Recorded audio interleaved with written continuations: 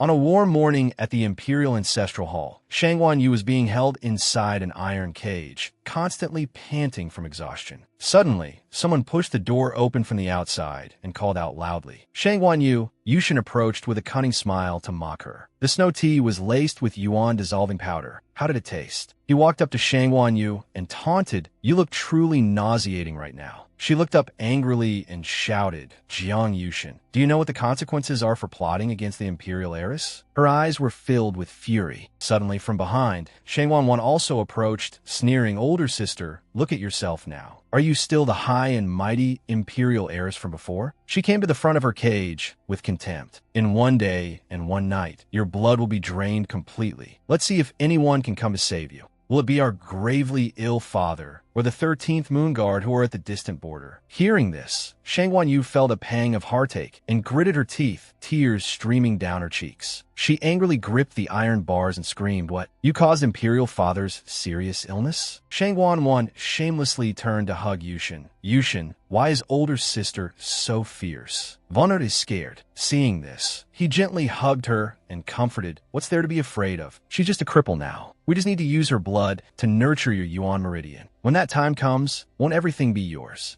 Immediately, Shang Wan's attitude changed as she glanced over. "Older sister, I've always admired you so much." She enviously listed everything. "You were born with a heavenly scripture, Yuan Meridian, destined to be the imperial heiress of heaven's mandate. All the best things belong to you. Why? Is it because your mother was the empress, while my mother was just a bed-warming servant girl?" After speaking, Shang Wan fell silent, calculating. "But rest assured, older sister, in the future, the man you love most and your imperial throne, I, your younger sister, will help you take good care of them." Shang Yu trembled all over in disbelief. She continued to cover her mouth and mock her with a laugh. "Oh right, older sister, your younger sister will give you a good send-off, so you can be reunited with your mother and your short-lived younger brother soon. You don't know, but when our 7th younger brother died, he kept calling for his older sister. At this point, she could no longer bear it and yelled back, 'Shang Wan, you cut off my legs and locked me here. You harmed my family, and now you dare to think of using me as your blood bank? Dream on. I will not let you achieve your goal." Extremely furious, she gathered her energy and created a large fire around herself. True fire of the Yuan Meridian burn. Witnessing this, Yushin was a bit flustered and shouted, "This is bad. Shang Yu wants to self-immolate. Want to run?" But it was too late. Her flame shot straight towards Shang Wan's abdomen, causing her to scream in pain, "My Yuan Meridian." Shang Yu's flame also slashed across Yushin's arm. He opened his mouth wide and screamed in agony, "My arm." After everything, an obituary was released. Tianming Dynasty, year 1653, Imperial heir Shang Wan passed away due to cultivation deviation. The sky returned to its usual clear blue. Her eyes slowly fluttered open.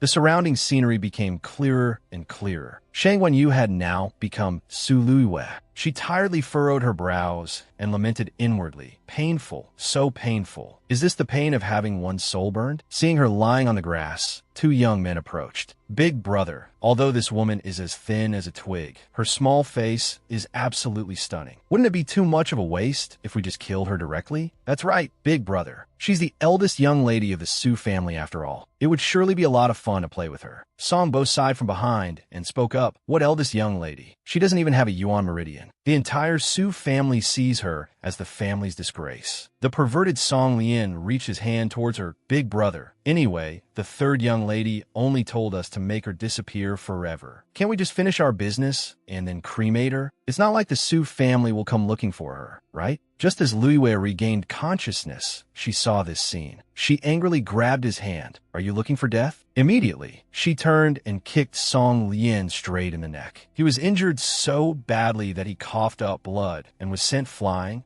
Then Song Lian fell heavily to the ground, creating a small tremor. Another subordinate came forward to help him up. "Su Luiwei is clearly the trash of the Su family. How can this be?" Seeing this, Songbo also became angry, pointed at her face, and shouted, "You little bitch, you dare to lay a hand on me. Songbo, I think you're the one who wants to die. 2nd, 3rd, seize her for me." After hearing the order, the 2 subordinates rushed towards Luiwei. "Yes, sir." She remained silent, but fought back fiercely. Lu Yue agilely grabbed the subordinate's hand, making him drop his sword. Immediately after, she quickly grabbed the hilt of his sword. Lu Yue coldly swung the sword once, finishing off both men. Her face was filled with fury, seeing Song Lian charging at her again. She turned and swept the sword horizontally towards him once more. After settling everything, Lu Yue coolly sheathed her sword and looked at them. Where did these two weak chickens come from, daring to make a move on me? After being beaten, Song Lian trembled in fear and shouted Su. Su Lu Yue,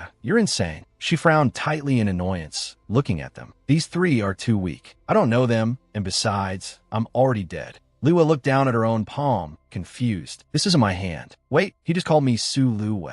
Immediately, she pointed the sword straight at Song Lian and questioned him. Speak. Who sent you to kill me? His face turned pale with fear as he answered in a flash. Please spare my life. It was all the third young lady's orders. She told me to kidnap you while you were out shopping. She said that as long as you disappeared without a trace, she would immediately give me 600 taels of silver. Eldest young lady, please spare my life. I was just momentarily confused. Suddenly, Lu Yue felt a sharp pain and clutched her head. Ugh, eldest young lady. Seizing the opportunity, Song Lian smiled cunningly. He lunged forward, intending to launch a surprise attack on her. Go to hell. However, in the next moment, the tip of the sword was already plunged straight into him, surprising Song Lian. He looked down at the wound on his body in disbelief and screamed, You, how could you? Lu Yue wearily let go of the sword, and he fell backward. She leaned tiredly against a tree trunk and sighed. Lu Yue gritted her teeth in pain and clutched her head as memories of being bullied flooded her mind. A girl stood there criticizing, just a piece of trash born with an incomplete Yuan meridian who can't cultivate. And you call yourself the eldest young lady? I think you're best suited to be a servant. Jianmin crossed her arms, looking at her with arrogant disdain. Older sister, I advise you to obediently hand over the marriage engagement with Crown Prince Rongjin of the Miaoshan Kingdom to me. The royal family doesn't need a piece of trash like you. After recalling everything, Lu Yue felt a bit helpless, clutched her head, and sighed. So, I've been reborn into the body of this young girl named Su Lu Yue.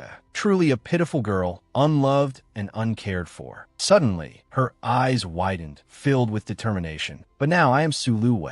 Heaven did not let me perish. The debts from my past life must be repaid 100-fold. Lu Yue lowered her head and looked down at her feet. She reached out and picked up the bag on the ground. After opening it, she was a bit surprised by its contents. Banknotes. Lu Yue fell silent and chuckled to herself. Well done, Su Jianmin. You wanted to kill someone and defile them as well. She took a pin from the bag and tied her hair up tightly. But it doesn't matter. Since I am living in your body, I will clean up this mess for you. The chirping of birds echoed throughout the forest. Lu Yue shouldered the bag and walked deeper inside. But first, I need to find a place to wash up. There's going to be a good show to watch next. After walking for a while, she found a large lake. Lu Yue stopped and stood there, observing it for a long time. She reached her hand forward, but was blocked by a seal. Lu Yue was a little stunned by this situation. It's Yuan energy. How can this small Miaoshan kingdom have such a good cultivation treasure land? Suddenly, the sky turned dark and silent. Lu Yue glanced back warily. A large foot stomped heavily on the grass behind her. A ferocious beast with pure white fur let out a fierce roar. Lu Yue raised her hands into a defensive stance, shouting with some worry, Why is there a high-level spirit beast here? Contrary to Liu Yue's wariness, Shue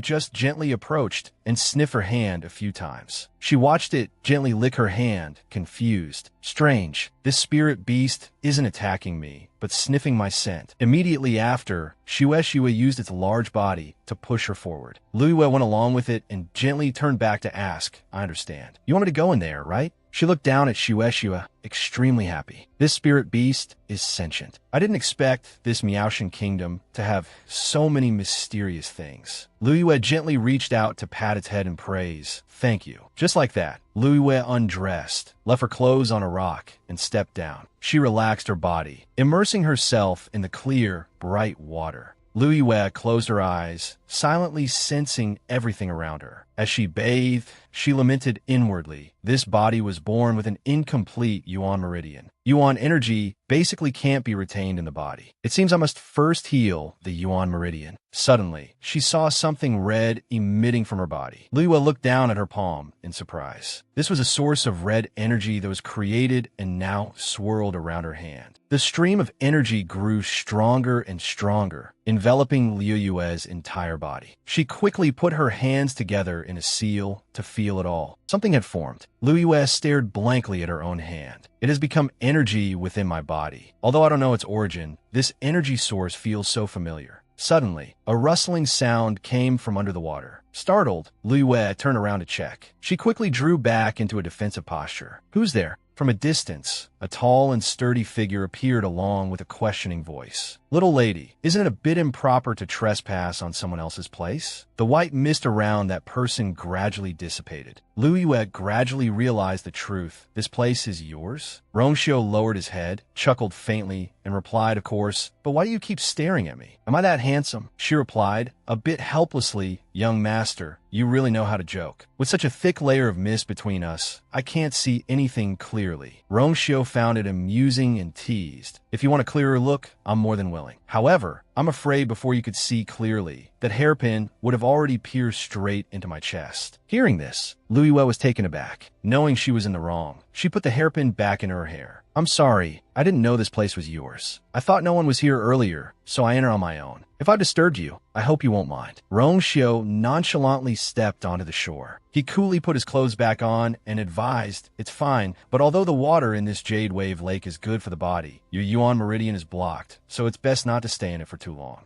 Liyue watched his back with some suspicion. To think he knew her Yuan meridian was blocked just by looking, this man is truly dangerous. This is not a place to linger. Right after, Rongxiu also turned his head to look at her. Little lady, I've already decided not to pursue the matter, but shouldn't you at least let me know your name? Liyue quickly replied, so Liyue. Right after, he also approached with a smile. Since Shueshua let you in, we'll just let this matter go. Rongxiu gently lifted her chin. But as the eldest young lady of the Su family, how can you return in such a sorry state? Liyue, startled, slapped Rongxiu's hand away. You don't need to worry about that, but there must be reciprocity. Who are you? Her eyes were filled with vigilance. To think this person knew the true identity of this body, it seems he's not simple. Rongxiu ignored her rude behavior and replied, you don't need to care who I am, because we will meet again sooner or later. At night, in the main hall of the Su family, servants were walking back and forth inside the house. Su Ning spoke worriedly. Yue has been out for half a day. It's already dusk now. Why isn't she home yet? He sincerely bowed before the great elder, pleading, Great elder, how about you send someone to look for the child? However, the old man paid little attention to it. Su Ning, what's there to worry about? The great elder tried his best to persuade him. It's not the first time she's gone out. What could possibly happen? Maybe she's just a child having fun, so she's a little late coming home. But those words did not ease the anxiety in Su Ning's heart. But it's almost dark. Yue is not an unreasonable child. How could she stay out playing until dark?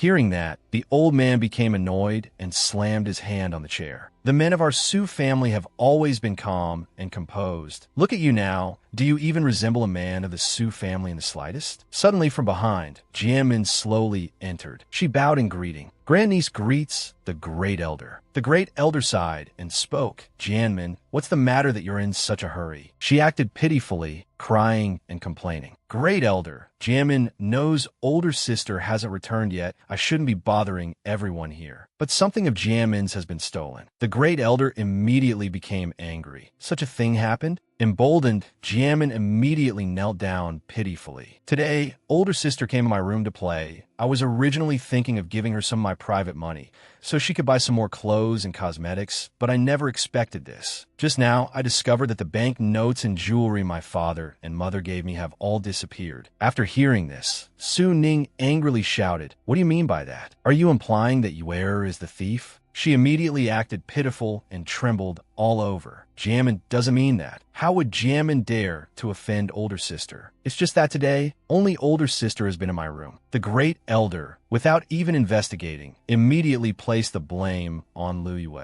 Could it be that she stole Jiamin's things and secretly ran away? Immediately, the old man ordered the servants. How audacious, men! However, Su Ning quickly interrupted. Impossible. A servant from outside also quickly entered to report. The eldest young lady has returned. Hearing this, Jiamin turned around in panic. How can this be? Isn't Su Lu Yue already dead? Lu Yue calmly entered and responded to the old man's words. The great elder must be joking. As soon as Su Ning saw her, he became much happier. You're finally back. Lu Yue smiled proudly at him, then turned to question Jiamin. As the eldest young lady of the Su family, the Su family's assets naturally include my share. Why would I steal third younger sister's pocket money for such insignificant things? At this moment, upon seeing her, Jiamin was so scared she trembled like a leaf. Lu Yue lowered herself, lifted her chin, and questioned her again. Third younger sister, tell me, am I right or not? Jiamin replied, trembling. Older sister. She gritted her teeth, unwilling to accept it. How could this be? How could Su Lu Yue have come back to life? Right after, Su Ning came over, held her by the shoulders, and asked, Where, are you all right? Although a little startled, Lu Yue still gently took his hand to reassure him. Father, rest assured, Yue is fine. Su Ning was immediately pleased and smiled in relief. It's good that you're all right. Witnessing this scene, Jiamin felt jealous in her heart. What great fortune in a tough life to let her escape death. Right after, she pretended to be concerned and came over to take her hand. Jiamin forced a smile. Older sister, you're home. Jiamin was so worried about you. However, Lu Yue paid no mind and forcefully pushed her hand away. Worried? Weren't you afraid I stole your money? Third younger sister? Seeing her so cold, Jiamin stepped back and made excuses. Older sister, you've misunderstood. It's just that I saw it was getting dark and you still hadn't returned. I felt uneasy, so I came to ask the elders a few questions. In her heart, she was already starting to feel anxious. What on earth is wrong with this Su Lu Yue,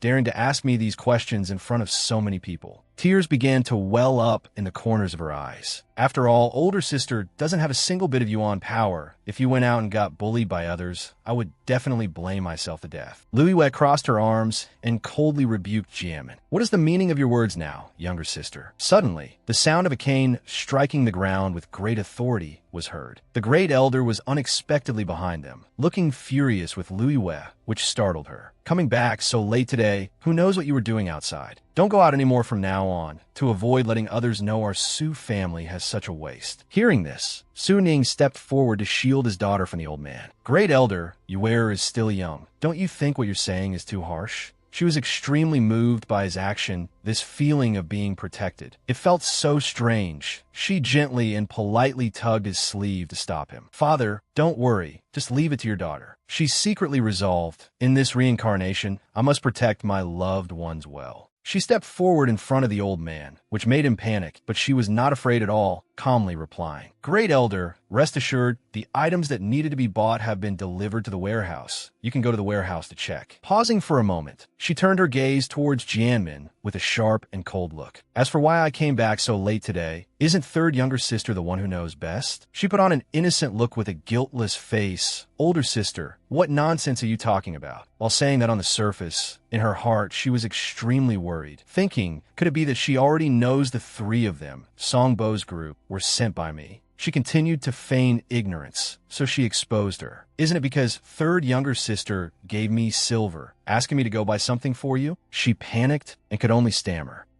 She continued, holding out her hand with the money that she had given her, playing the act to the end with her. Third younger sister, the silver you gave me was enough to buy that item. So I pawned your other flower moon pomegranate stone.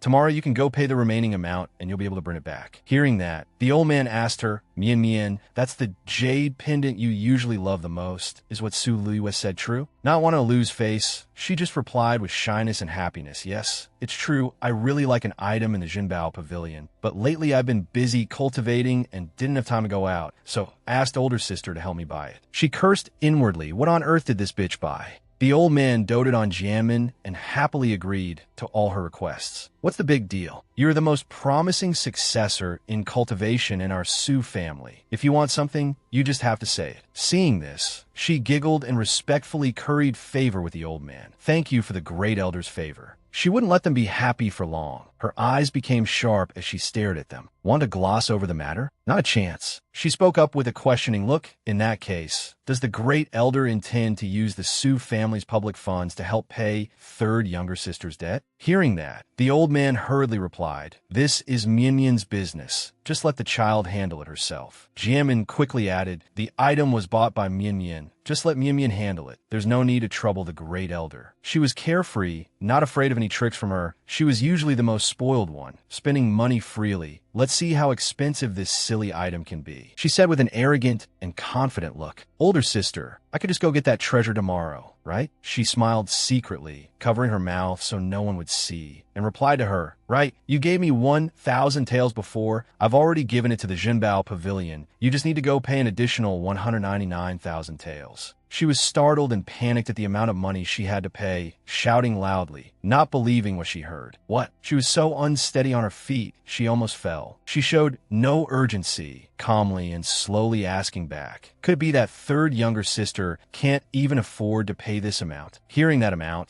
the old man couldn't help but get angry. Even for the Su family, we can't come up with 199,000 taels in an instant. He had spoiled her, but she was being so unreasonable, which made him disappointed and reproachful. "Mian Mian, what you did was too unreasonable." She resorted to crocodile tears again, acting innocent. At this moment, she was extremely furious inside, cursing silently, while played Su Lui Wei. "So, I have to bear this debt of 200,000 taels?" She calmed down, feigning resignation with her eyes closed, but with extreme certainty. "Me too. Please rest assured, great elder. Mian Mian will earn this money herself to pay it back." Her eyes darted a glance. Then, with a shy and happy expression, she recounted her promise to the old man. Previously, Brother Jean, His Highness the Crown Prince, once promised, if Mian Mian can win first place in the Academy's competition, he will grant one of Mian Mian's wishes. The third elder heard this and was startled with panic. Is this true? Su Luiwe hadn't expected her to resort to another ambiguous relationship. It seemed this fiancé of hers had some connection with her good younger sister. She glanced over and saw her watching the spectacle with her arms crossed. She approached with a coquettish voice, feigning concern. "Elder sister, Brother Jean must be prioritizing his engagement to you, which is why he takes care of me like this. If elder sister could enter the academy, Brother Jean would surely take even better care of you." Su Ning was extremely indignant on her behalf. Yuera was born without a spiritual root. How could she possibly enter Tianlu Academy? They don't even take Yuera seriously. He found her arrogant and mocking gaze to be an eyesore. So what if there's an engagement? His Highness the Crown Prince would never marry a good-for-nothing. She ignored her provocative words and calmly retorted, "I can't hold on to it anyway. It's fine as long as third sister takes out that sum of silver." She didn't expect her to be so insistent and refused to let the matter go, only managing to say, "Sister." She ignored her, stepped forward to bow to the third elder. "Great elder, since things have come to this, Father and I will take our leave first." She helped her father up to leave, then turned back to speak to the third elder, but her words were a warning aimed at her. "Oh, right. Third younger sister should be more careful with her words in the future. If I hadn't returned just in time today, I wouldn't have been able to clear my name even in death. Wouldn't you agree?" She watched her leave with bitter hatred, thinking she must know everything. "It seems I first need to check on Song Lian and the others. Then I'll figure out a way to deal with Su Luiwe." The two of them left, with him walking ahead and her following behind. She couldn't help but feel sympathy for the circumstances of this father and daughter. Their previous life had been too hard. He turned around and caringly instructed her, "You've had a long and tiring day. Go back and get some rest." She replied politely, "You too, father." He couldn't help but worry about her, his brows furrowing deeply. I know you like the Crown Prince, but Su Jiamin's behavior today was too obvious. I'm afraid." Knowing his worries, she comforted him. "Father, you don't need to worry. Yuera already has a plan." He was surprised to see her confidence. He placed his hand on her head and stroked her hair, his heart filled with happiness, affection, and absolute trust in her. He smiled, "All right, I trust ya." Then he left, but his steps were labored. He had to hold onto the doorframe with his right hand to exit. She couldn't help but worry and think to herself, "Father's leg. It seems walking is inconvenient for him. It looks like the first problem I need to solve has appeared." She entered the room and stood silently by the window, lost in her own thoughts. Today is July 10th, year 832 of the Miaoshan Kingdom. Exactly 1 year since I died. A ray of light emitted from her hand. My current strength isn't enough to deal with my enemies. I need to plan my revenge carefully. Suddenly, a sound rang out, putting her on alert. Her sharp gaze darted outside. She turned around, startled by the phenomenon before her. What is this? It's a transportation array. A blue circle appeared in her room. Instinctively sensing danger, she used her spiritual power to defend herself. Who's there? The transportation array had a deep vortex that seemed to suck everything in. Suddenly, Shueshua slowly stepped out from it. She was astonished. You're Shueshua. It moved closer to her. She was bewildered. Why are you here? Unexpectedly, it nuzzled against her affectionately, like a child who had missed her for a long time. She smiled happily, her eyes crinkling. You want me to pet you? Taking that as a yes, she reached out and stroked its head. It let out a satisfied growl of enjoyment. After petting it for a moment, she reminded it, all right, now that you've had your fill, you should go back. Otherwise, your master will be very worried. Besides, I was just about to rest. In Su Jianmin's room, a subordinate was kneeling before her. She began to feel anxious, her hands clenching in anger. She must have known I was behind it. The man nervously tried to reason. Third young lady. So what if she knows? She's just a good-for-nothing. What kind of trouble can she possibly cause? Before he could finish, her fury made him tremble, not daring to raise his head as she vented, fool. If she were really a good-for-nothing, then why have Song Lian and his men disappeared? She bit her lip viciously. Tonight, send someone to secretly watch Su Luyue.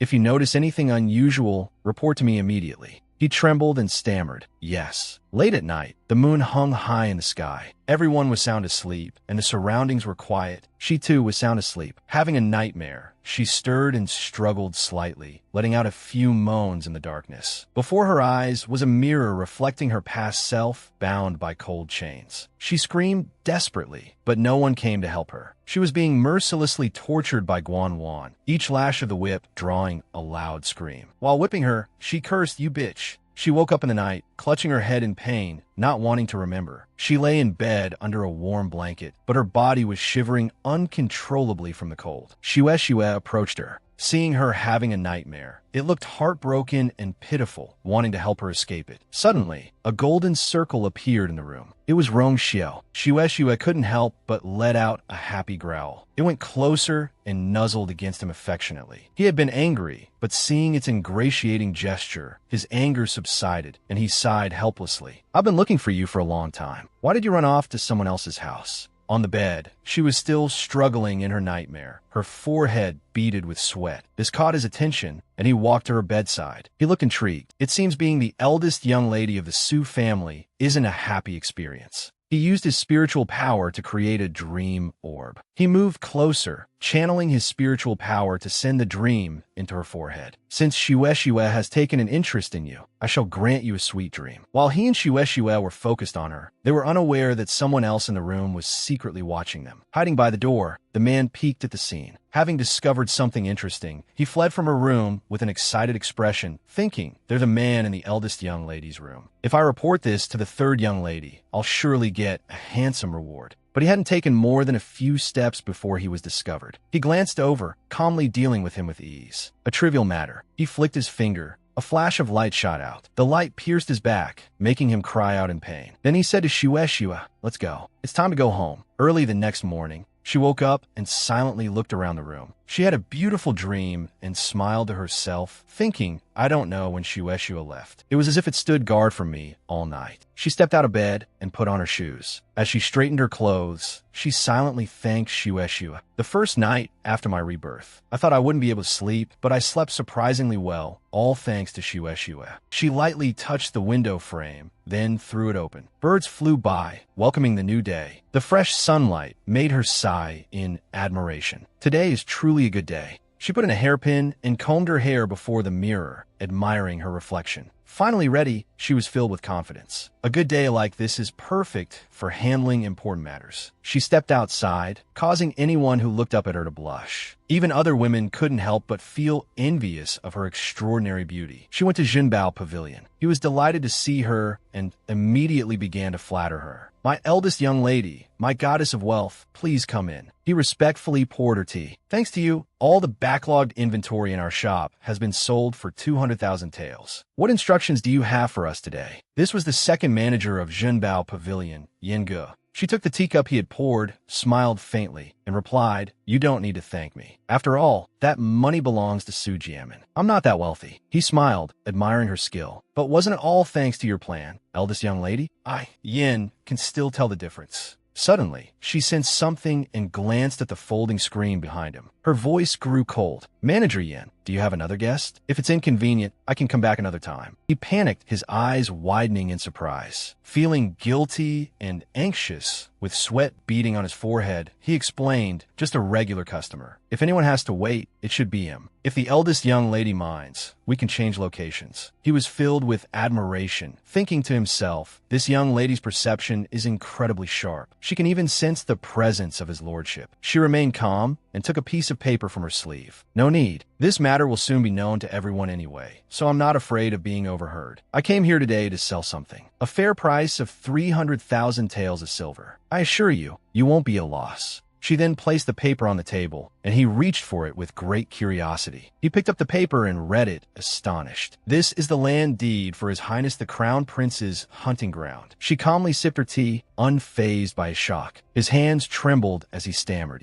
You want to sell it?" She calmly corrected him. "Look closely. It clearly states that the owner of the hunting ground is me, Su Luiyue, not His Highness the Crown Prince. Level 9 is the strongest species, possessing unrivaled power. Level 8 is the ferocious lion. Level 7 is the powerful evolved crocodile. Level 6 is the deadly porcupine species. Level 5 is the two-headed fire phoenix. Level 4 is the man-eating flower, beautiful and pure, but a cold-blooded assassin in the dark. Level 3 is the vicious carnivorous fish. Level 2 is the poisonous insect species. And the lowest, Level 1, is the mutated rat. She continued to explain, for the benefit of their clans, the major powers spare no expense in building hunting grounds to raise beasts. My hunting ground was painstakingly created by His Highness, the Crown Prince. I'm only asking for 300,000. It's not much. Besides, the entire world knows that when I was engaged to His Highness the Crown Prince, this was a reward from His Majesty himself. You just need to tell me if Jinbao Pavilion dares to buy this land deed. I will bear the responsibility for everything else." He was utterly bewildered by her proposal. He immediately agreed. "Eldest young lady, you jest. In the Miaoshan Kingdom, there is no business Jinbao Pavilion dares not undertake. I'll buy this hunting ground. I will have someone bring the 300,000 taels of silver right away." She was satisfied with his answer. 100,000 in cash will suffice. She handed him a list and ordered, "Here's a list. Use the remaining 200,000 to purchase these medicinal herbs, then hire a carriage and deliver them to the Sioux residence with great fanfare. There's nothing else. I'll take my leave. I won't disturb Manager Yin and the distinguished guest discussion any longer." As she left, he said respectfully, "Eldest young lady, please be careful." After she left, the person behind the screen finally spoke. "The list of medicinal herbs she left, let me see it." He complied.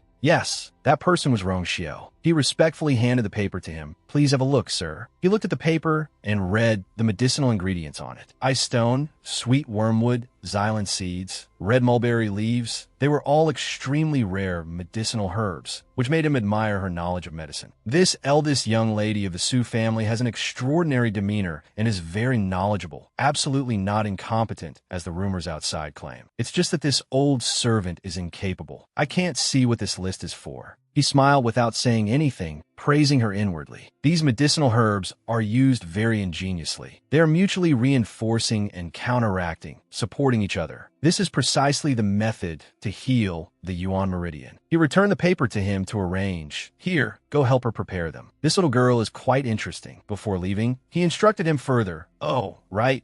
The congratulatory gift I asked you to prepare doesn't need to be sent to the Crown Prince's residence. Bring it directly to my place." He was bewildered by his sudden change of plans and asked, "Didn't you say you weren't planning to enter the palace for the birthday banquet?" He calmly answered his question. For the little girl to make such a big move before the Crown Prince's birthday banquet, she must naturally be preparing a show for the banquet. "I don't want to miss such a good show." A cart passed by, laden with goods, causing the surrounding people to gather curiously and whisper, "Is it a cart from Jinbao Pavilion? Did that piece of trash buy all these things? Where did she get the money? Maybe the third young lady bought them. But why are they being left at her courtyard?" The goods were piled up in front of Liu Yue's courtyard. She happily came out to receive the goods into her courtyard. She personally inspected the goods from Jinbao Pavilion and the various medicinal herbs she needed. She was very satisfied with them. Jinbao Pavilion is quite dedicated. The medicinal herbs and other items are all of good quality. With these things, restoring my yuan energy won't be a problem. Suddenly, an uncompromising dispute erupted ahead, making her unable to stand still. She thought to herself, next, I need to establish my authority. For the sake of peaceful days ahead, I have to make an example of someone. After making such a show, those dog-like servants should have arrived by now. Lien Sheng didn't recognize her, so he pointed at her face and shouted, "Get Su Luiwei out here." She showed no fear, smiling with complete confidence. "Oh," she said, "they're here." Seeing him acting tyrannically here, she gently approached and slapped him across the face, making his whole body tilt. It was an incredibly elegant slap. She moved as if performing a dance, leaving the crowd wide-eyed and open-mouthed, while Lien Sheng collapsed to the ground, clutching his face and screaming, You bitch! You dare hit me? I belong to the third young lady." She moved closer and grabbed him by the collar, terrifying him.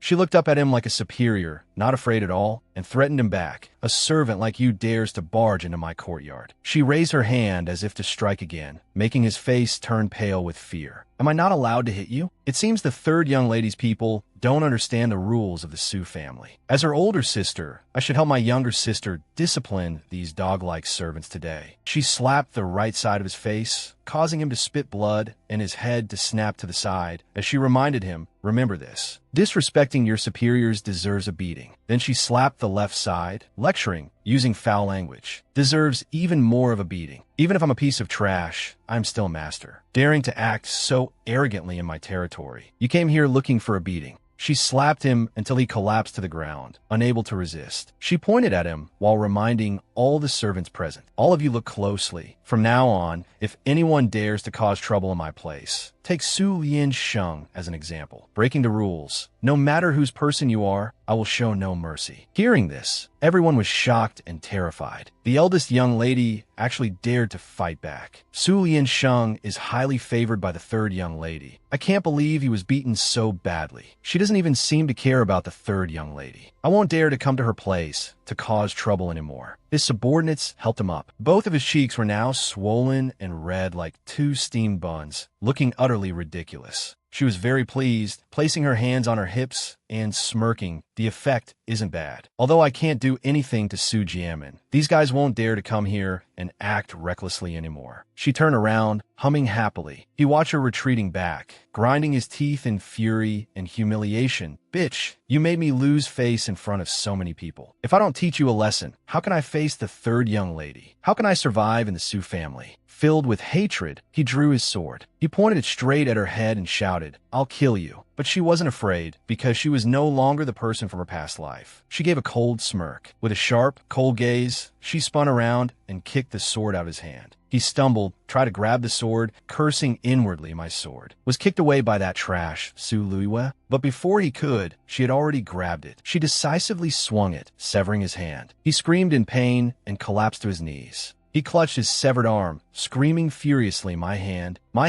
you bitch, Su Luiwei. The third young lady will not let you go. She will not let you go." Unafraid of his threat, she provoked him back. "Do you think Jianmin would make things difficult for her older sister like me, all for a dog-like servant who tried to kill his master? If that's the case, then the relationship between you two is truly unusual. Since he is the third young lady's man, take him back to the third young lady's courtyard." Hearing this, the crowd of gossiping onlookers couldn't help but wonder. No wonder Su Lien Sheng is so favored. So there's an inside story. The third young lady has an ambiguous relationship with the crown prince, and she also keeps a male pet. You really can't judge a book by its cover. He was furious that they weren't helping him, but were just standing there whispering among themselves. Humiliated and indignant, he denied the rumors. "No, don't talk nonsense." The third young lady sympathized with her subordinate, so she was just seeking justice for me. But they seemed to pay him no mind as he rambled on with his explanation. She wasn't surprised by this situation and inwardly sympathized with him. Fool. How could Su Jianmin come to my place to cause trouble for a mere servant? She might even want to silence him by killing him. Now that the rumors have spread, Su Jianmin will also have to taste the humiliation the original owner endured. At this moment, a procession was heading to the hunting ground. A voice came from inside the carriage. Jianmin, when we get to the hunting ground, how about I give you a 5th grade demonic beast for a beast contract? Jianmin acted shy and surprised. Really, Brother Jean? But can you give me such a precious gift? After all, older sister is the future crown princess, and you haven't given her anything yet. She deliberately belittled Lu Yue in front of him. Hearing her mention her made him openly show his annoyance and disgust. That piece of trash who can't cultivate is also worthy of receiving my things? And she wants to be the crown princess? The one speaking was the current crown prince of the Miaoshan kingdom, Rong Jin. Suddenly, the carriage stopped abruptly, making Rong Jin angrily lift the curtain and shout, "What is it? So hasty? Have you no manners?" Song Yuan stood outside, bowing respectfully. "Your Highness, please forgive me. The matter is important." This subordinate had no choice but to report. He couldn't keep his composure and shouted, "Speak." Song Yuan carefully reported, "Your hunting ground and all the demonic beasts in it have been sold to Jinbao Pavilion by the Su family's eldest young lady, Su Luyue." Hearing this, his face darkened. A wave of fury surged within him, and he pressed his lips together, trying to restrain it. The scene shifts to the gate of a mansion. An old physician was being ruthlessly kicked out by 2 subordinates, who shouted, "Why can't you save him? You quack, get out." In Lien Sheng's room, he sat on the bed, his wound bandaged. But the loss of an arm made this humiliation unbearable. He vented his anger on his subordinates, clenching his fist and slamming it hard on the bed. "Damn it, without a hand, how can I cultivate in the future?" The subordinate was at a loss for how to reply and tried to comfort him. "Don't worry, sir. There must be a way." He was not resigned. "How can I not worry?" He gritted his teeth, worried. When the 3rd young lady returns and sees me like this, will she still keep me? Furthermore, with the rumors now, even if the 3rd young lady spares my life, I'll be useless from now on. It's all that bitch Su Liyue's fault. I won't let you go even if I die. He immediately gathered all his subordinates, determined to take revenge, and ordered, "Where are my brothers? Come with me and deal with that trash, Su Liyue."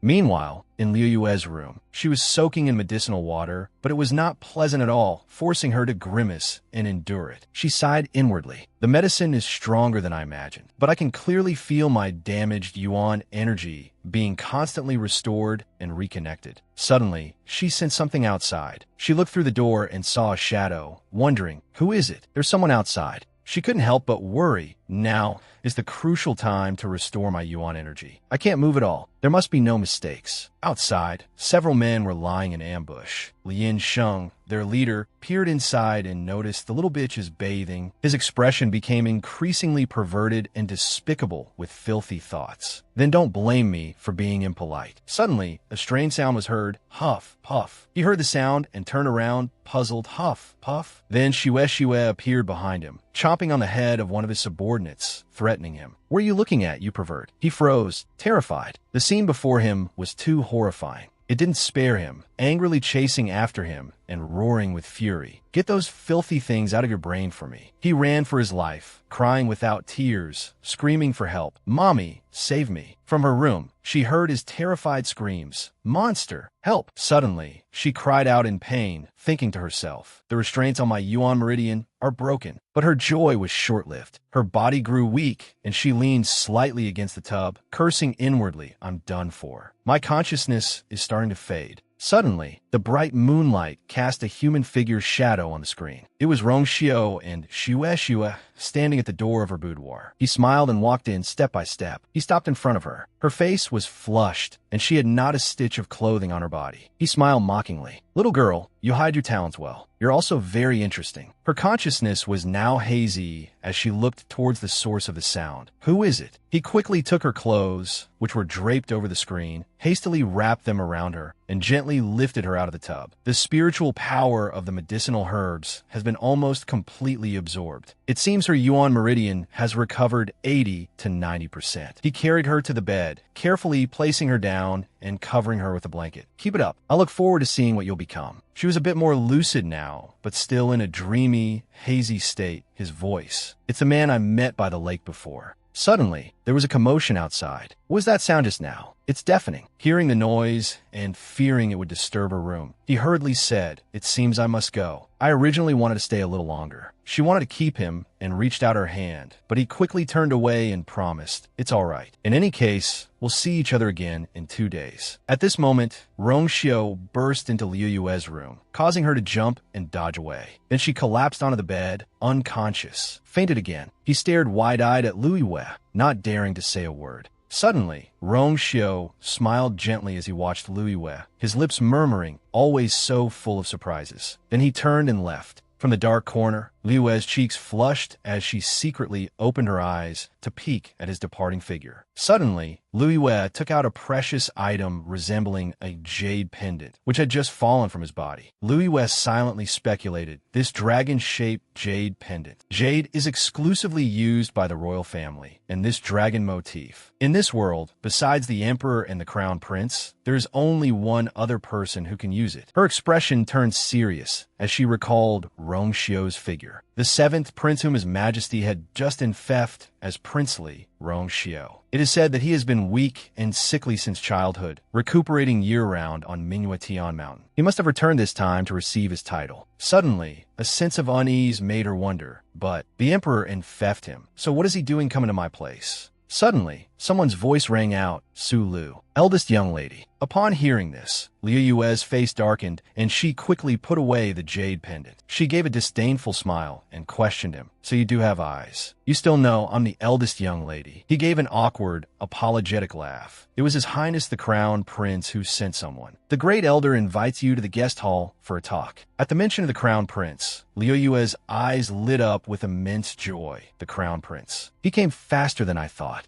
Cut to Rong Chan. She slammed her hand on the table and screamed, "Su Liu Yue, that bitch dares to sell royal property on her own accord. Let's see how I'll deal with her this time." Jianmin, sitting beside her, worriedly tried to persuade her, "Princess Chan, His Highness the Crown Prince isn't here. Perhaps we should just let it go." Rong Chan retorted angrily. "Brother Jean was summoned to the palace by Father Emperor. But isn't there still me, a princess? Can't I intervene in this matter?" Her gaze was extremely determined as she said, "It's a good thing you informed me in time. Otherwise, Su Liu Yue would have completely disgraced the royal family." Her tears started to flow, and in a fake, self-blaming tone, she said, "Older sister must have done this foolish thing because she was jealous of the favor His Highness the Crown Prince shows me. In the end, it's all my fault." Then Jianmin sank to the floor and pleaded, "I beg the fourth princess to punish me and spare my older sister." The gullible Rong Chan hurriedly stood up to comfort her. "Why blame yourself? Minmin, your personality is too meek. That's why you're bullied by her. Don't worry, I will stand up for you." The kind-hearted Rong Chan helped Jianmin up, completely unaware that everything was part of her plan. Jianmin wore a cunning expression and thought to herself, "Although I don't know how Brother Jean will handle this. The fourth princess is arrogant and brainless. Su Liu Yue caused me to lose the spirit beast contract. This time, I must borrow the fourth princess's hand to skin you alive." Suddenly, Liu Yue appeared out of nowhere. She spoke up. "What kind of play is this?" Then Liu Yue smiled and repeated Rong Chan's words. What crime has third sister committed that she must beg for punishment? But inwardly, she thought, "I thought the crown prince would come to annul the engagement himself. I didn't expect him to send Rong Chan to cause trouble." At this, Jianmin became extremely flustered. She jumped up and questioned, "Older sister, how can you still laugh? Facing such a huge disaster, I am here pleading for you." Rong Chan frowned and uttered a reproachful remark. "To do something so wicked and not even know it. Brother Jean is truly pitiful to be engaged to a piece of trash like you." Liu Yue retorted bluntly, "The fourth princess must be joking. Liu Yue is the legitimate daughter of the Su family, which is why I am engaged to the crown prince. I dare not accept this title of trash." She let out a triumphant laugh and thought to herself, "The crown prince didn't show his face himself, but sent Rong Chan to lecture me, which proves he doesn't want to tear off his mask just yet. I must blow this matter up." Rong Chan sneered, her words laced with killing intent. "Such a sharp tongue, and so arrogant. No wonder you dare to do something so treacherous and immoral." Jianmin ran to her side and urged, Older sister, hurry up and admit your fault. Kneel and kowtow a few times, and Princess Chan will be lenient and not make things difficult for you. Liyue glanced at her and asked, admit my fault? What fault do I have? Besides, my knees aren't as soft as my third younger sister's. I can't learn to kneel just by being told to, or to grovel just by being told to. Hearing this, Jianmin's face darkened with anger as she mumbled, sister. Behind her, Rong Chan, unable to contain her frustration, shouted, innocent? You sold Brother Crown Prince's hunting ground on your own accord. Are you trying to deny it now?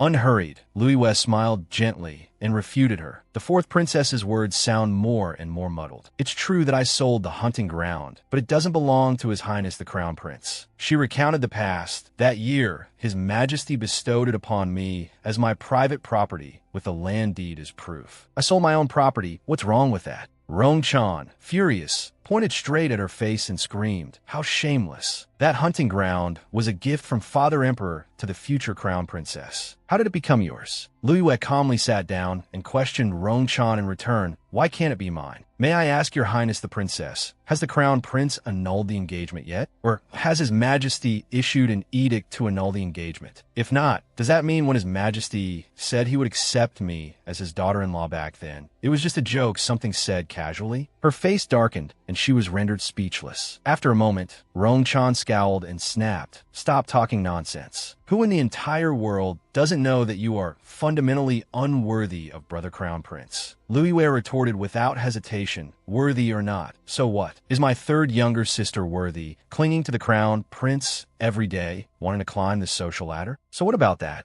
She panicked, her face covered in sweat, and her voice trembling. I didn't. Older sister, why would you say that? While picking up an apple from the tray, she announced, to this day, the position of the future Crown Princess is still firmly in my hands. In a few days, it will be my 18th birthday, which is also the day I will marry His Highness the Crown Prince. She brought it to her lips and smiled triumphantly. I am about to become the Crown Princess in name and in reality, she said excitedly. At that time, even Her Highness the Fourth Princess should properly address me as sister-in-law. As soon as she finished, Rong Chan became mad with anger. You, who want to call a piece of trash like you sister-in-law? She continued to scream, while Liyue paid her no mind and took a delicious bite of the apple. Truly defiant of heaven and earth. No one has ever dared to speak to me like that. I'm just asking, are you going to get that land deed back or not? The money is all spent. How can you get it back? Suddenly, she jumped up and said in a whiny voice, don't you be so arrogant. I'm going back to tell Brother Crown Prince. Liyue cheerfully reminded her, tomorrow is His Highness the Crown Prince's birthday. The day after, I will be your sister-in-law. It's better for your Highness the Princess to start practicing now. Seeing her indifference, Rong Chan was so angry that tears and snot streamed down her face, and she was unable to speak. Only after Liyue was out of sight did she burst into loud sobs. I have to go tell Father Emperor. Tell Brother Crown Prince. You bullied me. Jianmin comforted her. Your Highness the Princess. Liyue, holding the half-eaten apple, thought joyfully to herself, if the Crown Prince was still worried about the engagement with me, now that I've made such a scene, he will definitely annul it. At the banquet tomorrow, this messy situation will finally come to an end. She walked quietly through the Imperial Palace grounds. Liyue complained in frustration, to think I got entangled with Rong Chan for so long. My Yuan Meridian has just recovered, and I'm already tired. Su Ning suddenly approached from somewhere and called her name. Yue.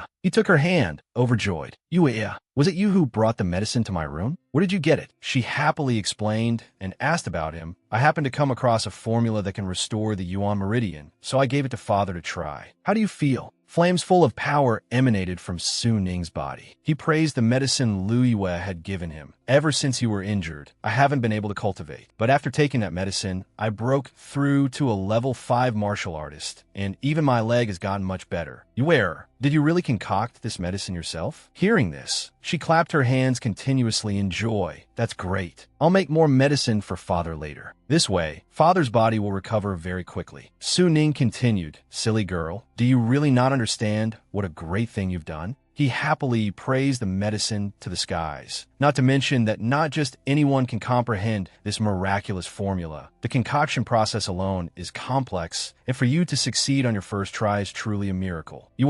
You truly have a talent for medicine. This made her a little apprehensive, breaking out in a cold sweat. Suddenly, a tear rolled down Su Ning's cheek. Moved, he hugged his daughter tightly and said, "The heavens have eyes. My wearer may not be able to cultivate, but she can become a divine doctor. This way, you won't be bullied anymore in the future. I can now die with no regrets." This seemed to touch Liu Yue's heart, making her feel incredibly grateful. Being held in Su Ning's embrace, the bond between father and daughter grew even stronger. She thought to herself, his primary concern isn't restoring his own vital energy, but the future of his daughter. This is a parent's love. Liu Yue closed her eyes and made a resolution. In my past life, I couldn't fulfill my filial duties. I must protect this precious family bond. This time, having been reborn into Su Liu Yue's body, she recalled the happy image of her family from her previous life. Returning to the present, Su Ning promised, after the crown prince's birthday, father will find a good teacher for you. She happily made a resolution. Yue will try her best not to disappoint father. By now, the sky had brightened. Liu Yue slowly stepped out of her room, wearing a veiled hat. She looked up at the sky and said to herself, father's yuan meridian was damaged due to external injuries, so a single dose of medicine can show effects. But for a body born with a defective yuan meridian to recover, it's still very difficult.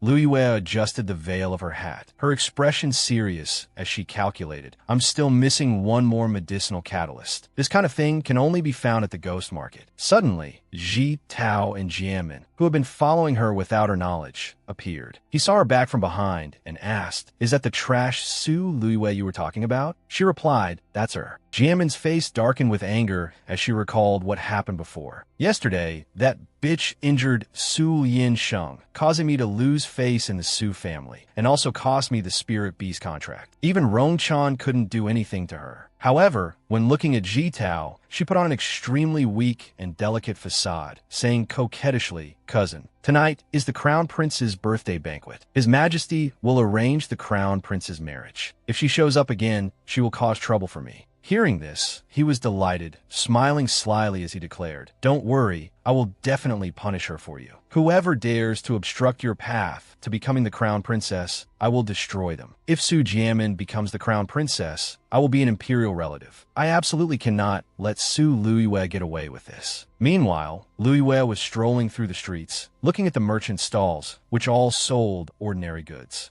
Many people stood on both sides of the road, displaying the stones they were selling. "Miss, look, these are top-grade red stones, all of the highest quality." She thought with annoyance, this ghost market is so large, yet there isn't a single red stone that can catch my eye. Suddenly, a man spoke up, asking to buy a pipe that was emitting smoke. "How much is this?" Liu Yue glanced over with interest. Qi Din, the owner of the pipe, was annoyed and shooed him away. Go, stay away from me. You smelly man, it's not for sale at any price." Taking this opportunity, Liu Yue peeked at his stall and burst into a joyful laugh. "Found it! This is the highest quality redstone." Seeing the item she was looking for, Liu Yue and a masked man quickly approached Qi Din's stall. Both of them, overjoyed, pointed at the stone and said in unison, "Little friend, how much is this raw stone? I'll buy it." Suddenly, they became aware of each other's presence, and their attitudes changed immediately. She glanced at him irritably, thinking to herself, this red stone looks just like any other ordinary rock on the outside. I can't believe someone else has a discerning eye. It turned out this man was Rong Xiao. He glanced at her and sighed. He had wanted to help her find the catalyst, but he didn't expect this little girl to find it on her own. Qi Din, on the other hand, laughed out loud with joy. Today is truly a lucky day. One stone has two buyers. He gently blew out a puff of smoke and announced, "The price of this stone is 1,000. According to the rules of the ghost market, whoever bids the highest gets it." Liu Yue picked up the red stone and bargained. 1,000 taels is not a small price. Can it be cheaper? Jing.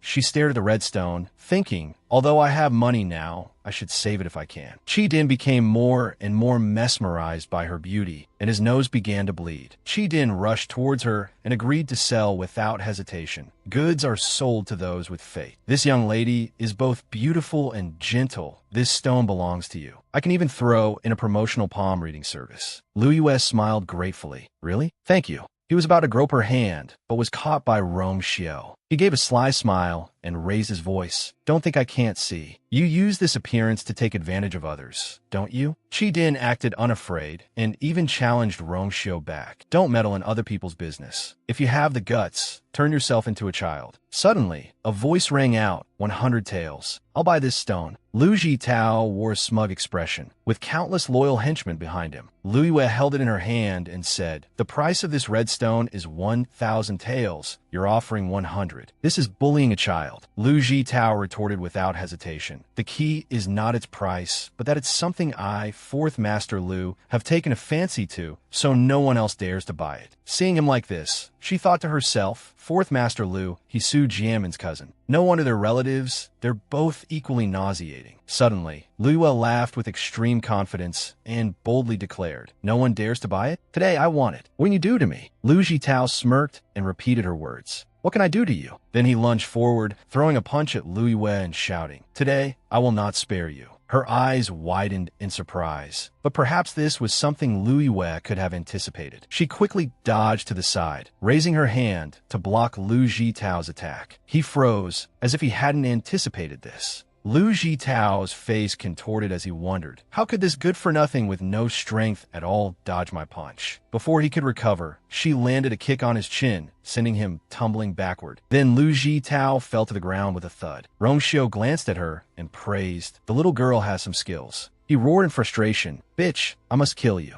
Lu Yue couldn't keep her composure and, without realizing it, drew his sword. Let me borrow your sword for a moment. She stabbed it straight into the wall next to Lu Jitao's head. He gritted his teeth in fear. She glared and warned, you may be used to acting arrogant here, but if you do it again, watch out for your dog's life. Lu Jitao raised his hands to beg for mercy. I wouldn't dare again. Then Lu Yue shouted loudly, scram, which terrified the whole group into fleeing. She stared at the sword and thought to herself, if I wasn't afraid of trouble, I would have really wanted to chop him to pieces. Suddenly, she realized something. Lu Yue raised the sword and felt it was somewhat familiar. This sword belongs to the royal family. At this moment, Rongshio gently approached and said with a smile, can you return it to me now? Now she had no more doubts and was certain that she had heard his familiar voice earlier. It turned out to be him, Princely Rongshio. Seeing Rongshio's disguise, Lu Yue quickly played along. He's in disguise because he's afraid of being recognized, so I'll pretend I don't know either. At this moment, she handed the sword to him and said, many thanks. Rongshio replied politely, you're welcome. Lu Yue secretly calculated, trying to prevent him from using his status as a prince to compete with her for the red stone. She turned to Chi-Din and made an offer. Little boy, I want to buy this starting price of 10,000 taels in Tianji banknotes. He glanced at her and sighed. Is she setting this sky-high price because she's afraid I'll compete with her? What a petty girl. I wanted to get it for her in the first place. Winning the bid, he handed the stone to her with praise. Little sister not only has a good eye, but is also decisive. Suddenly, Chi-Din smiled and revealed, I even feel that we are very fated. I believe we will meet again soon. After getting the stone, she hurried away, her mind only on the matter with Lu Jitao. Su Jianmin's cousin showing up to cause trouble for me at this exact moment. Must be because he was instructed to prevent me from attending the banquet tonight. I can't go back to the Su residence. She squeezed the stone tightly and made a resolution. The most important thing now is to quickly restore my meridians. Since no one is around, I'll take a gamble. Lu Yue chanted an incantation. Focusing her breath and calming her chi, she plopped down on the ground, her body enveloped in a red aura. It bound Lu Yue tightly in pain. This is bad. The aura is too powerful. This battered body seems unable to withstand it. Suddenly, she noticed an unfamiliar scent. This scent enveloped her, causing the red aura to slowly release its grip. Suddenly, I feel better. The damaged meridians have also been cleared. Is it because my body has adapted? But she didn't know that it was Rongshio's help. He stood behind her, pleased. This little girl is truly bold. If I hadn't used this forceful method to clear her meridians, she would have been in great danger. Suddenly, Lu Yue screamed in pain. The stone had turned red. The energy it emitted grew more and more intense. And then she fainted on the spot. Rongshio caught her in his arms, smiling gently. He used his magic to heal her, but was still very puzzled. Her meridians are restored. It took so much effort. I don't know what kind of constitution this little girl has. Suddenly, Rongshio was stunned to realize it was the Earth meridians. He carried her away, thinking to himself, although Earth meridians are not as good as heaven meridians, they are also extremely rare. This little girl's future is definitely not ordinary. Things are really getting more and more interesting. By now, night had fallen, and a group of people were gathered outside the palace gate, Jianmin among them. She pretended to be worried, pointing ahead. Why hasn't older sister arrived yet? It was clearly stated that today is the crown prince's birthday banquet. She can't be late. The great elder, standing next to her, was trembling with anger. He shouted, "It's one thing if it's a good matter, but what if we offend His Highness? We don't need to wait anymore." Hearing this, Jianmin was overjoyed and went to support the great elder. Su Ning frowned and immediately objected. "How can you say that? Today, as is tradition, His Highness will surely discuss the marriage. How can you not be present?" She immediately put on a weak expression and said in a whiny voice, "Uncle is not wrong, but how can we let the entire Su family offend the crown prince because of my sister's rudeness alone?" But in her heart, she thought, Su Luiyue has already been dealt with by Lu Jitao. She's probably lying half dead in some ditch right now. How could she possibly come? Suddenly, Luiyue appeared, to Jianmin's astonishment. She said, "If I didn't come, when His Majesty discusses the marriage, he might just let my younger sister be considered for the marriage instead." Jianmin's face darkened as she stammered, How did you get here?" She cursed inwardly. That bastard Lu Jitao. I can't believe he didn't finish her off. Luiyue looked at her expression and asked, "The way you say that, younger sister, does it mean I shouldn't have come?" She recalled when she woke up. "Miss, are you awake? Someone saw you fainted in front of the village and brought you to my place. Your clothes have been washed for you too." Luiyue was secretly grateful. "After restoring my meridians, I was even helped by a benefactor, otherwise I really would have been late." Jianmin suddenly grasped her hand, saying cheerfully, "Older sister, you really know how to joke. Since you're here, let's hurry inside." Luiyue replied, "All right, younger sister." The full moon had risen high. Everyone proceeded to Ming Sui Palace together. The great elder spoke on their behalf. The Su family of the capital city wishes the crown prince a happy birthday. The image shows everyone entering amidst high-ranking officials. He finished his sentence, "Enter the hall." As soon as they entered, the officials began to gossip with malicious words. "That's the good-for-nothing eldest miss of the Su family. How dare she show her face here? Does she still have delusions of becoming the crown princess? Although she's wearing a veil, you can still see the stunning face behind it. So what if she's beautiful? She went crazy and sought death by selling the crown prince's hunting ground. If she can't handle things, the entire Su family might be doomed." But upon hearing these things, Jianmin smiled smugly. "I've made it so that everyone knows about the hunting ground, humiliating the royal family. Forget about becoming the crown princess. I just need to add a little more fuel to the fire, and you can just wait for your death." Suddenly, Luiyue spoke up. "My dear younger sister, your evil schemes are written all over your face." This made her freeze stiff. She approached Jianmin and whispered in her ear, "Isn't it just the position of crown princess? Today, I will give you a chance. I'm just afraid you won't be able to grasp it yourself." Jianmin's eyes widened in shock at these words. As soon as she finished speaking, Luiyue walked away, leaving a stunned Jianmin behind. Not long after, everyone gathered before the crown prince, and the great elder spoke on their behalf. "Greetings, your highness the crown prince. This old one has brought the Su family to wish your highness a happy and prosperous birthday." Rong Jin smiled and replied, "You may dispense with the formalities. Please be seated." Next to him was Rong Chan. Suddenly, Rong Jin's eyes met hers. He was stunned by Luiyue's beauty and thought to himself, "She is Su Luiyue. I didn't expect her to grow up to be so beautiful. It's just a pity she's a waste with incomplete origin meridians." As for Rong Chan, she was also overjoyed to see her. "Sister you're so late. I've been waiting for ages." Rong Chan ran up, took Liue's hand, and said happily, "I have thoughtfully prepared a gift for you. Since you're here, I'll have someone present it now, shall I?" Rong Jin stared at the two of them in silence. Then he sat down and smiled, wondering to himself, this girl was suffering just yesterday. Why would she want to give a gift today? I'm afraid her real purpose is to teach Su Luiyue a lesson. That's fine too. As the crown prince, it's not appropriate for me to actively stir up trouble. I'll just let this idiot from the Su family suffer a few bitter fruits at Rong Chan's hands. Hearing Rong Chan's words, Luiyue replied politely, "Since the princess has such good intentions, I will naturally accept." But in her heart, she was calculating. Giving a gift at this time? She's sure I can't refuse. However, if you dare to give it, I dare to receive it. Hearing this, she clapped her hands joyfully. Excellent, men, bring up the treasure that I acquired the other day. Upon hearing the command, a group of servants carried up something that looked like an iron cage. Then they dropped it with a thud. The foul smell from within wafted out, causing the other guests to cry out, "Heavens, what is this smell? It's both fishy and foul. How disgusting. What on earth is in the cage?" Liwa looked at it with a serious face and guessed silently. The cage contains the aura of a beast. Rong-chan approached, and while yanking off the cloth, she said, "Sister Yu has always lived in seclusion. I guess you don't have your own contract beast yet, right? Sister Yu will surely love this gift." The image of a python lying in the cage. It exuded an extremely dangerous killing intent, as if waiting for its prey. At this moment, she wore a smug smile as she introduced her gift, a third-grade magical beast, the golden python. I originally planned to keep it as my own pet, but today I'll take this opportunity to give it to Sister Yu.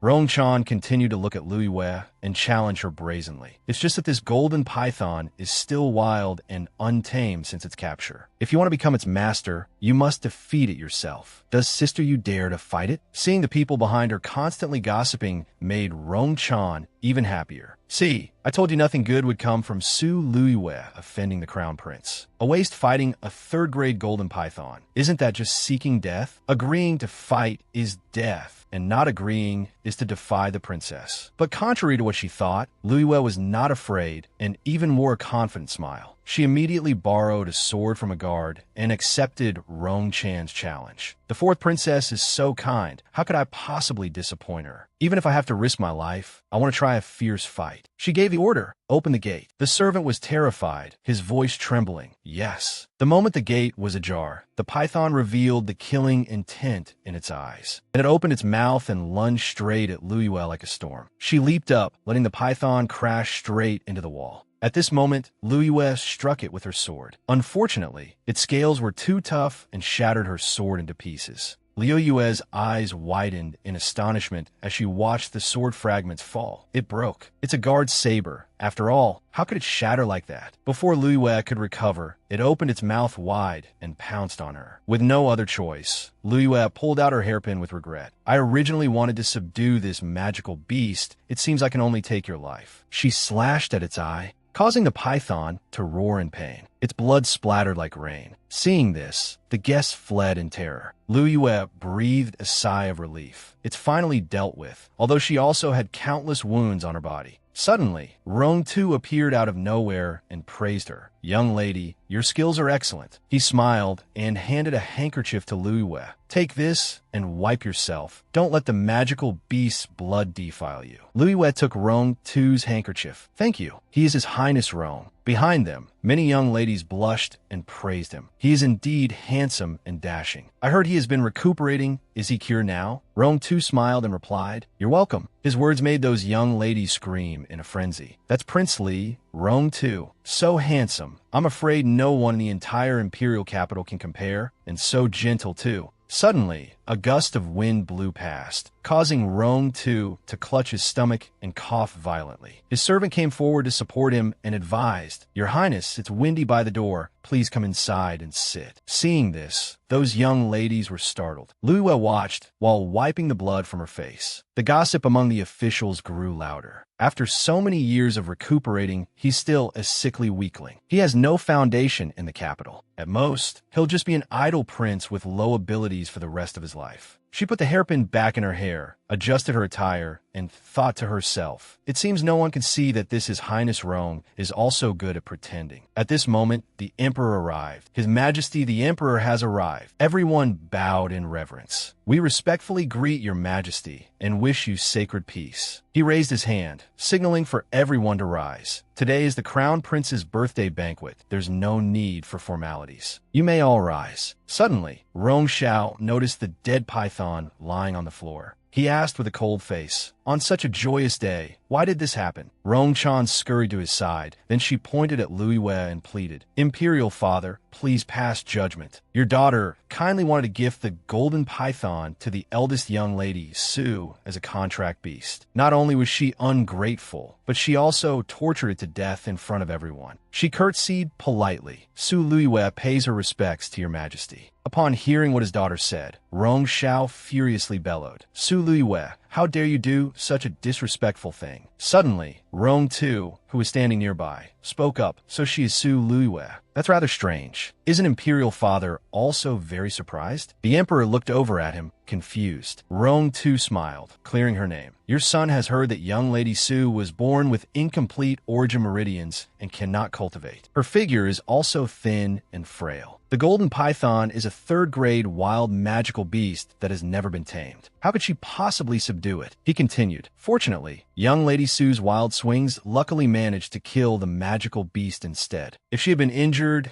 even a little, her fiancé, His Highness the Crown Prince, would surely be very angry. Rong-chan was speechless, only knowing to hide behind her imperial father. Hearing what Rong Tu said, he voiced his agreement. That makes a lot of sense. Channer, why did you give such an inappropriate gift? She cursed silently in her heart. Damn Rong Tu. With just a few instigating words, he's pointed the spear at me. Although everything was clear, Rong-chan still refused to concede. She shifted all the blame to Louis Wei. It's Su Luiwei's fault for selling the imperial family's hunting ground first. Your daughter just wanted to take this opportunity to teach her a lesson. Besides, she wasn't harmed at all. Rong-chan continued to ramble. She dared to sell the hunting ground, disrespecting the imperial family. The medicinal herbs exchanged for that money are still piled up in her courtyard. The crowd outside didn't hesitate to smear her name. It's over, His Majesty knows now. Causing such a huge disaster, His Majesty will surely punish her severely. Despite this, Louis Wei maintained an extremely calm demeanor. Suddenly, she chuckled, feeling secretly grateful to them. The time is finally ripe. Rong-chan, I have to thank your entire family. Then she immediately knelt on the floor and pleaded, Your Majesty, what Princess Rong-chan said is all true, but I implore Your Majesty to allow this subject to explain. Louis Wei began to shed tears, her tone filled with grievance. Your Majesty, Louis Wei understands in her heart that the hunting ground you personally bestowed back then is extremely precious. But Louis Wei was also forced to do so out of desperation. Rong Xiao replied, You have your difficulties. Tell me about them. She recounted her difficult situation through tears. Everyone knows the subject's origin meridians are incomplete, and my father also lost his standing due to a severe injury. For these past few years, we father and daughter have had to rely on the Sioux residence, without enough food or clothing. That day, my father's old injury relapsed, and this subject had no money for medicine. In a moment of desperation, seeing that the deed to the hunting ground was in my name, I rashly used it to exchange for some medicinal herbs. Everyone here sympathized with Liu Yue's hardship and couldn't hold back their tears. So touching. To think there could be such a filial and sensible daughter in this world. If my daughter were 1/10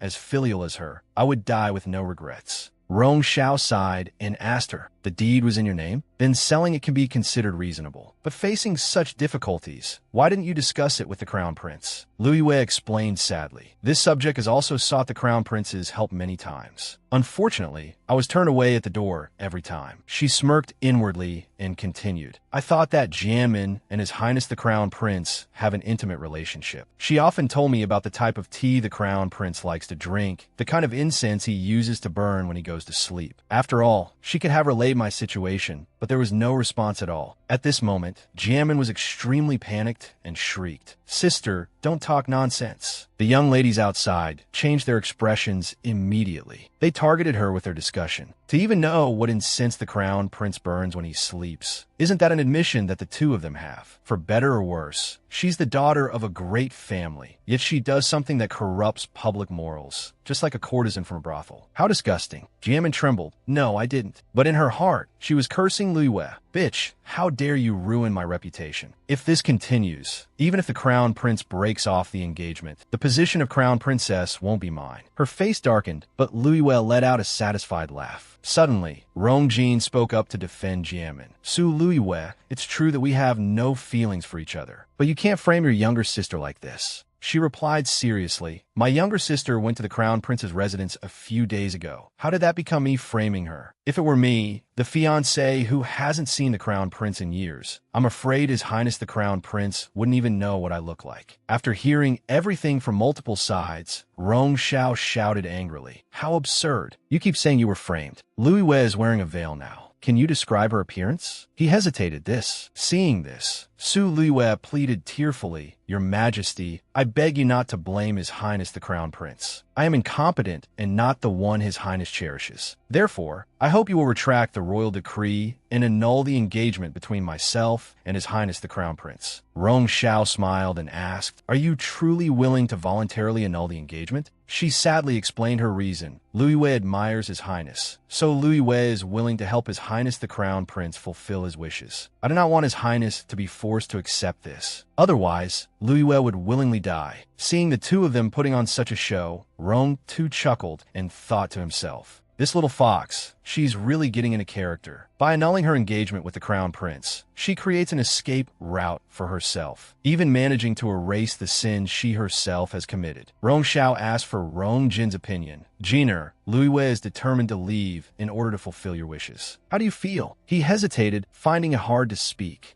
Rong Jin looked at her and wondered to himself, if he agreed to annul the engagement immediately, wouldn't that be too heartless? He had to admit that Su Liuyue's appearance was incredibly radiant. Besides, he had never seen Su Luiwei in person before. Now, even with her face veiled, she was more beautiful than Su Jiamin. Perhaps. Suddenly, Rong Tu glanced at Rong Jin and revealed the eldest Miss Su, despite her deficient meridians, was able to control the golden python. She is definitely no ordinary person. It is a blessing for His Highness the Crown Prince to be able to marry her. Hearing this, he was startled as if waking up. A blessing? The dignified Crown Prince, marrying a good-for-nothing with deficient meridians would be a joke. I was almost bewitched by her beauty. Rong Jin immediately bowed his head and accepted. "Father Emperor, your son agrees to Su Liuyue's request and consents to annulling the engagement." Suddenly, he looked up and announced to everyone, "But over the years, your son has truly been indebted to her. Therefore, if Su Luiwei wants any compensation, your son will agree to everything." Hearing this, her eyes lit up with joy. "You're the one who said it." He looked at Su Liuyue's secretly smiling face and thought to himself, "Little fox." Rong Xiao sighed and approved their decision. "In that case, we do not wish to force the two of you. Louis Wei, the Crown Prince has spoken. If you have any request, speak up now." She joyfully stated her wish at once. "Really? Then I ask your Majesty to give me a chance to enter the Tianlu Academy to cultivate. The elders in my family favor my younger sister and won't let me participate in the assessment, but I really want to try." He replied gently, "Is that all? I can grant your request. It's just that whether you can pass the test or not will depend on you."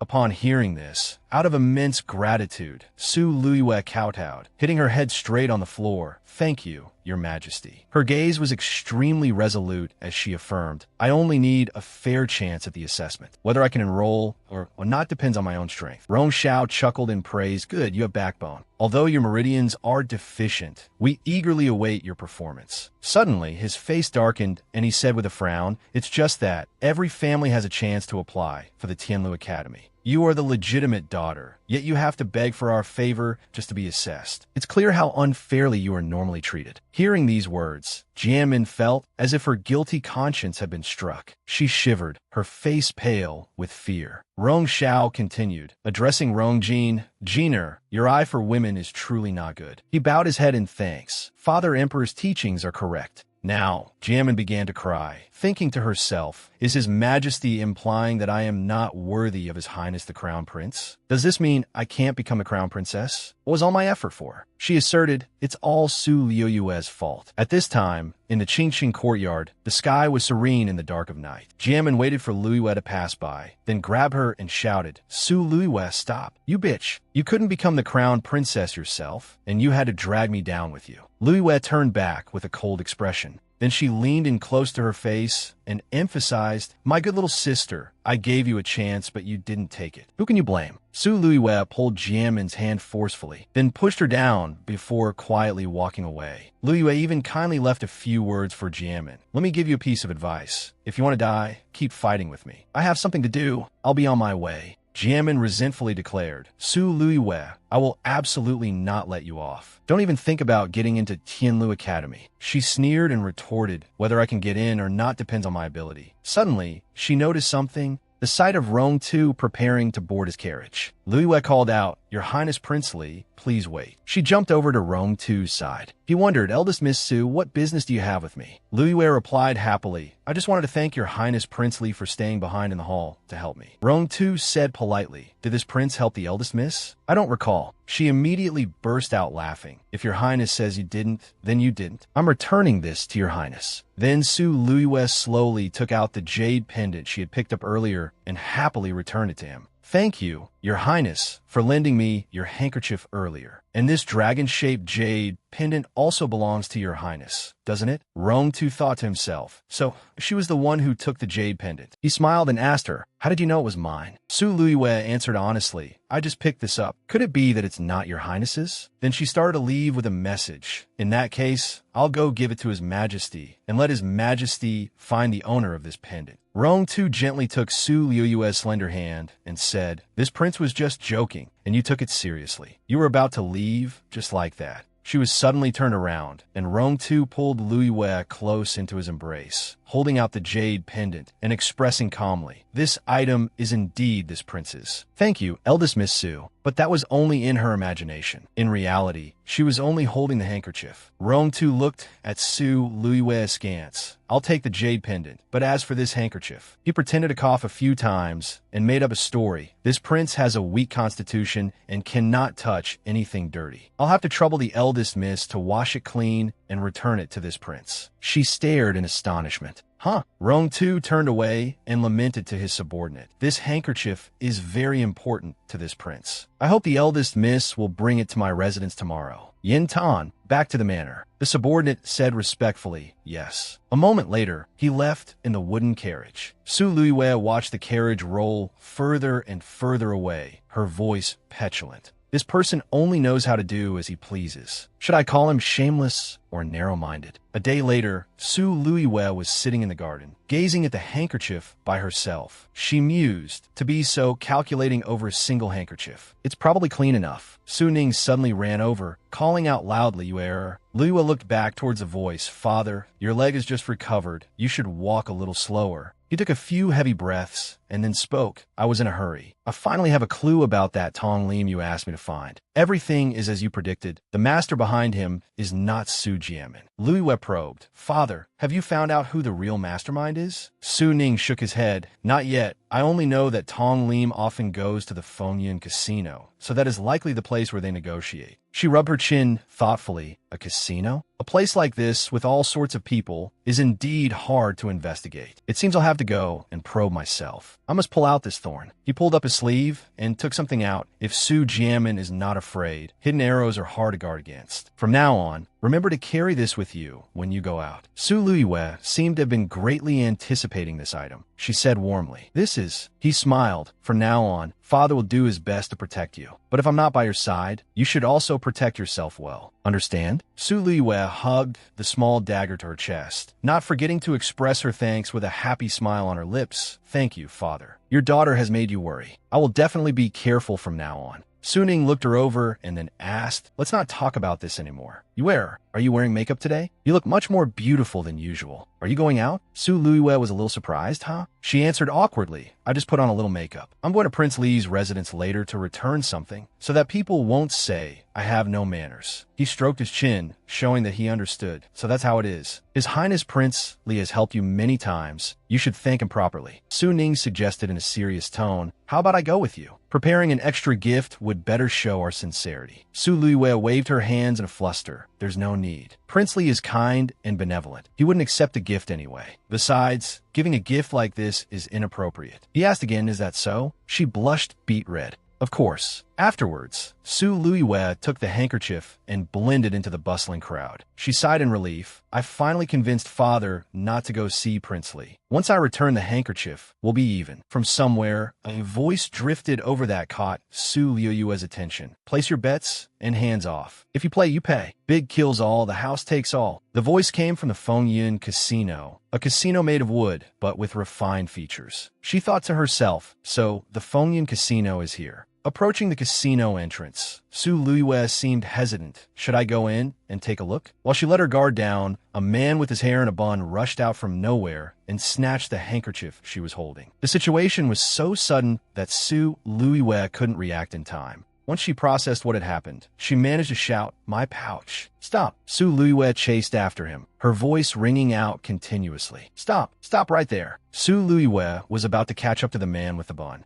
"Stop!" She reached out and grabbed his shoulder. "You petty thief, give me back my things." A flash of light seemed to flicker in her eyes. The man with the bun swung his hand, creating a blade of spiritual energy. However, her quick reflexes saved Su Luiwe's life. Su Luiwe staggered to the side, clutching her wound and panting heavily. The man with the bun sneered, "You dodged it? I underestimated you. I didn't expect you to have some skill." Facing a critical situation, Su Luiwe worried. He's a level 4 martial artist. Level 4 is a threshold for cultivators. At level 3, one can still rely on technique to compensate for a lack of power, but level 4, I'm afraid. She secretly drew the dagger her father had given her. Su Luiwe brought it up to her shoulder in a defensive stance. "I have to get serious, or I'll really lose my life." At Prince Li's residence, Yin Tan clasped his hands and reported, "Your Highness." Rong Tu was gazing at the cup in his hand. Looking at the time, the eldest miss of the Su family should have arrived. "Let her in." His voice trembled. "No. Actually, Miss Su stopped by the Fengyin Casino on her way, and, as a result, hearing that, he slammed the cup down on the table. She went to the casino? Why didn't she come here directly?" Yin Tan continued. "The eldest Miss Su was just curious and went to see the commotion, but who knew she would be robbed before even entering?" He thought to himself, "Oh my, the master is angry now." Rong Tu quickly regained his composure. He rubbed his chin and wondered, watching the commotion and getting robbed. Isn't that the little fox's style? Rong Tu turned to talk to Xuetwan. "It's not that simple. Xuetwan, if you want to go, then go." Hearing that, it was visibly delighted. Xuetwan dashed out of Prince Li's residence like a flash. The sky that day was still clear and blue, but for Luiwe, things were not as peaceful as the sky appeared. She skillfully slashed at the man with the top knot's hand. He was astonished by her speed. So fast. Thanks to her small stature, Luiwe easily slipped underneath and struck him with her elbow. Swiftly, Luiwe's dagger was at the top-knot man's throat. She pressed him against the wall. "Don't move. Even if your cultivation level is higher than mine, at this close range, I can still take your life." Luiwe pressed. "Speak. Who sent you?" The man was stunned. "You knew I did it on purpose, and you still chased after me?" She was calm. "What else? No one has ever been able to steal from me. I just didn't expect your cultivation level to be so high, not easy to deal with." From the rooftop, the long-haired man launched a surprise attack. Fortunately, Luiwe dodged his devastating punch. The long-haired man sneered. "Rumor has it that the eldest miss of the Su family is a useless coward, but it turns out she's such a ruthless person." He acted arrogantly. "I wonder if you can handle 2 level for martial artists?" Luiwe thought with difficulty. "One is troublesome enough, and now there's another one. With my current strength, I can't retreat safely." In a life-or-death situation, she decided to release her spiritual power. Before her, a stream of red spiritual power radiated from her body in all directions. "I can only use the remaining spiritual power from the medicinal bath to force a breakthrough to level 4. Only then will I have a chance to survive." The top-knot man clicked his tongue, trying to force a breakthrough. What a fanciful idea. He swung a massive slash towards the meditating Luiwe. She coughed once, and spiritual power erupted from Luiwe,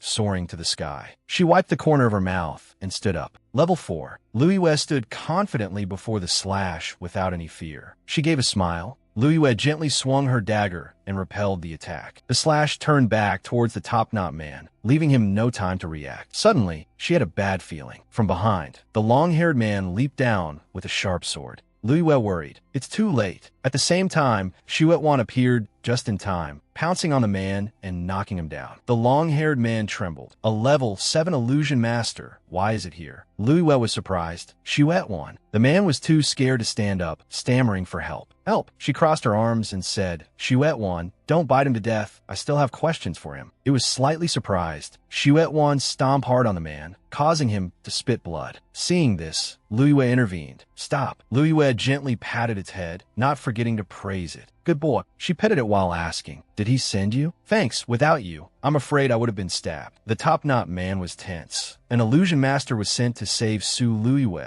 Isn't she just a piece of trash? How can she have such a powerful figure backing her? Lui Wei tied the two men together and probed. Last time it was a level 3 Tong Lim. This time 2 level 4 martial artists were sent. Who sent you? Don't tell me it's Su Jianmin. She doesn't have that kind of ability. The top-knot man cleared his throat. You, even if you kill us, we won't tell you. Lui Wei stroked her chin with a dangerous look. Don't want to talk? Then let me guess. Tong Lim and the Crown Prince's personal guard, Tong Yuan, are relatives. The one behind you is the Crown Prince, right? Hearing this, the top-knot man felt a pang of guilt. She smiled. Looking at this expression, I probably guessed right. Lui Wei ordered, Xu Wan, I'll have to trouble you to bring these two along. The two men stared wide-eyed and struggled. She suddenly remembered. Taking the handkerchief, her face lit up. I almost forgot. Lui Wei unfolded the handkerchief to check. She breathed a sigh of relief. Luckily, it's not dirty. Otherwise, that neat freak would make me wash it over and over again. Lui Wei skipped away with a smile on her face. Let's go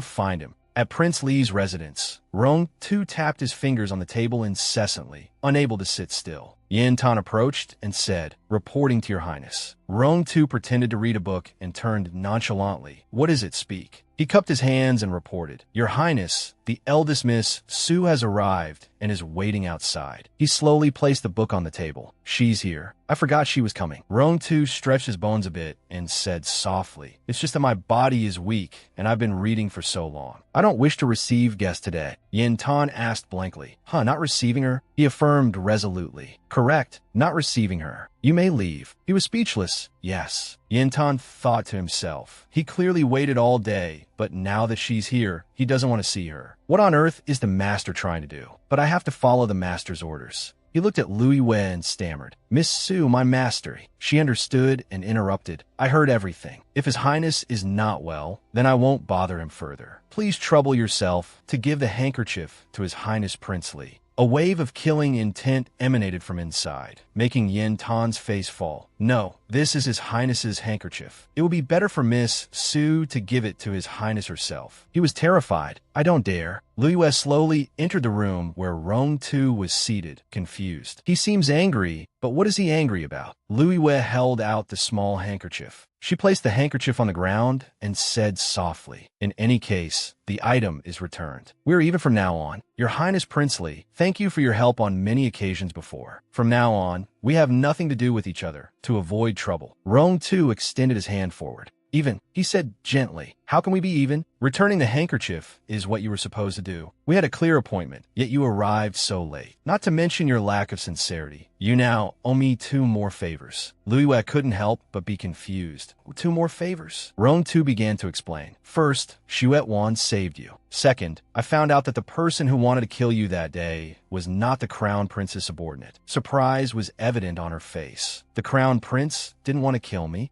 Then who was it? He smiled. You're about to owe me a 3rd favor. If you want to be even, you should think about how to repay me. Rong Tu turned away, pretending to stretch. Yin Tan, take the handkerchief. Then take the eldest Miss Su to change out of these tattered clothes. This prince is tired and wants to rest. Eldest Miss Su, make yourself at home. He turned back with a sly face. Oh right, if the clothes also count as a favor, then how many favors do you owe me? Take your time to repay them. No rush. Lui Wei swallowed her anger, trembling. So petty. How can this person be so petty? It's not like I begged him. Yin Tan gestured. Eldest Miss Su, this way please. She bit her hand in frustration. But if the crown prince didn't want to kill me, then who was it? This feeling of not being able to grasp the whole picture is really detestable. Night gradually fell. At the Su residence, Su Ning came forward to welcome his daughter with open arms. You're back. Did you hear any news at Prince Li's residence today? Lu Wei replied softly. No, what's wrong, father? He explained. Today, a level 7 illusion master appeared in the capital. Everyone is speculating whether the tribute offered to one of the princes or if it belongs to some important figure. Su Ning stroked his chin. I thought news would travel fast at the prince's residence. If you haven't heard anything either, then it will be difficult to find the answer. She gave a strained smile. That's right. Lu Wei grumbled. Rong Tu. Oh, Rong Tu. Let's see how long you can hide your true face. I've helped you hide it this time, which can be considered repaying one favor. Sooner or later, I will be free of you. Lu Wei walked gently out the door, waving. Father, I'm heading out. Su Ning worried.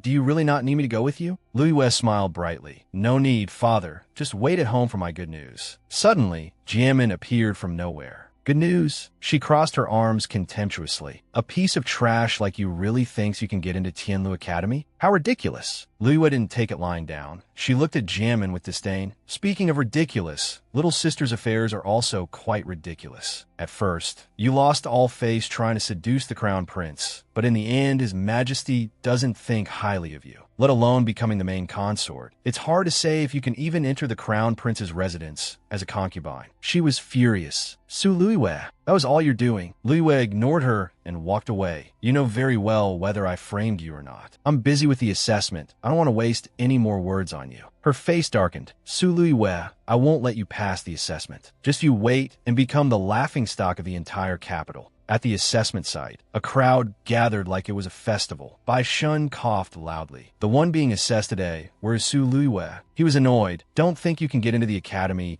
just because of His Majesty's recommendation. And you're late, too. What a disgrace. Just then, Lu Wei arrived. There was still 3 incense sticks time before the official assessment. How can this master say I'm late? She spoke confidently. I'm the only one being assessed today. If the master is impatient, then let's start quickly. Bai Shin was satisfied. Very good. Let's not waste my time. These are 3 wooden boxes representing the 3 talents of martial artist, mystic, and heavenly doctor. As long as you can open any of the boxes, you will be qualified to enter the academy. He said condescendingly. The martial artist one is the easiest. A cultivation level of 3 or higher can open it, but with your deficient meridians, you fundamentally can't open it. Liwa picked up the box. The lid opened easily, leaving her flustered. Is this good enough? Baishin couldn't believe his eyes. He said loudly, This. How is this possible? She smiled brightly. I've passed the assessment now, right? Bai Shan said in an annoyed tone. Everyone knows Su Lu Wei has deficient meridians and cannot become a martial artist. The crowd below buzzed with discussion. Could it be that because His Majesty gave special permission, Tianlu Academy is showing favoritism? I think there's something shady going on. This is unbelievable. A hint of sadness flickered across Li Yue's face. What a fierce argument. Today, I'm the only one taking the assessment, yet so many people have come to watch. It's 80 or 90% Su Jiamin's arrangement. She quickly regained her confidence and spoke. If I don't pass the assessment, in the eyes of the capital's people, I'll always be a good-for-nothing, and I'll also be mocked for overestimating myself, just like now. They say I cheated. What do you think I should do, master? Bai Shun slammed his hand on the table and shouted, Nonsense! Our Tianlu Academy has always been just. Who dares to doubt it? He pointed at Lu Yue. You must have pulled some trick. Admit it now. Don't tarnish our academy's reputation. She frowned. Pull a trick? Do I need to? Bai Shun smugly circulated his spiritual power, not admitting it. Are you? Then I'll suppress my strength to level 3. If you could take 3 of my moves, I'll let you pass. Lu Yue sneered, cracking her knuckles. Please enlighten me, master. I just don't know how I should address you. Bai Shun leaped into the air and introduced himself. I am Bai Shun. As for calling me master, you should wait until you've taken my 3 moves and earned the right to enter the academy before you do. He shot towards Lu Yue with a fist enveloped in spiritual power. Bai Shun grinned with delight. This girl isn't dodging. Does she intend to take this blow of mine head on? How foolish. If I don't break a few of her bones, she won't know how terrifying a martial artist's strength is. Lu Yue just stood still and observed, then a sly smile appeared on her face. Bai Shun threw a punch straight into the ground, causing it to crack into many pieces. He stared in astonishment, thinking she dodged it. How is that possible? Even with my cultivation suppressed, someone with deficient primal veins shouldn't be able to dodge my attack at all. Bai Shun stood stunned on the platform. Below, the crowd buzzed with discussion. Isn't Su Luiyue good for nothing? How can her body be so agile? Maybe Bai Shun went easy on her. Just then, a figure emerged from the cloud of dust behind him. A cold voice filled with killing intent rang out. The effect isn't bad. I must make these people here see the power of the master's fist style to completely eliminate the slanderous rumors about me, so I can enter Tianlu Academy with my head held high. Bai Shun's face immediately darkened. He quickly glanced back, a warning flashing in his mind. Killing intent. At the same time, he gathered a brilliant blue orb of spiritual power and shouted, "Thunderclap, roar." Luiyue faced the massive orb hurtling towards her without a change in expression. Seeing this, Bai Shun was secretly alarmed. Su Luiyue, that killing intent just now came from her. But he grew even more worried. Damn it, I unconsciously used too much force. She's dead for sure this time. Unexpectedly, Luiyue calmly channeled her spiritual power and with a wave of her hand, sliced the orb in two. His jaw dropped in disbelief as he shouted, "What?" The gossiping crowd below was so shocked their jaws nearly dropped, staring intently. As the dust settled, Luiyue appeared with a faint, confident smile. She wiped a trace of blood from her lips and proudly proposed, "Master Bai Shun, I've taken 2 of your moves. After one more, I can enter the academy, right?" At this, he closed his eyes and smiled with satisfaction. No need. Being able to take that last move has already proven your strength. He couldn't help but marvel inwardly. This girl is truly thoughtful. Dodging the first move was to stop the rumors, and the second was to intentionally provoke my limits to make me submit willingly. Immediately after, Bai Shun looked towards the stands below and announced loudly, "Su Liyue's martial artist assessment is passed. Does anyone have any questions about Tianlu Academy?" The entire crowd below was dead silent. No one dared to make a peep. Bai Shun was about to announce, "Su Luiyue, from today on, you are a student of," when he turned and saw her busily doing something and shouted in alarm, "What are you trying to do?" Meanwhile, Luiyue replied nonchalantly, "As I recall, Tianlu Academy's assessment rules don't state that one can only participate in one assessment." After speaking, she channeled spiritual power into the 2 boxes on the table. Luiyue opened them to reveal 2 small slips of paper and smiled brightly. "These 2 are left. I want to try them too." The gossiping crowd shouted in astonishment. Heavens, those 2 boxes were open too. Bai Shun was flabbergasted, his jaw hanging open in endless surprise. On the table was a go game formation. She placed the tree branch down beside the table. Luiyue rolled up her sleeves and thought confidently. The Illusion Master's assessment is to solve the Go game, and the Heavenly Doctor's is to concoct medicine. Holding a white stone, she prepared to make a move, thinking this is way too easy. This game is just child's play. Luiyue placed the stone down, and a wave of power seemed to radiate from the board as she shouted, "Break." Bai Shun, tense and drenched in sweat, stammered, "It's broken?" Luiyue pointed to the side and confidently proposed, "Master Bai Shun, you said the Go game is broken. Then I'll continue over there to complete the Heavenly Doctor assessment." He was overjoyed, thinking to be able to solve the game so quickly. A genius. Su Luiyue is a once-in-a-century illusion master genius. Bai Shun was too agitated to speak properly. Little. He quickly grabbed her hand. Bai Shun enthusiastically unleashed a torrent of praise. "Little Luiyue, you are the great treasure of Tianlu Academy, a genius among geniuses. How did you endure all that slander for so many years? Do you need me to stand up for you? Or do you have any requests? Just say the word. Leave it to me, Bai Shun. My attitude just now wasn't good. You absolutely mustn't mind it." Bai Shun enthusiastically gestured around. "Little Luiyue, come, I'll take you into the academy to get familiar with the environment here. It's very big. Newcomers get lost easily, but that's all right, I'll show you around." Luiyue smiled gratefully and replied, "Thank you, Master." He beamed and made a friendly offer. "Calling me Master sounds too distant. Call me Master Bai. Uncle Bai is fine too." Standing before the academy, she clenched her fists and resolved silently, "I've finally entered the best academy in the Miaoshan Kingdom. But this is only the beginning." Luiyue slowly set foot inside, when a strange sensation suddenly washed over her, leaving her stunned. Luiyue smirked and thought with determination, "As soon as I passed through the barrier, I could feel it. The concentration of heaven and earth's primal chi here is several times stronger than outside." She looked at the magnificent scenery before her and thought, "Everything here is suppressed by this illusion formation. Choosing to study here was indeed the right decision. Just you wait, I'll take back everything." Meanwhile, the gossiping crowd from before was still in an uproar just now. Was that for real? She passed all 3 assessments? Is that the good-for-nothing Su Luiyue? Do you still dare to call her a good-for-nothing now? Look at Bai Shan's attitude. He probably sees her as a treasure already. Stop talking nonsense. If she's not a good-for-nothing, we're done for. The blonde-haired man said worriedly. The third young lady sent us to blend into the crowd and cause trouble for Su Luiyue. Who knew she was so formidable? What do we do now? Jianmin covered her mouth, her eyes full of mirth. Isn't Su Luiyue here? The blonde-haired man nervously spoke up, interrupting. Third young lady, Su Luiyue, she didn't bother to listen to the end, arrogantly stroking her hair and speaking. All right, no need to say it, I know what she's like. Now you go and spread the results of this assessment throughout the entire capital. Inwardly, she gloated that good-for-nothing couldn't possibly pass this assessment. The 2 servants looked puzzled and asked, "My lady, are you sure?" Jianmin frowned in displeasure and snapped, "Nonsense, just do as I tell you." She turned to leave, saying loudly, "I have a regular assessment today. I don't have time to waste words on you." The 2 servants stammered awkwardly.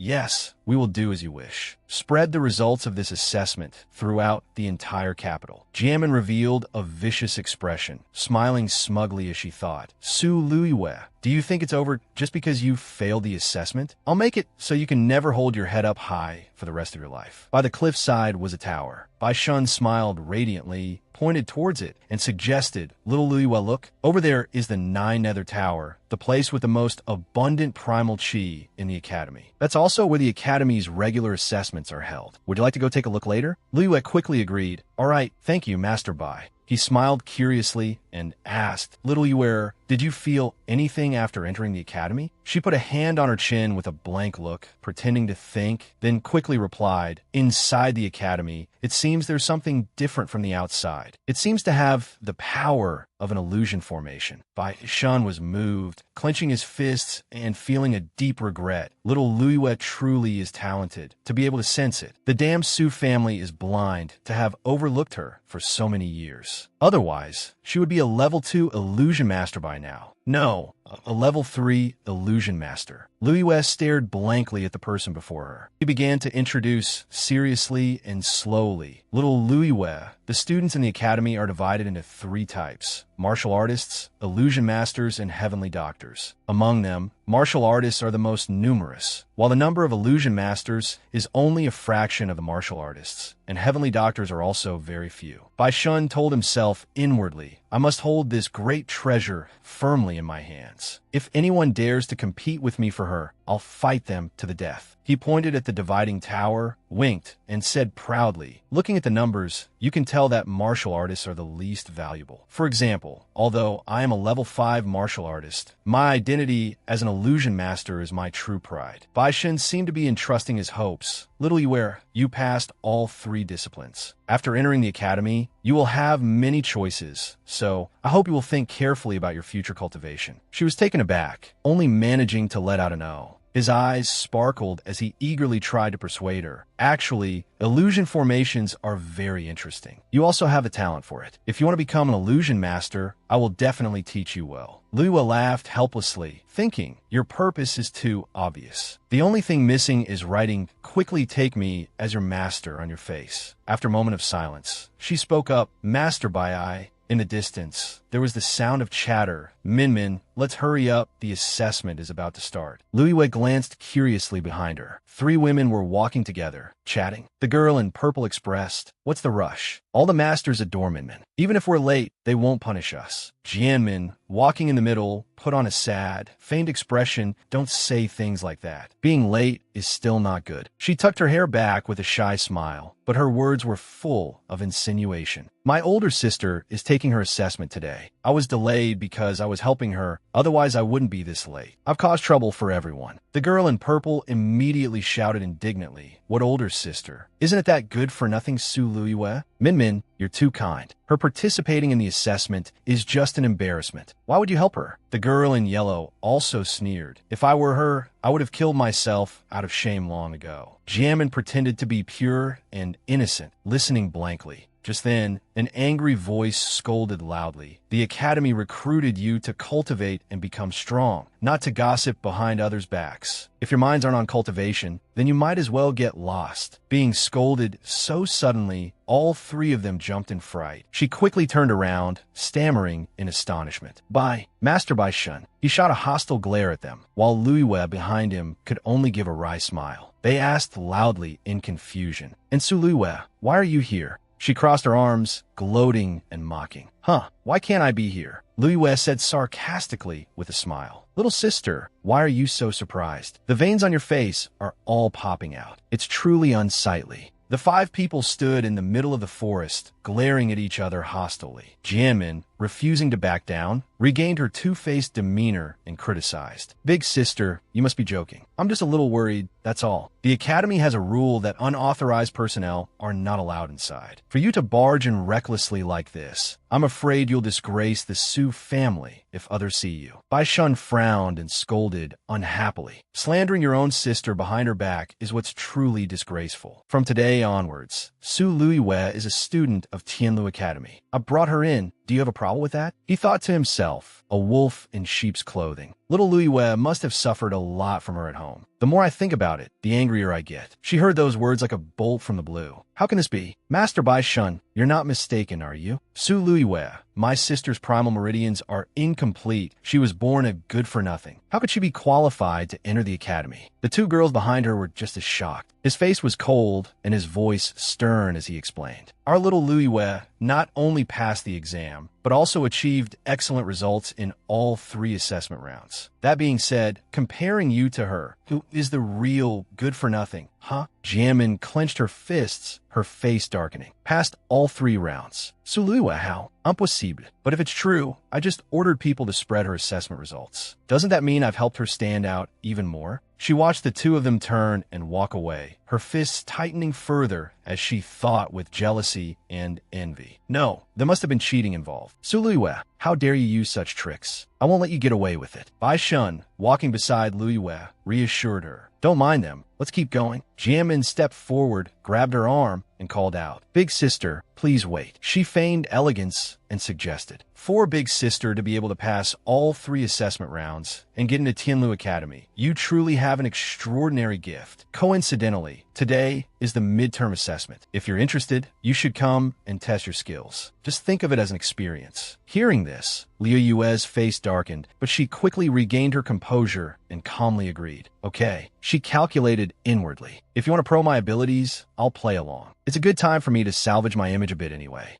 Luiwe turned to Bai Shun to inquire, "I just don't know if this is in accordance with the Academy's rules." His eyes lit up as he confirmed, "You are a student of the Academy, so of course you are qualified to participate in the assessment." She obediently complied. "I will follow the teacher's arrangements." At this moment in the forest, a young boy was happily waving at a group of people in front of him. Siyang, the fourth son of the Si family, one of the four great families of the Miaoshan kingdom, was beaming as he exclaimed, "Brother Ting, you've finally come out of seclusion. I thought you wouldn't make it in time for this illusion master assessment." The person in green he had been waving at was Si Ting, the eldest son of the Si family. He smiled happily and called out, "Siyang, it's only been a few days, but it seems you've improved. The 8 waters formation I showed you, have you fully understood it?" Siyang pointed excitedly and boasted, "Of course. In this assessment, if you get first place, I'll definitely get second." Si Ting patted his head and advised, "There are outsiders here. Don't speak so arrogantly." Suddenly, an announcement rang out. "Master Bai has arrived. The assessment is about to begin." Bai Shun arrived with her and Jianmin. Si Ting cast a doubtful glance over, and Siyang also peeked out, unable to contain his curiosity. Master Bai's brought 2 more people with him. One is Su Jianmin, but who is the other one? Bai Shun stood before everyone, coughed a few times, and then announced, "The assessment is about to begin." Then he gestured towards Luiwe and formally introduced her. "This is Su Luiwe.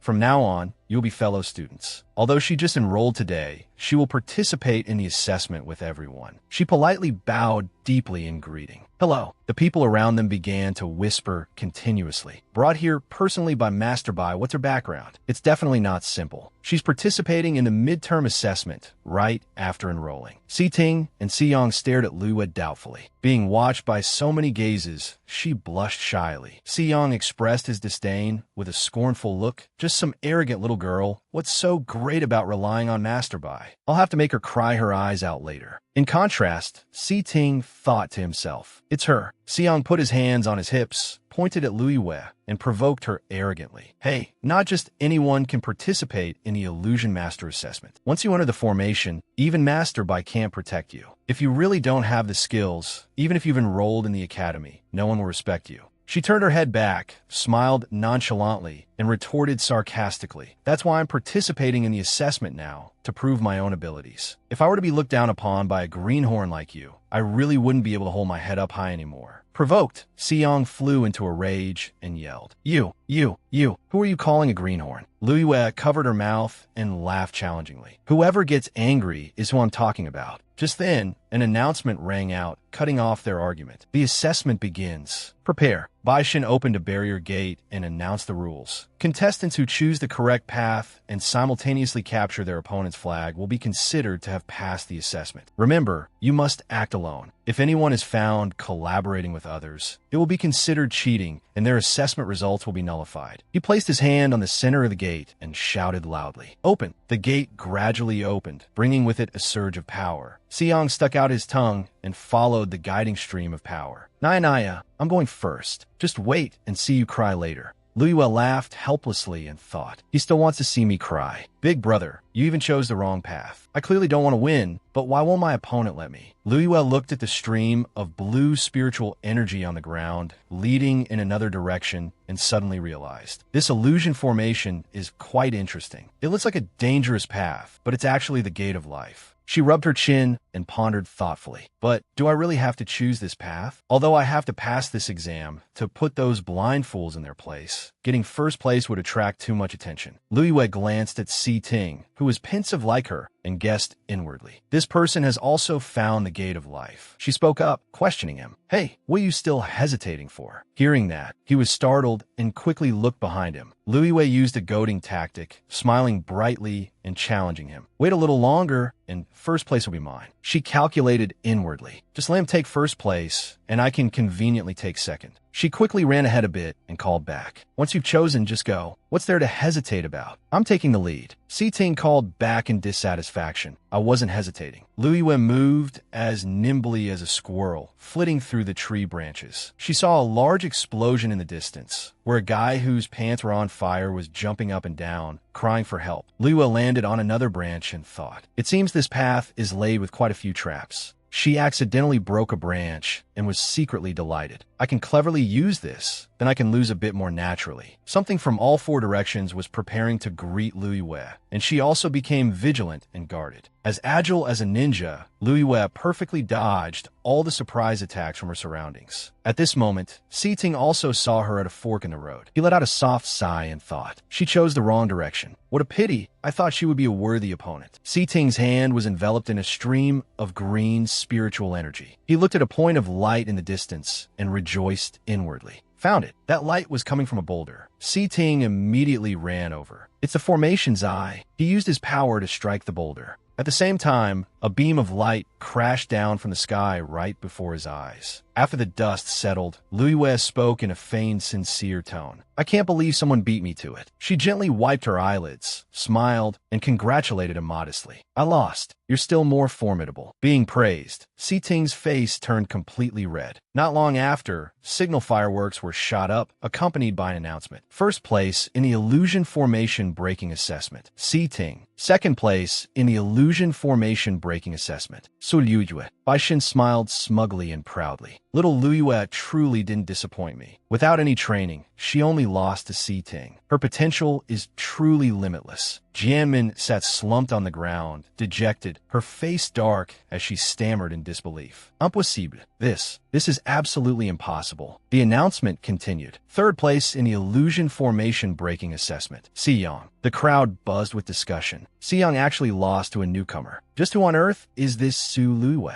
At this moment, she also thought worriedly. I thought they only announced first place. A slight miscalculation. It's so hard to be a little modest. Meanwhile, Bai Shun's incredibly smug voice rang out. I told you I dug up a treasure. This student, little Luiyue, I'm definitely taking her. None of you are allowed to fight me for her. You hear? Hearing this, she glanced back. He smiled brightly and called, come here, little Luiyue. Let me introduce you to a few people. This is elder son of the academy. This is the person in charge of the martial artist assessment, Master Ling Zhu. Luiyue politely bowed in greeting. Student Su Luiyue pays her respects to the masters. Ling Zhu praised her. This illusion master assessment has truly caused quite a stir. Even our martial artist assessment on the other side was forced to be suspended and moved to tomorrow. He, the martial artist Master Ling Zhu, expressed, because the top student of each department in the assessment will have the opportunity to meet the envoy of the Tianling dynasty. Because of such an honor, everyone gives it their all. For Ms. Su to still achieve second place under such circumstances, it shows that your strength is truly extraordinary. Hearing this, Luiyue was startled and shouted, You, what did you say? First place gets to meet the envoy of the Tianling dynasty? Ling Zhu looked at Bai Shun, confused. That's right. Didn't Master Bai tell you before the exam? He replied innocently. Little Luiyue's participation in the assessment was a spur-of-the-moment decision. I haven't had the chance to tell her yet. At this moment, she was recalling the past. An image of Wu Shun and Guan Wan embracing affectionately appeared. Tianling dynasty. I wonder how that scumbag man and bitchy woman are doing lately? Burning with rage, she requested, Master Ling, please let me participate in the martial artist assessment tomorrow as well. I want to participate in the martial artist assessment tomorrow. Chu Jianmin, displeased, immediately retorted, You still want to participate in the martial artist assessment? Lu Yu firmly snapped back. What? Am I not allowed? She rubbed her chin and sneered. I almost forgot that little sister is also a martial artist genius. Are you afraid I'll snatch your first place? Don't worry, we are both from the Chu family. Whoever gets first place will bring glory to the Chu family. She angrily raised her voice to refute. I'm not worried. I just don't want you to violate the rules of Tianlu Academy. Rongjin stepped forward from behind and clarified. Tianlu Academy has never had a rule about only being allowed to participate in one exam. Jianmin's face changed in an instant, and she smiled sweetly, calling out, Brother Jean, you've come at just the right time. Chu Luiyue, he swiftly walked past her without a second glance. Jianmin couldn't help but call out in shocked apprehension. Brother Jean. Rongjin extended his hand and suggested, If Miss Chu is interested in participating in the martial artist assessment, then just let her participate. Ling Zhu shared the same view and proposed. His Highness the Crown Prince is absolutely right. I will go and prepare immediately. Luiyue stood to one side, listening without saying another word. He smiled joyfully as if they hadn't seen each other in a long time and chatted. Just now when I heard the Xian Master rankings, I thought I had misheard. I didn't expect it was really you. She smiled brightly and politely. Then I'll have to trouble Teacher Ling to make the arrangements. Luiyue will take her leave first. Rongjin watched her go with annoyance and shouted, Wait, Chu Luiyue,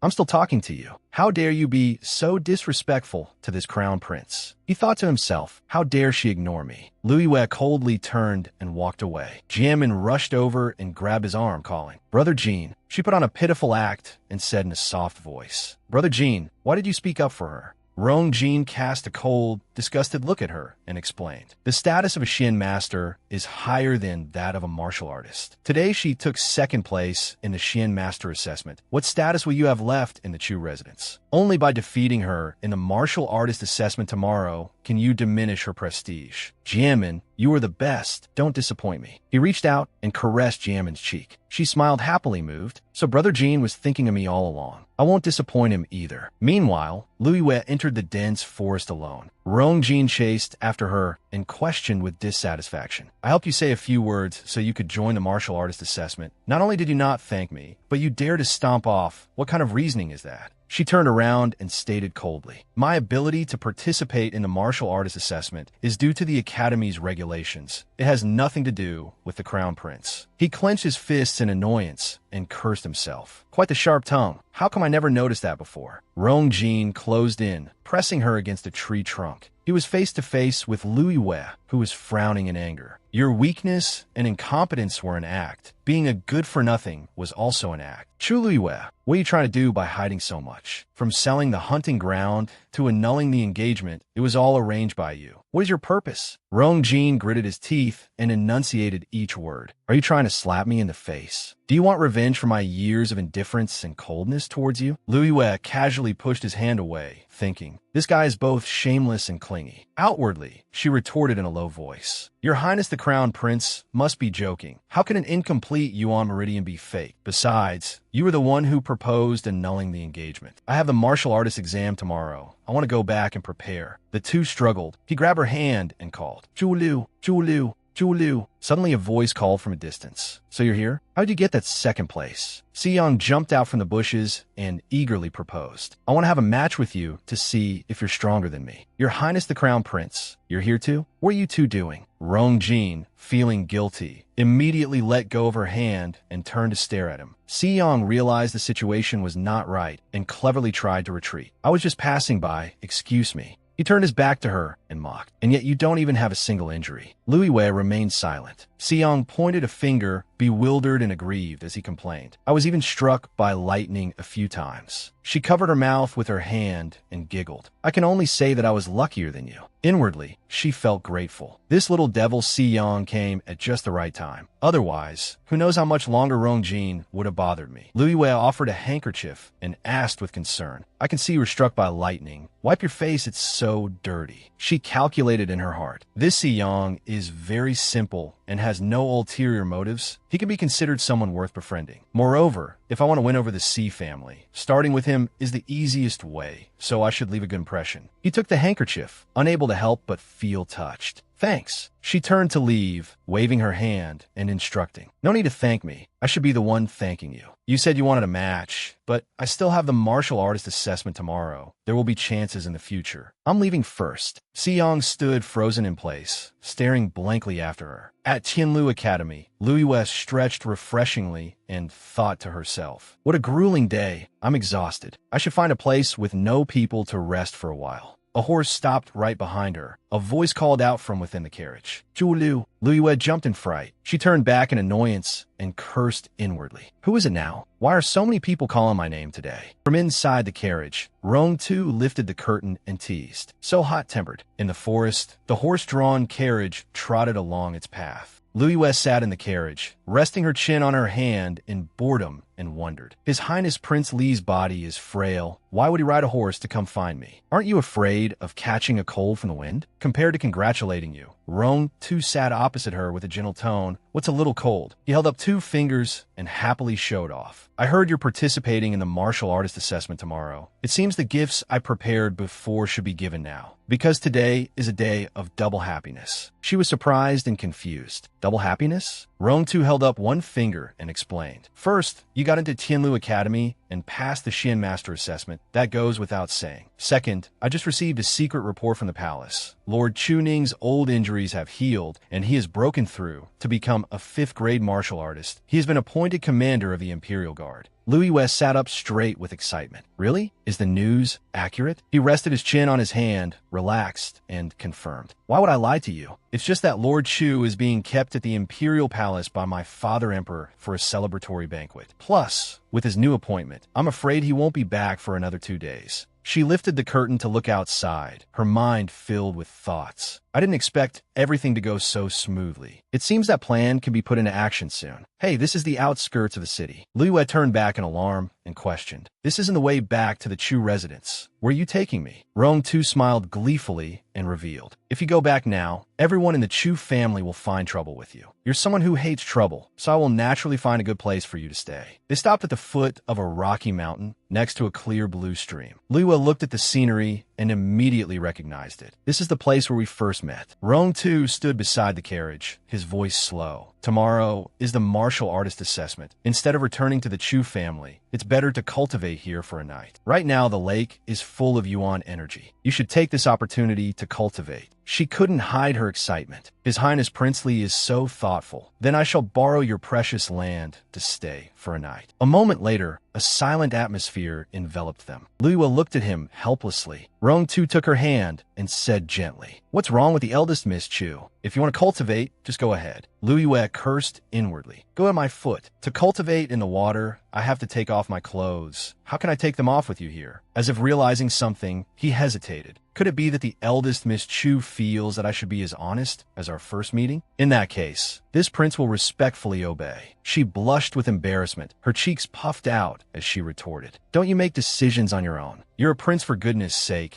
Normally you pretend to be sick and frail, but when no one is around you speak so casually. Rong Tu ignored her and continued to tease. I speak casually when people are around too. Xuet Wan, appearing from nowhere, jumped out and hugged the two of them, bringing them closer together. Both of them blushed. It let out a happy purr. Happy to see it, she petted it and asked, Xuet Wan, you came too? It asked happily, are you two playing? I want to play too. He let out a sigh, thinking helplessly. What perfect timing. Rong Tu turned to leave, his tone casual. All right, I won't joke with you anymore. You can cultivate here in peace. Xuet Wan will protect you. I'll be in the carriage. Call me if you need anything. On this side, one person and one beast stared blankly after him. Lu Yue reached out her hand to stop him, calling after him. Wait a moment, she said sincerely with gratitude. Thank you. He smiled with satisfaction and said nothing more. The next day, at Tianlu Academy during the martial artist assessment, the bell rang with a clang. On the stage, two martial artists were fighting, while below, it was crowded with spectators. On the stage, Jianmin swung her sword, knocking her opponent's weapon away, and she gracefully withdrew her hand. The opponent's sword was stuck straight into the fighting stage. The announcement rang out. In this martial artist assessment match, Chu Jianmin wins. Below, the cheers were endless. The crowd buzzed with discussion. Chu Jianmin is truly worthy of being a martial artist genius. So formidable. For this assessment, she only needs to win one more match, and first place will be hers. Who is the next opponent? It seems all the people from a martial artist class have already gone up. The announcement continued. The final contestant is Chu Lu Wei. She walked up in a beautiful, bright red outfit, stunning everyone below. The two faced each other on the fighting stage. While below, people gossiped. She is Chu Lu Wei. Yesterday, she got second place in the Xian Master Assessment. Isn't her Yuan Meridian defective? Why did she come to participate in the martial artist assessment? Is she looking to die? Sure. She used to be a good-for-nothing, but she's not the same now. Don't speak nonsense. Jianmin smiled, feigning righteousness. Elder sister, why must you participate in the martial artist assessment? There is no sisterly affection in a competition. It will be hard for me to show mercy later. In her heart, she was as venomous as a viper.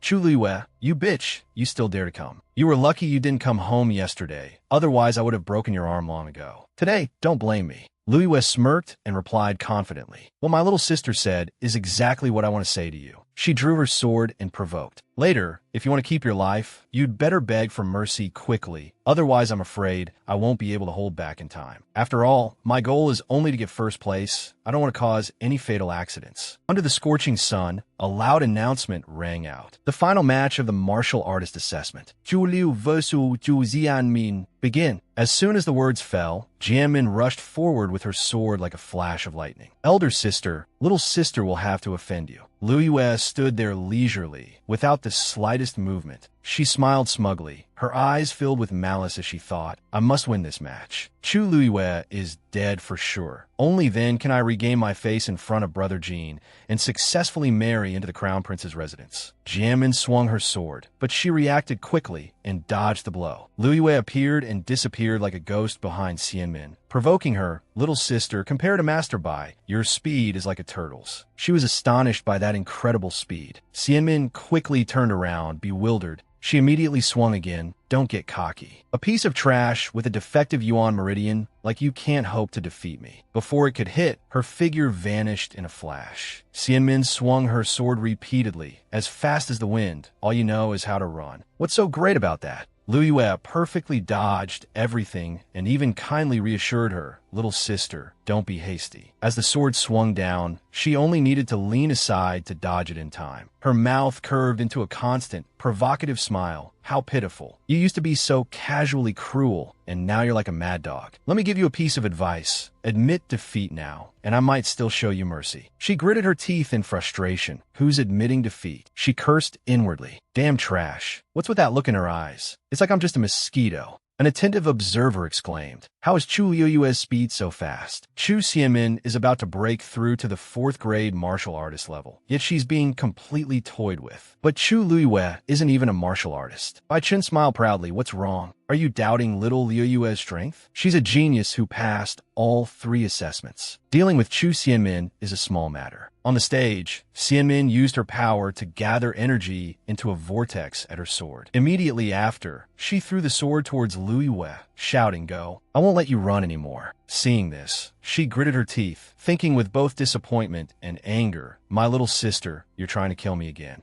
Liuyue quickly leaned back, perfectly dodging the fatal blow. She kicked the sword away, sending it flying back. It rushed towards Xianmin, who couldn't react in time and let out a panic scream. The sword grazed Xianmin's cheek, drawing blood. Seizing the opportunity, Liuyue leaped forward and pounced with a powerful punch. With a loud bang, an explosion erupted on the stage. The people below were stunned and terrified as they witnessed this scene. As the smoke and dust cleared, Xianmin was slumped on the ground, next to a stone pit from the recent explosion. She collapsed, her whole body trembling. Liuyue stood before her, cracking her knuckles and looking down arrogantly. "I'll ask one more time. Do you admit defeat?" Xianmin clutched the wound on her cheek, her eyes filled with disbelief and panic as she thought. Yuan Qi. Chu Liuyue has Yuan Qi. Isn't her Yuan Meridian supposed to be defective? No. Based on the Yuan Qi fluctuation just now, her Yuan Meridian is not only unblocked, but it's also far superior to mine. She extended her hand, bowing slightly as she proposed, "Little sister, you're quite spirited. It seems you don't plan to admit defeat. Shall we continue?" Xianmin frantically objected, shouting, "I admit defeat. I admit defeat." Liuyue placed a hand on her shoulder. "Oh, I've scared my little sister. It's good that you know how to admit defeat. How could I possibly try to kill you in front of so many people? Only you would do something so childish and damaging to your reputation." Xianmin's whole body trembled uncontrollably with fear. She extended her hand and explained amicably, "I've said it before, I only came to take first place." Liuyue looked over and asked with a smile, "Masterling, can you announce the assessment results now?" Ling Zhu stammered with a laugh, Yes. An announcement rang out. "The martial artist assessment is over. First place, Chu Liuyue."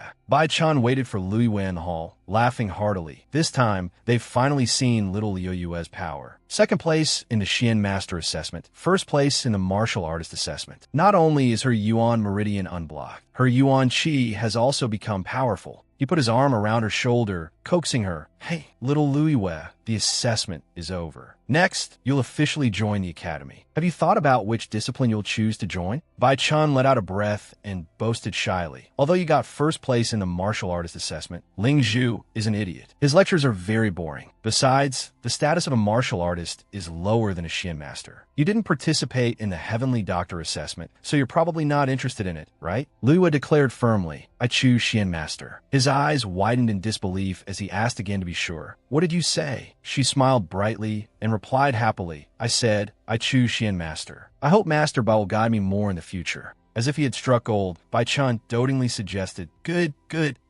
Choose Xian master, choose Xian master." "Little Liuyue, what do you want to do next? Shall I, your master, take you on a tour of the classroom? Or introduce you to other classmates? After all, you enrolled half a year later than everyone else." Liuyue expressed her wish, "I want to go home first." She covered her mouth, smiling as if secretly plotting, and mumbled to herself, "Before, I was just a piece of trash anyone could bully. Now the tables have turned. I want to go home and share the good news." In the morning, clamorous shouts echoed around the Chu family residence's grounds. Chu Liuyue defeated Chu Xianmin to win first place in Tianlu Academy's martial artist assessment. The Chu family has truly been blind for so many years, burying a talent. The crown prince has missed out on the strongest crown princess. Chu Yin was trying to comfort Xianmin. Beside them was the furious great elder, shameless, pretending to be trash for so many years just to do this. This is a slap in the Chu family's face. After yesterday's assessment, she didn't even come back all night. When she returns, I will show her absolutely no mercy. Chu Yin, holding a steaming teacup, asked him, "Great elder, stop deceiving yourself and others. Can a defective Yuan Meridian be faked?" Back then, His Majesty found a heavenly doctor to examine Chu Liuyue's condition. With these words of yours, you are blaming His Majesty. The second elder of the Chu family, Chu Yin, was put in a difficult position. The great elder was sweating profusely. "I didn't say that." Chu Yin, unable to listen anymore, retorted, "Second elder's words are not right. How can a Yuan Meridian suddenly suddenly become unblocked. It's either Chu Luiwei deliberately concealed it or used some dirty tricks behind the scenes. In any case, she must be thoroughly interrogated. Chu Xiamin's father, Chu Yin, added, "This time, even the crown prince was deceived. If his majesty asks, we will have an excuse to shirk responsibility." Hearing this, he fell silent, thinking to himself, thoroughly interrogate her. This is using a public matter to settle a private score, maybe even to kill her. Chu Luiwei and her father have been suppressed by them for years. Once she gains power, they will be the most afraid. But now the family head is in seclusion, and the Chu family is managed by the Great Elder. I should say less. From outside, a servant ran in hastily, reporting to the Great Elder. The eldest miss has returned. He ordered decisively, "She's back, so she's back. What's there to panic about? Quickly summon her to the main hall." The servant continued worriedly, but the eldest miss refuses to enter the residence. "She wants you to come out, saying she has something to say." The words made the Great Elder furious, and he slammed his hand on the chair. Shameless. Who does she think she is? How dare she demand an elder like me to go out and see her? Chu Yin, sitting beside him, quickly reminded him, "Who is Chu Luiwei?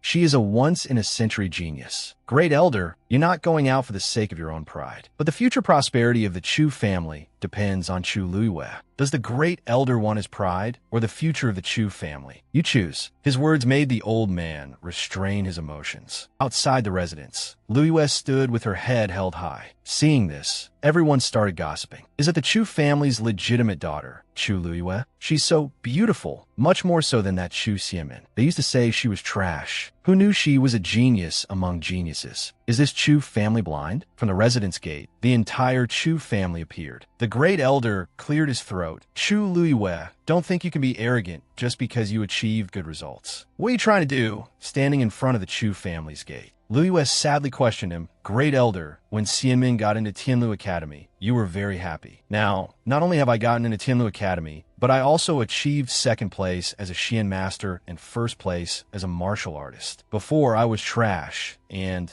I said nothing no matter how much I suffered. Now, I only want the same treatment as Xianmin. Why you look so displeased? Do you dislike me that much? What's wrong, Great Elder?" Chu Yin pointed straight at her face. "Chu Luiwei, you are too insolent. The Chu family gave birth to you, raised you, and painstakingly cared for you for over a decade. Without us, how could you be who you are today? And you have a nerve to stand here constantly complaining about your grievances. You ungrateful wretch. What do you want?" Luiwei smiled faintly, a scornful smile. "Gratitude." She raised her head high, looked at them, and recounted. A flashback of Luiwei collapsed on the ground. "When I was 5, I was poisoned by someone and almost died. Then came the painful bullying. When I was 7, I went to the training grounds and was nearly beaten to death by Chu Xiamin. A flashback of washing clothes in the cold snow. When I was 10, in the middle of winter, I was forced to wash clothes for the servants, and my hands nearly froze solid. Then there was the time I was saddled with the debt Xiamin caused. A few days ago, because Chu Xiamin bought jewelry, I was targeted by assassins. I can even let that slide. But my father, Chu Ning, a hero his entire life who toiled for the Chu family and the imperial court, was mercilessly trampled upon by you. A flashback of her father, dejected, drowning his sorrows in alcohol. From her sleeve, Luiwei quickly pulled out a piece of paper. I originally still held on to hope, but now it seems I can no longer stay in this cold-blooded Chu family. She held it and raised it high for all the surrounding commoners to see. Everyone here, please bear witness for me. It is not I, Chu Luiwei, who is heartless, but the Chu family that will not tolerate me and will not give me equal treatment. Therefore, from this day forward, I, Chu Luiwei, have decided to leave the Chu family. Before I leave, I only need to take my mother's dowry and my father's properties. From now on, I have no more relationship with the Chu family. I will not take half a shred of advantage from the Chu family. Just like that, Luiwei forcefully threw the paper down in front of the Great Elder. I have already arranged for a place to live elsewhere. From now on, I will never step into the Chu family again. This paper clearly lists my mother's dowry and my father's properties. Then she turned and walked away arrogantly. You have 3 days to bring the items to my residence. Otherwise, we will go see His Majesty to talk it over. There are many people here to bear witness for me. Don't you dare try to default on this debt. Farewell." The shock came too suddenly, causing the old man to tremble and collapse. Luckily, Chu Yin caught him. You. His face darkened as he looked at the Great Elder. So this is why she didn't want to enter the house. Her mother's dowry and her father's properties. Do we need to move them? An outsider also chimed in. Great elder, she has already demanded her things. With Chu Liuyue's temperament, if she stays in the Chu residence, we will have no place here anymore. It's better to spend some money now to make her leave. Chu Yin said to the old man, with a scheming look,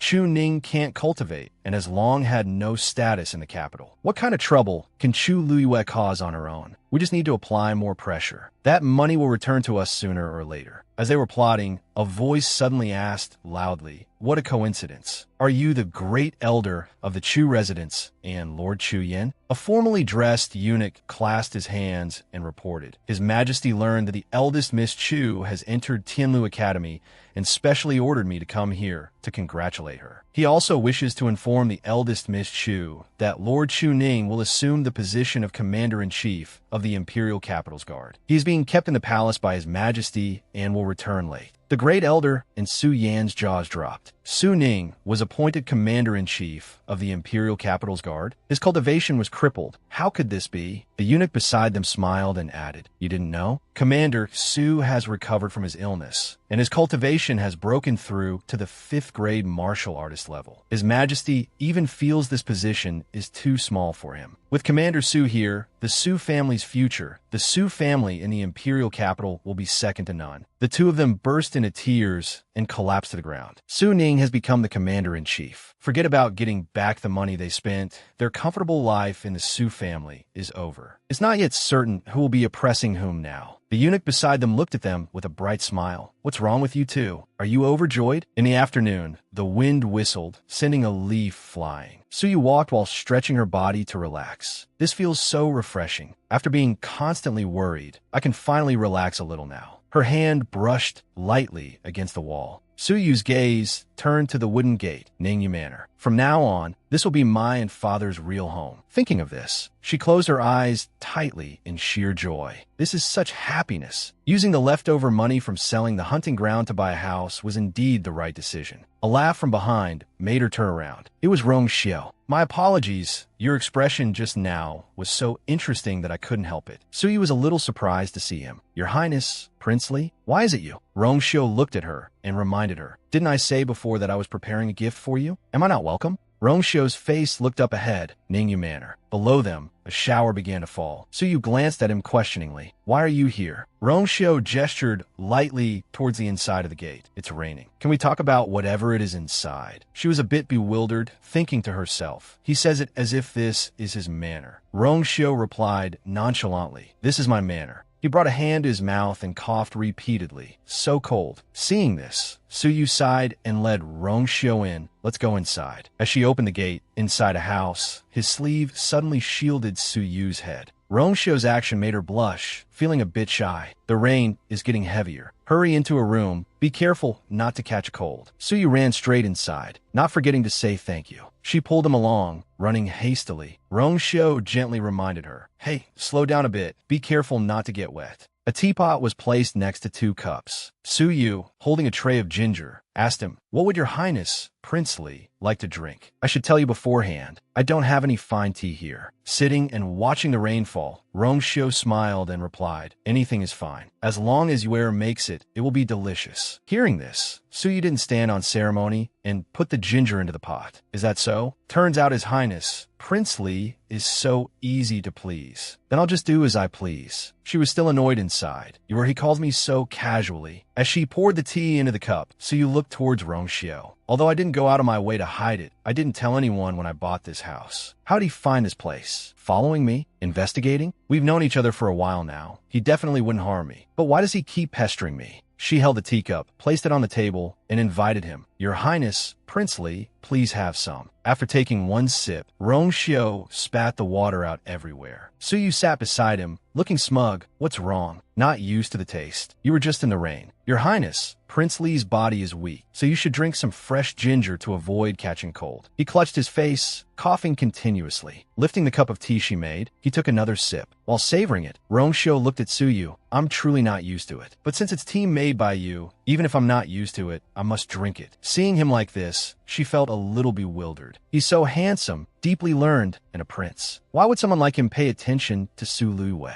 In the original owner's memories, he doesn't appear at all. Suyu sat there, propped her chin on her hand, sighed, and suggested, "Your Highness, Princely, let's just be direct. Why exactly did you come here? You've helped me many times. Now that I've turned my situation around, you should state your purpose." Rongxiu still held the cup tightly in his hand. Yuer is truly smart. From the edge of a pocket near his chest, he pulled out a box. "I came here today not just to congratulate you on getting into Tianlu Academy. There is another important matter." Looking at the box on the table, Suyu mused. "I guessed right. He really does have another motive. But I don't know why. I feel a little disappointed." Meanwhile, Rongxiu urged her, "Open it and see." The box lid opened, revealing a beautiful hairpin inside. Suyu held the hairpin, observing it with admiration. This is a peach blossom hairpin made from moon condensing stone. This moon condensing stone is a treasure of the entire Xuanwu continent, let alone in the Miaoshan kingdom, and he had it made into a hairpin to give to me. Thinking of that, she cried out, wanting to refuse. "I can't accept this. It's too precious." Rongxiu sat beside her calmly. "You just need to say whether you like it or not." Suyu's hand lightly touched the hairpin box. "What does this have to do with liking it or not? I can't accept a reward without merit." He held the hairpin, looked at her, and reminded her, "Has Yuer perhaps forgotten what day it is today? Today is your 18th birthday. On this day, girls consider a hairpin as a coming-of-age gift. I specially had this made as a gift. If you don't accept it, I can only keep begging you." Rongxiu's words made Suyu remember her own coming-of-age ceremony in her past life. Her father had held a banquet for 3 whole days. After reincarnating, she was always planning her revenge and paid no attention to this matter at all. Unexpectedly, Rongxiu remembered. Suddenly, he was standing beside her, his hand placing the hairpin in her hair. "What are you spacing out for? Come, let me help you put it on. Now that Yuer is a grown woman, she can get married." "Your Highness." Suyu sat there, slightly annoyed. "Has anyone ever told you that you're very thick-skinned?" Looking at the hairpin's pattern, Suyu wondered, "Peach blossoms only bloom in spring. You gave me this hairpin, so why is there snow on the peach blossoms?" As he fastened it for her, Rongxiu explained, "Peach blossoms can also bloom in winter." Hearing this, she chuckled softly. "You say it as if you've seen it before." Suddenly, their faces were close to each other. Rongxiu looked at Suyu and assured her, "Of course I have seen it." His eyes looked at her affectionately as he described it. Snow filled the sky. The peach blossoms were radiant. Snowflakes and peach blossoms fell gently on Suyu's hair. That scene is still vivid in my mind now. I will never forget it in this lifetime. She looked at Rongxiu with a scrutinizing gaze. Nonsense. His mouth says he's reminiscing about the scenery, but his eyes are clearly reminiscing about someone. Unforgettable, I wonder who it could be?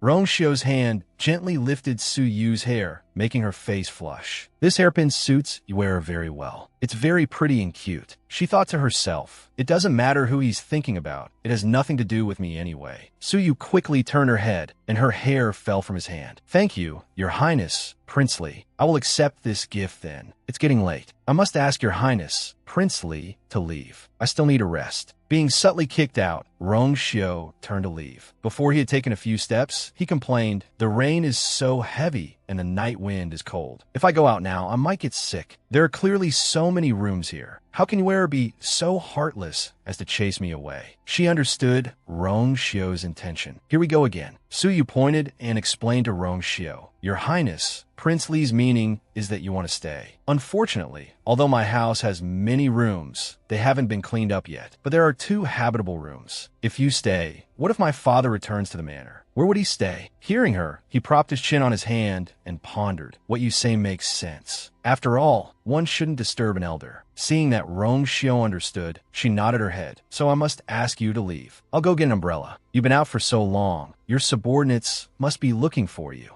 Unexpectedly, he turned around, looked at her, and smiled. "An umbrella can block the rain, but it can't block the wind. My body is frail. It seems I can only trouble Yuer." Hearing him say this, Suyu's eyes widened. "You want to sleep in my room?" Rongxiu even put on an act of coughing in front of Suyu. "So cold. I'll have to trouble Yuer to prepare a thick blanket for me." The sounds of a dust beater echoed throughout the room. Rongxiu stood by, watching her clean, and teased with a smile. This blanket is about to be beaten to shreds by you, yet still holding up." Suyu replied in a scathing tone, "His Highness, Prince Li's body is frail. I have to make sure you use a very soft blanket. When she was done, she threw the blanket straight into his hands. Here for you. I invite your highness, Prince Li, to rest. This humble servant will take her leave. She was furious inside. What modest, gentle as jade. It's all fake. He's just a thick-skinned scoundrel. Before she could leave, Rongxiu's hand held Suyu back. In just a few seconds, she was lying underneath him. Looking at Rongxiu, Suyu was bewildered. Your highness, Prince Li, what is the meaning of this? His hand caressed her beautiful face as he whispered, "You can't leave. I often have nightmares when I sleep. I need someone to sleep beside me." Suyu was angry. Her face flushed as she reminded him, You, don't push your luck. My manor doesn't offer this kind of sleep-accompanying service." But Rongxiu continued to tease her. "At least you can watch me sleep. Otherwise, I'll be very scared." Suddenly, the curtain flew open. Both of their eyes watched something quite intently. Suyu's face lit up with joy as she called out loudly, "Shue Shue, why are you here?" From outside the door, Shue Shue, covered in water, walked in. It shook its body, flinging water everywhere. Rongxiu immediately shielded Suyue. Careful. Without hesitating, she leaped off the bed, ran over, and hugged Shue Shue joyfully. "Shue Shue, did you come specially to visit me?" "Thank you. Besides, you came at the perfect time." As it pounced, Rongxiu stood there observing for a long while before speaking. It really did come at the perfect time. His voice made its face darken with fear. He raised a hand to his chin and asked her, "Does Yue like Shue Shue very much? But do you know its full name is Shue Hua? It seems only you call it Shue Shue."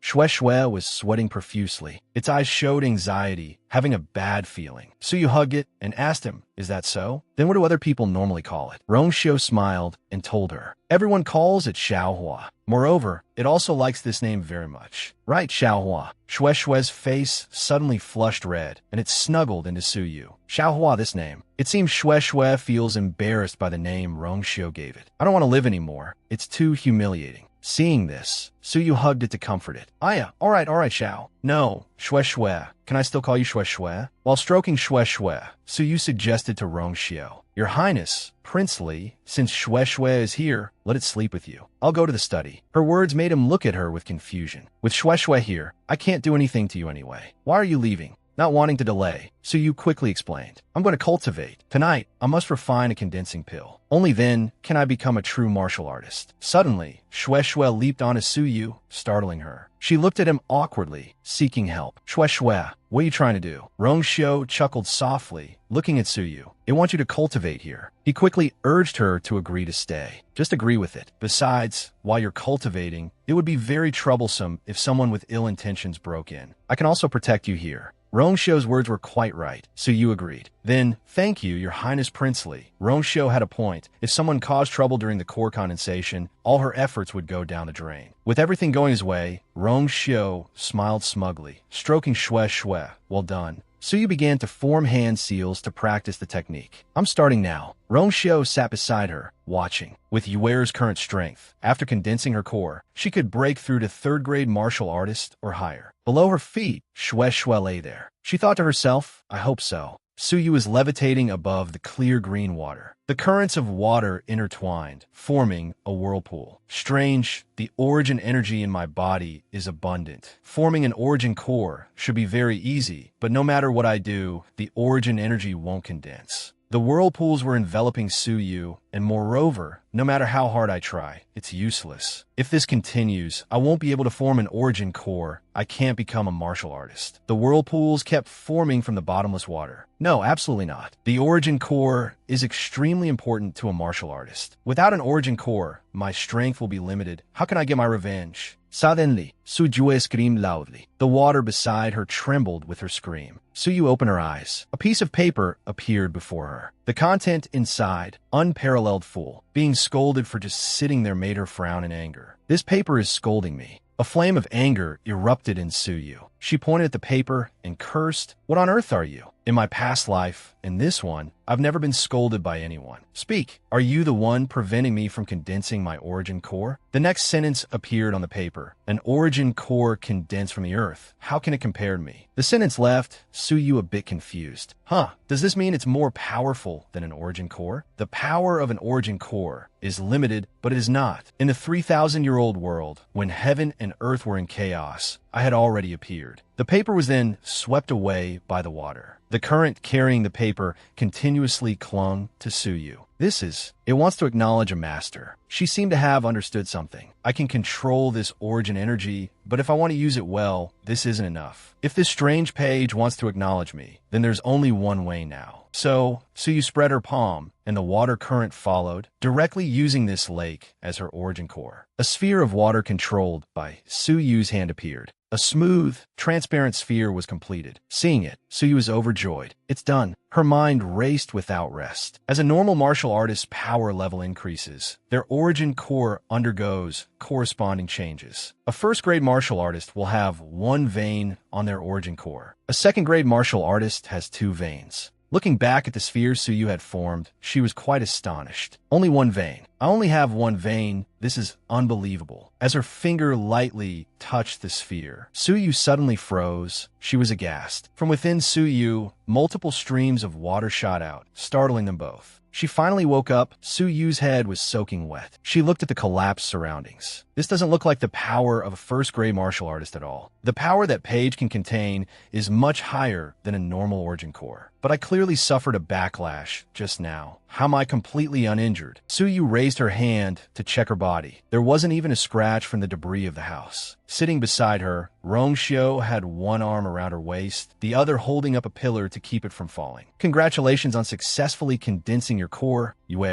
Are you hurt? Looking at him, she blushed. Rongshio. Seeing Suyu was safe, Rongshio was relieved and reminded her gently, "It seems you're not hurt. Although I quite like you leaning on me like this. Could you move away a little? With you here, I don't dare to move." Seeing this, she quickly got up. "Okay, I'm getting up. You be careful and get up slowly too." Seeing Suyu's concern for him, Rongshio, holding the pillar, assured her, "Don't worry, I'm supporting it with one hand. It'll be fine." As soon as he finished speaking, the pillar collapsed, and he was pulled down with it before her dazed eyes. Sighing, Suyu felt a little guilty. He clearly could have just ignored me. Suyu also had a heart. She walked over to the rubble. "Hey, Rongshio, are you alright? Do you need me to help you out?" Rongshio quickly threw off the debris on top of him and jumped up. "Don't worry, I'm fine. How could I bear to let Yuer worry about me?" His words made her feel annoyed. "Who's worried about you?" Rongshio suddenly rushed close to Suyu. "This aura of yours. This is a first-grade martial artist." Seeing this, she could only give a foolish smile. "A first-grade martial artist is fine too. I can hide my true strength." In her heart, she had already decided she would absolutely not admit it casually. "I fundamentally can't draw another vein on this origin core." Rongshio could only look at her dotingly. "You caused such a commotion in the imperial capital before. Now you should hide your strength a bit. It seems Yuer is going to put on a good show for me." A sound attracted his attention, and he looked back. This time, "There's no need to see me off, sir," Rongshio suggested. "The rain has stopped. I should be going back. I'll visit you another day." 5th-grade martial artist. And so, he ran off like the wind, leaving a bewildered Suyu standing there. Doesn't he want to stay the night? He just left like that. Early in the morning at her father Suning's manor. A table of food was waiting for Suyu. "You're back." Seeing her, Suning urged, "Hurry and come eat." Suyu ran over and hugged him tightly. "Father, now that you're the commander-in-chief of the Imperial Guard, it's not easy to have a meal with you." Suning patted her head and smiled at her. "To me, you are priceless. This afternoon, Father has organized a grand banquet. Outside, the peach blossoms were in full bloom. A voice echoed, "Commander." From the door, a soldier hurriedly reported, "Commander, the restaurants all say they have no more room and can't take any more reservations. It seems all the restaurants are saying they have no space."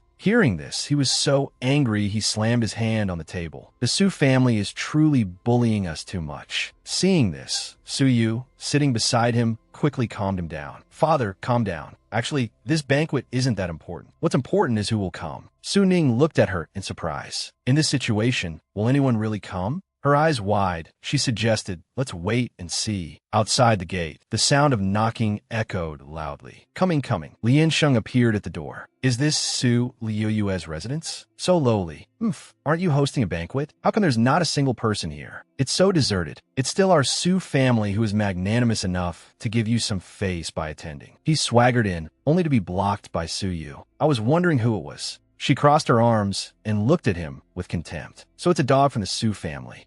They even specially sent someone to cause trouble." Lien Sheng's face darkened as he looked at Suyu angrily. "You, who are you calling a dog?" As soon as he finished speaking, Su Ning's soldier punched him. "Do not shout in front of my master." Looking at Lien Sheng, Su Yu smiled smugly. The people of the Su family are truly useless. They don't even dare to come themselves, sending this kind of trash instead. Though beaten, he managed to cover his mouth and retort, You don't get cocky. You absolutely won't be able to hold your banquet today. Is that so? A voice rang out. General Su, eldest Miss Su. A eunuch stood at the door, respectfully inviting the two. Shopkeeper Su Hui of the Phoenix Pavilion invites General Su and eldest Miss Su to a banquet at the Phoenix Pavilion. Su Yu stomped hard on Lien Sheng on the ground. Isn't there a banquet now? Just like that, she and her father got into a sedan chair, leaving the bruised Lien Sheng lying there. I have to say, who helped me with this? Could it be Rong Xiao? This way, please. No matter who it is, I have to go see first and then act according to the situation. The sky was clear and blue at a large building, the Phoenix Pavilion. The eunuch pointed towards shopkeeper Yin and introduced him. Miss Luiyue, General Su, I heard that Miss Luiyue got into Tianlu Academy, so I especially came to congratulate you. This is shopkeeper Yin of the Treasure Pavilion, the one who booked the entire restaurant for 3 days for you. As soon as Su Yu saw him, she recognized him. So it's him. She quickly bowed her head to thank shopkeeper Yin, making him flustered. No need. This humble one doesn't dare to accept. Shopkeeper Yan's attitude surprised Su Yu a little. What's wrong with this shopkeeper Yan? So nervous and cautious? He pointed to the table full of treasures. Thanks to you, miss. Last time I bought your land deed for only 300 taels. This time, I have specially prepared some gifts and hope Miss Su will accept them. Looking at the pile of gold and silver, she pondered for a long time. He was really courting death before, coveting the future princess consort's things on the cheap. I hope this can make up for it. Finally, as she touched the ginseng, Su Yu happily accepted. I'll accept shopkeeper Yan's kind intentions. Seeing her accept, he was overjoyed. That's great, that's great. While they were talking, another guest arrived, making her look over. Si family's eldest young master, Si Ting, has arrived. Su Yu's jaw dropped in disbelief. Why is he here? Si Ting walked in from outside, cupping his hands respectfully. Si Ting pays his respects to Uncle Su.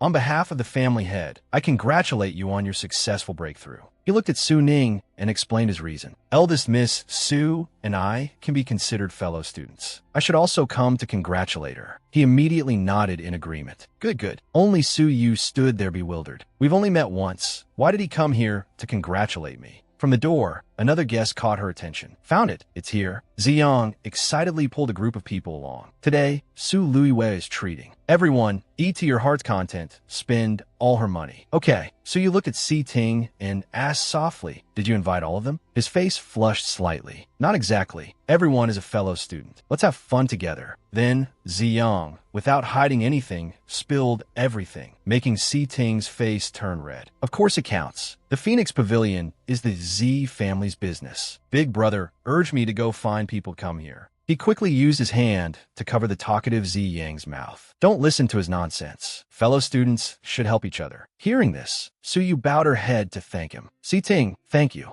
This made Si Ting blush, paying no mind to Ziyang. He slowly approached her. If you really want to thank me, then in this upcoming assessment, don't hide your strength in front of me. He smiled and looked at Su Yu affectionately. I really want to see the real Su Luiyue. Her eyes widened as she looked at Si Ting. Another new guest arrived. His Highness Prince Li has arrived. Rongshou walked in gracefully. Ziyang innocently pointed and said loudly, The court officials behind Prince Li are my parents. The faces of the group behind him turned pale. Why are our parents here? Su Yu held her head in her hands, her face pale. In this situation, this person has come to cause more trouble. Su Ning stepped forward to greet him. Your Highness Princely, why do you have the leisure to come here today? He smiled faintly at him. Lord Su Ning's promotion is a joyous occasion. This prince is feeling well today, so I wanted to come and offer my congratulations. Then he looked over at Si Ting, standing beside her. And this is? He quickly introduced him. This is Yuer's fellow student, Si Ting, young and talented. For my daughter to have such a good friend right after entering the academy, it's truly wonderful. Hearing this, Rongxiu's eyes showed a hint of annoyance. Well done, little Luiyue, daring to flirt with others behind my back. He looked towards Si Ting. Thank you for coming to congratulate our Luiyue. This prince toasts you. Rongxiu's words made Su Yu uncomfortable. Who is our with you? He cupped his hands in response to him. Your Highness is joking. Miss Luiyue and I have a very good relationship. This is what I should do. Hearing this, she was also helpless, completely stunned. Who has a good relationship with you? Near Si Ting, Ziyang was being teased by some girls.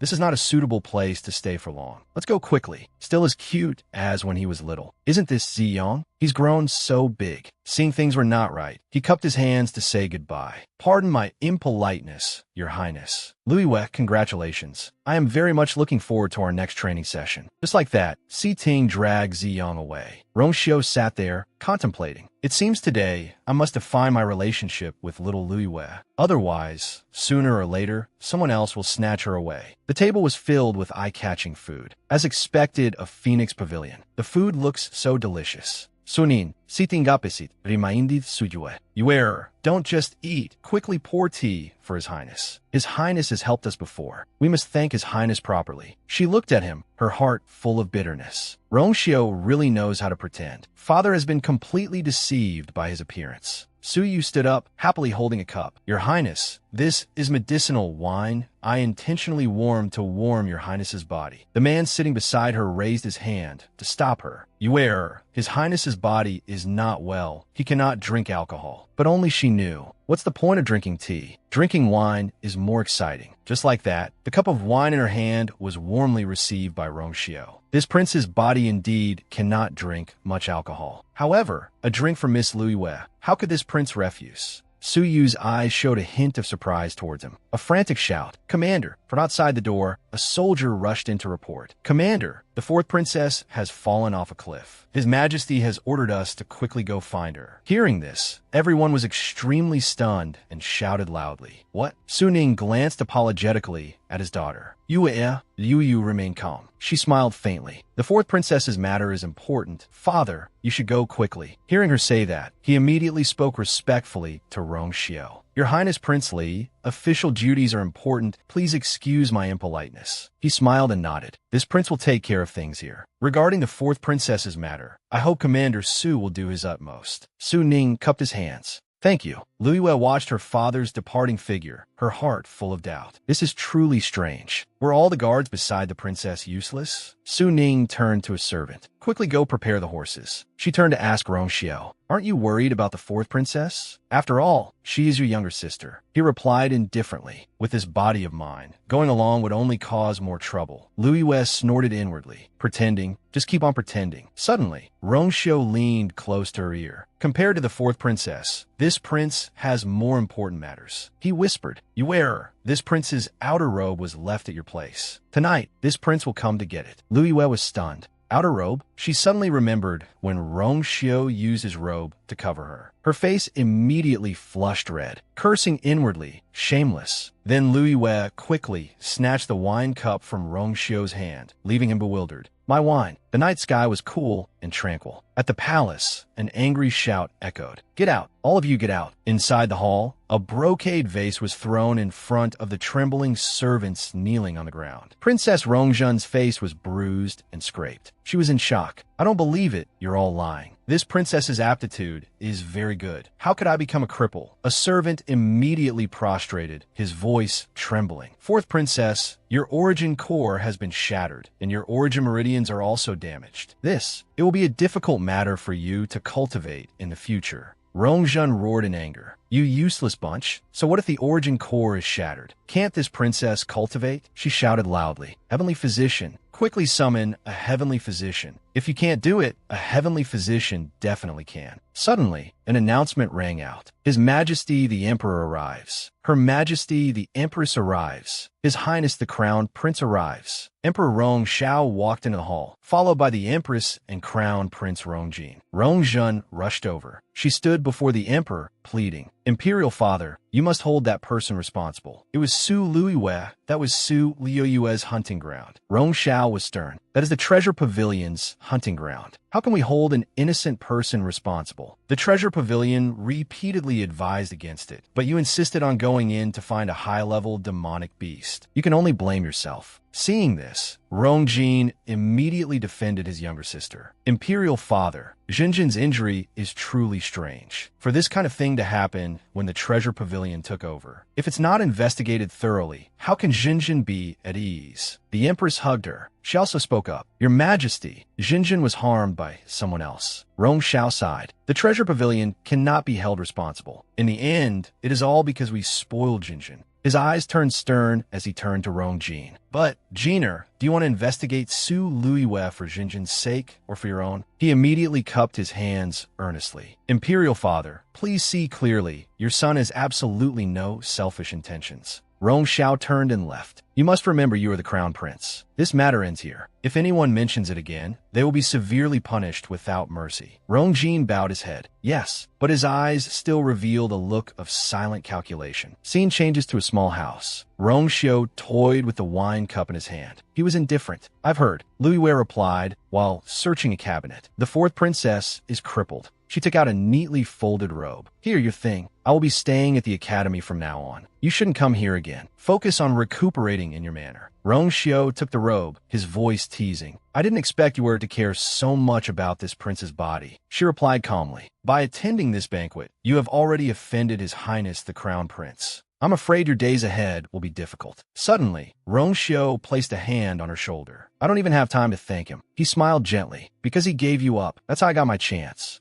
Luiwe was made to blush by him. She quickly moved away from him, stammering, Your Highness, you shouldn't joke. Rong Xiao wouldn't let it go. He stepped closer to her and said in a low voice, I'm not joking. And don't you stand so close to Si Ting. I will get jealous. Luiwe also quickly backed away. She explained awkwardly, He's just my fellow student. He questioned, Then what about me? In Yueter's eyes, what am I? She was stunned, unable to speak. Rong Xiao placed her hand on his chest, whispering sincerely, To put my mind at ease, give me a status. Luiwe was shy on the outside, but inside, she remembered that scumbag and bitch screaming incessantly. Su Luiwe, you must take revenge. You cannot be distracted. But then she thought again. But it seems I've already developed feelings for Rong Xiao. Luiwe hesitated and asked, Rong Xiao, why me? He answered without a hint of hesitation. Because you are worthy. She lowered her head. But even I don't feel I am worthy. Rong Xiao gently caressed her cheek, his voice full of affection. Then I will use my entire life to prove that you are worthy. Luiwe pursed her lips slightly. So what if I don't agree? He smiled. Then I will just keep expressing my feelings to you until you agree. Luiwe let out a small laugh. She said happily, If you're so stubborn, then I'll try to give you a status. Rong Xiao was overjoyed. Really? She nodded lightly. Seeing this, he didn't hesitate to pull her into his arms. The two of them leaned against each other in a tender and happy moment. The next morning at Tianlu Academy, Baitsen e Prouchtiuyu. You've been waiting for me for a long time, haven't you? Come, I'll take you to meet Master. She smiled faintly and nodded gently. When Luiwe arrived, a calm voice sounded. Las, Gomein. As she stepped over the threshold, she suddenly noticed a formation array appearing under her feet. It's a Xian formation again. A stream of light enveloped Luiwe, surprising her. Is this a test for me? Luiwe looked around in a daze. Why did the Xian formation disappear? Elder Sun slowly walked out. Lass, how is my Xian formation? She immediately cupped her hands and bowed her head. Very miraculous. The old man laughed happily. Then can I be your master? As long as you become my disciple, you can learn any Xian formation. Luiwe asked cautiously. So, just now, Elder Sun was demonstrating his strength? Elder Sun stroked his long beard, nodding in satisfaction. That's right. If one sincerely wants to take a disciple, one must show the disciple the master's capabilities. She breathed a sigh of relief. Elder Sun, before she could finish her sentence, Jiding suddenly burst in. Stop, stop, stop, stop. He quickly landed a blow on Elder Sun's head. You little brat, you dare to snatch a person from your martial uncle. How audacious. The old man jumped in fright, flustered. Martial uncle, don't strike. Why are you here? Jiding tilted his chin up, full of arrogance. Of course I'm here to take a disciple. He continued, I feel that we are very fated. I believe that we will meet again soon. In an instant, the image of a mischievous little boy holding a stone suddenly appeared in Liu Yue's memory. She was surprised. It's you, the kid who sold the stone? Jiding pulled out a few sprigs of herbs from his sleeve, gleefully. It's me, the 65th headmaster of Tianlu Academy, Yi Jiding. I'm a heavenly physician. Do you want to be my disciple? As long as you become my disciple, you can have as many red stones as you want, and I have many other medicinal ingredients. I absolutely won't bury your talent, he said as he moved closer, his voice full of temptation. The status of a heavenly physician is the highest. You should think it over carefully. Just then, a stern voice rang out, cutting everyone off. No need to think. Rong Xiao walked in. You should still go into seclusion. Don't come out and cause trouble anymore. Luiwe was surprised. Why are you here? he explained. The origin energy at Tianlu Academy is abundant. My mother has a small courtyard here for cultivation, and I also often come here to recuperate my body, just in time to be with you. She blushed, murmuring, "Watch what you say a little. There are outsiders here." Jiding sighed thoughtfully. It seems my path to taking a disciple is still very arduous. Meanwhile, Rong Xiao, like a little fox, nestled against Lu Yue. "All right, I'll listen to everything you say." Just then, Master Dong suddenly appeared, his voice full of anxiety. "Elder son, the tidal demonic beast on Wanling Mountain has awakened. The student's training trial must be postponed until tomorrow." Elder Sun immediately reacted. "Quickly go and notify the students to prepare thoroughly. Automatically form teams and head to the training grounds." Lu Yue bowed her head and replied, "If that's the case, then I will go find other fellow students to form a team." Jiding waved his hand happily. "Go on, little Lu Yue. Remember to think carefully about becoming my disciple." Then she left with Rong Xiao. Elsewhere, in a room, Mingzhu was loudly arguing with Hong Yu. She said in a low voice, shouting directly, "Mu Hong Yu, who the hell do you think you are? You dare to invite my brother Si to form a team with you?" Hong Yu refused to back down, immediately retorting, "Your brother Si, how shameless. Hanging out with Su Xianmin has made your brain sick too." Lu Yue spoke up, attracting their attention. "Hey, why is it so noisy? She was as beautiful as a celestial being."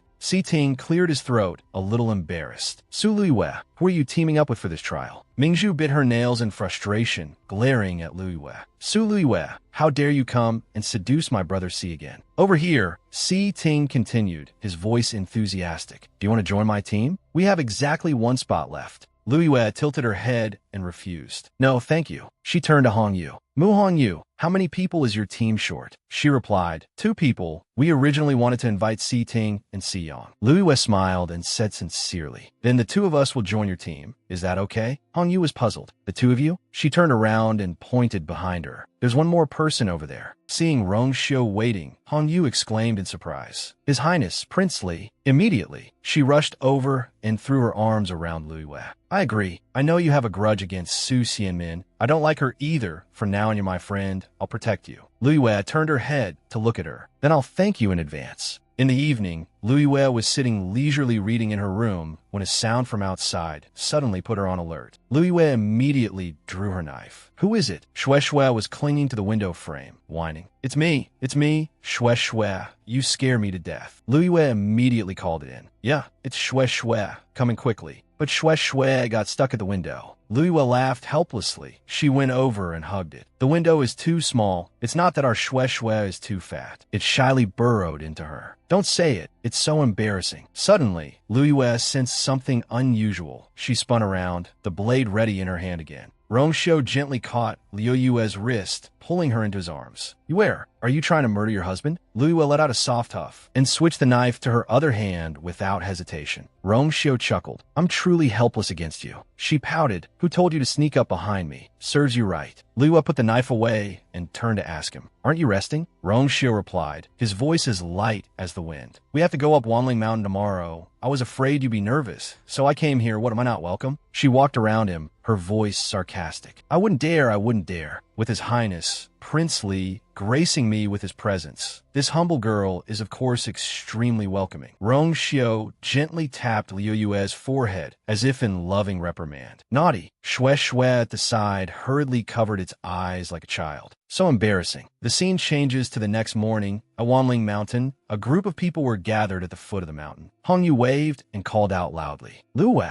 His Highness, Prince Li, over here." She came over, affectionately linking arms with her. "Come here. First, I must introduce you to the members of our team." Hong Yu introduced them one by one. "That strong one is Xin Hu. That serious-faced one is named Gu Mingfeng. Both are 3rd-rank martial artists." Xin Hu stepped forward cheerfully. "You must be Su Lu Yue, the genius of geniuses. I'm in awe. Mingfeng just replied briefly in a deep voice. "Hello," Lu Yue replied. "Hello, everyone. I'm Su Lu Yue."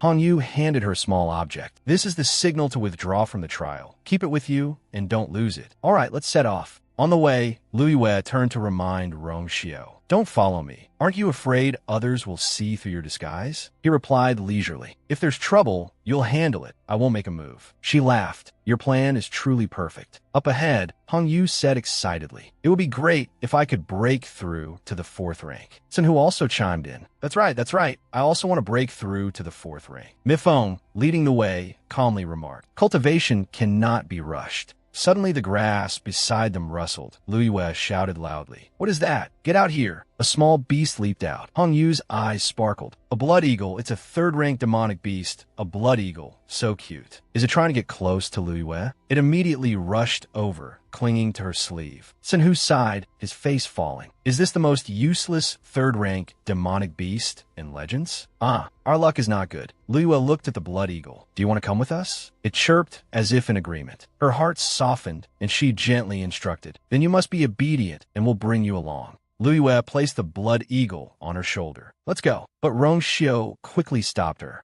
Wait. Immediately after, Hong Yu screamed in panic. There's a wolf. Behind the bushes, a pair of bright red eyes lit up. Lu Yue said gravely, it's not just one, it's a pack. Hundreds of blood-red pairs of eyes appeared everywhere, surrounding the group. The wolves appeared from all directions. Hong Yu cried out in a fluster. 3rd-rank demonic beasts. Wind-chasing wolves? There must be at least more than 10 of them. There are only 5 of us. How can we be their match? Ming Feng frowned, saying doubtfully, that's not right. Although wind-chasing wolves are ferocious, they are very arrogant and rarely attack humans. Sun Hu impatiently cut in. Hey, stop analyzing. Hurry up and think of a strategy. Lu Yue drew her sword. She said to Rong Xiao, don't make a move. Hide behind me. He also cooperated obediently. Then I'll have to rely on you, and I'll take care of this little fellow for you. Just then, a roar echoed from the mountaintop. Liu Yue's expression changed. It's the Wolf King. She gave Hong Yu a subtle glance. To win, you must first capture the leader. With that, Lu Yue leaped forward. The Wolf King is mine. The others also charged forward to fight. Leave the other wind-chasing wolves to us. Soon, she reached the mountaintop. She faced the Wolf King directly. Unexpectedly, the fierce beast was able to bite and break the sword in her hand. It swung its claws, landing a heavy blow on Liu Yue's shoulder. Rong Xiao, standing below, his face went pale. Yue, how are you? She clutched her shoulder, shouting down. I'm fine. You don't need to make a move. Let me handle it. The Wolf King charged again. Lu Yue was as fast as lightning and stabbed it straight in the eye. She watched the beast fall to the ground, considering it dealt with. Rong Xiao rushed over. Yue,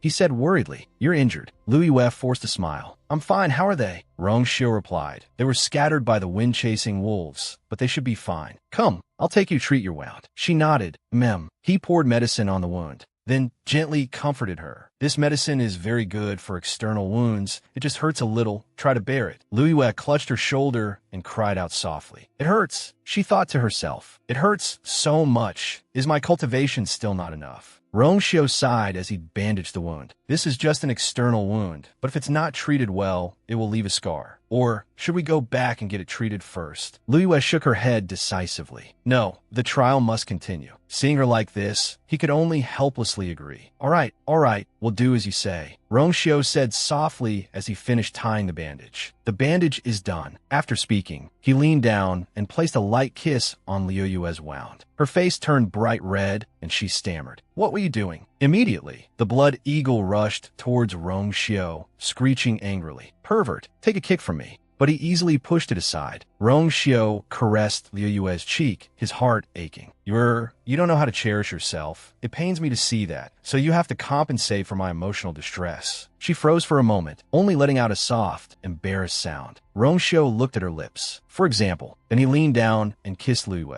Rong Xiao rested his head in the crook of her neck. He whispered, I'll be careful. I won't touch your wound. Lu Yue let out a soft, trembling, and delicate sound. He gently laid her down beside the crackling fire. The next morning, Rong Xiao sat leaning against a tree, his gaze fixed on Lu Yue combing her hair by the stream. She glanced at him, teasing. Have you had enough of looking? We should get going. Rong Xiao smiled softly. A lifetime is not enough to look at my Yue.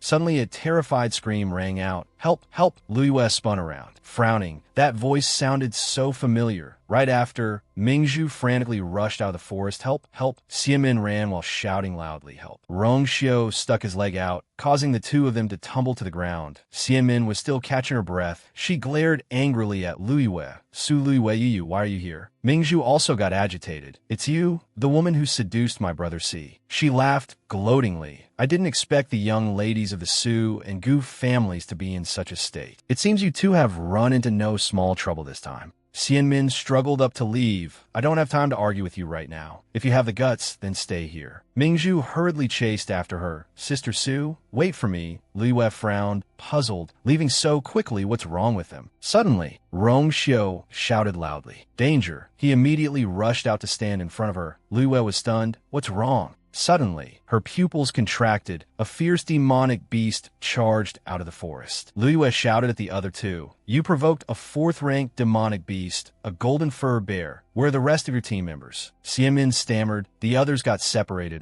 Mingzhu tried to justify. We didn't provoke it. We just took the opportunity while it was out looking for food. Wanted to take the golden fur bear cub. Lu Yue was furious. Fools. The golden fur bear is very protective of its young. If you touch its cub, it will always hunt you down. It will chase you to the very end. She turned to look at Rongxiu. So what should we do? We've been dragged into this. It's too late to escape now, he calmly replied. Then we fight. Lu Yue turned to the other two, giving a decisive order at such a close distance. You can't escape. Cooperate with me to buy time. I'll set up a Xian formation to kill it. Xianmin looked annoyed, but Mingzhu was already starting to waver. Xianmin, what she said makes sense. We should probably listen to her. Lu Yue's lips curled into a silent sneer at her. What a pretense for the sake of survival. This is indeed the best solution right now. Xianmin gritted her teeth. Fine. We'll cooperate with you. They immediately drew their swords and charged forward to fight the demonic beast. She turned back to tell Rongxiu, I'll set up the Xian formation. You transfer your vital energy to me to achieve the best effect. He nodded. All right. Lu Yue waved her hand and spiritual energy spread throughout the space. The Xian formation gradually appeared. She said loudly, activate Xian formation. The magical power in the formation quickly locked down the demonic beast. Mingzhu was stunned. A fourth-rank Wood Origin formation. This Xian formation surpasses Su Liuyue's rank. How could she do it? Restrained by the Xian formation, the demonic beast quickly fell. She took the opportunity to point her sword at it. Who told you to chase me? Who told you to chase me? I'll kill you. Over here, Xiamin thought smugly. The golden fur bear cub is mine. Unexpectedly, the demonic beast's eyes flew open. It mustered its strength to swipe at them before collapsing. She shrieked, my face, while Mingzhu cried out in pain, my arm. Lu Yue took out a vial of medicine. This is medicinal powder for external wounds, but there's only one bottle. You two can decide who uses it first. Staring at the vial dangling before them, their thoughts were hard to guess. Xianmin acted first, snatching the vial. She yelled, Mingzhu, I absolutely cannot be disfigured. Absolutely not. This medicine is mine. Mine. Mingzhu became furious. Su Xianmin. Xianmin clutched the vial, glaring accusingly at her. Su Luiyue, stop pretending to be a good person. If it weren't for you, I wouldn't have been injured in the first place. Bitch, bitch. With that, she turned and ran off. Ming Su Xiaoti, Su Xianmin. Liu Yue's lips curled into a cold smile. One bottle of medicine, and a person's true character is revealed. Gu Mingzhu, you should thank me. She retorted angrily. Su Luiyue, you're no good person either. You and Su Xianmin can both go to hell. She shrugged, her voice indifferent. I don't care. It's just that. Lu Yue leaned down, getting close to her, her voice low and threatening. I was originally going to settle the score with Su Xianmin, but unfortunately, she ran away. How about you pay her debt for her? Mingzhu was terrified. Pay? Pay what debt? I'll talk. I'll tell you everything. She said coldly. Speak. Lu Yue tilted her head, thinking to herself, strange, what does she want to say? Could there be a hidden story behind her provoking the golden fur bear? She said resentfully, I know Si Ting likes you, but I like Si Ting. I'm jealous of you. So jealous I'm about to go mad. Why do you get his affection and not me? Why?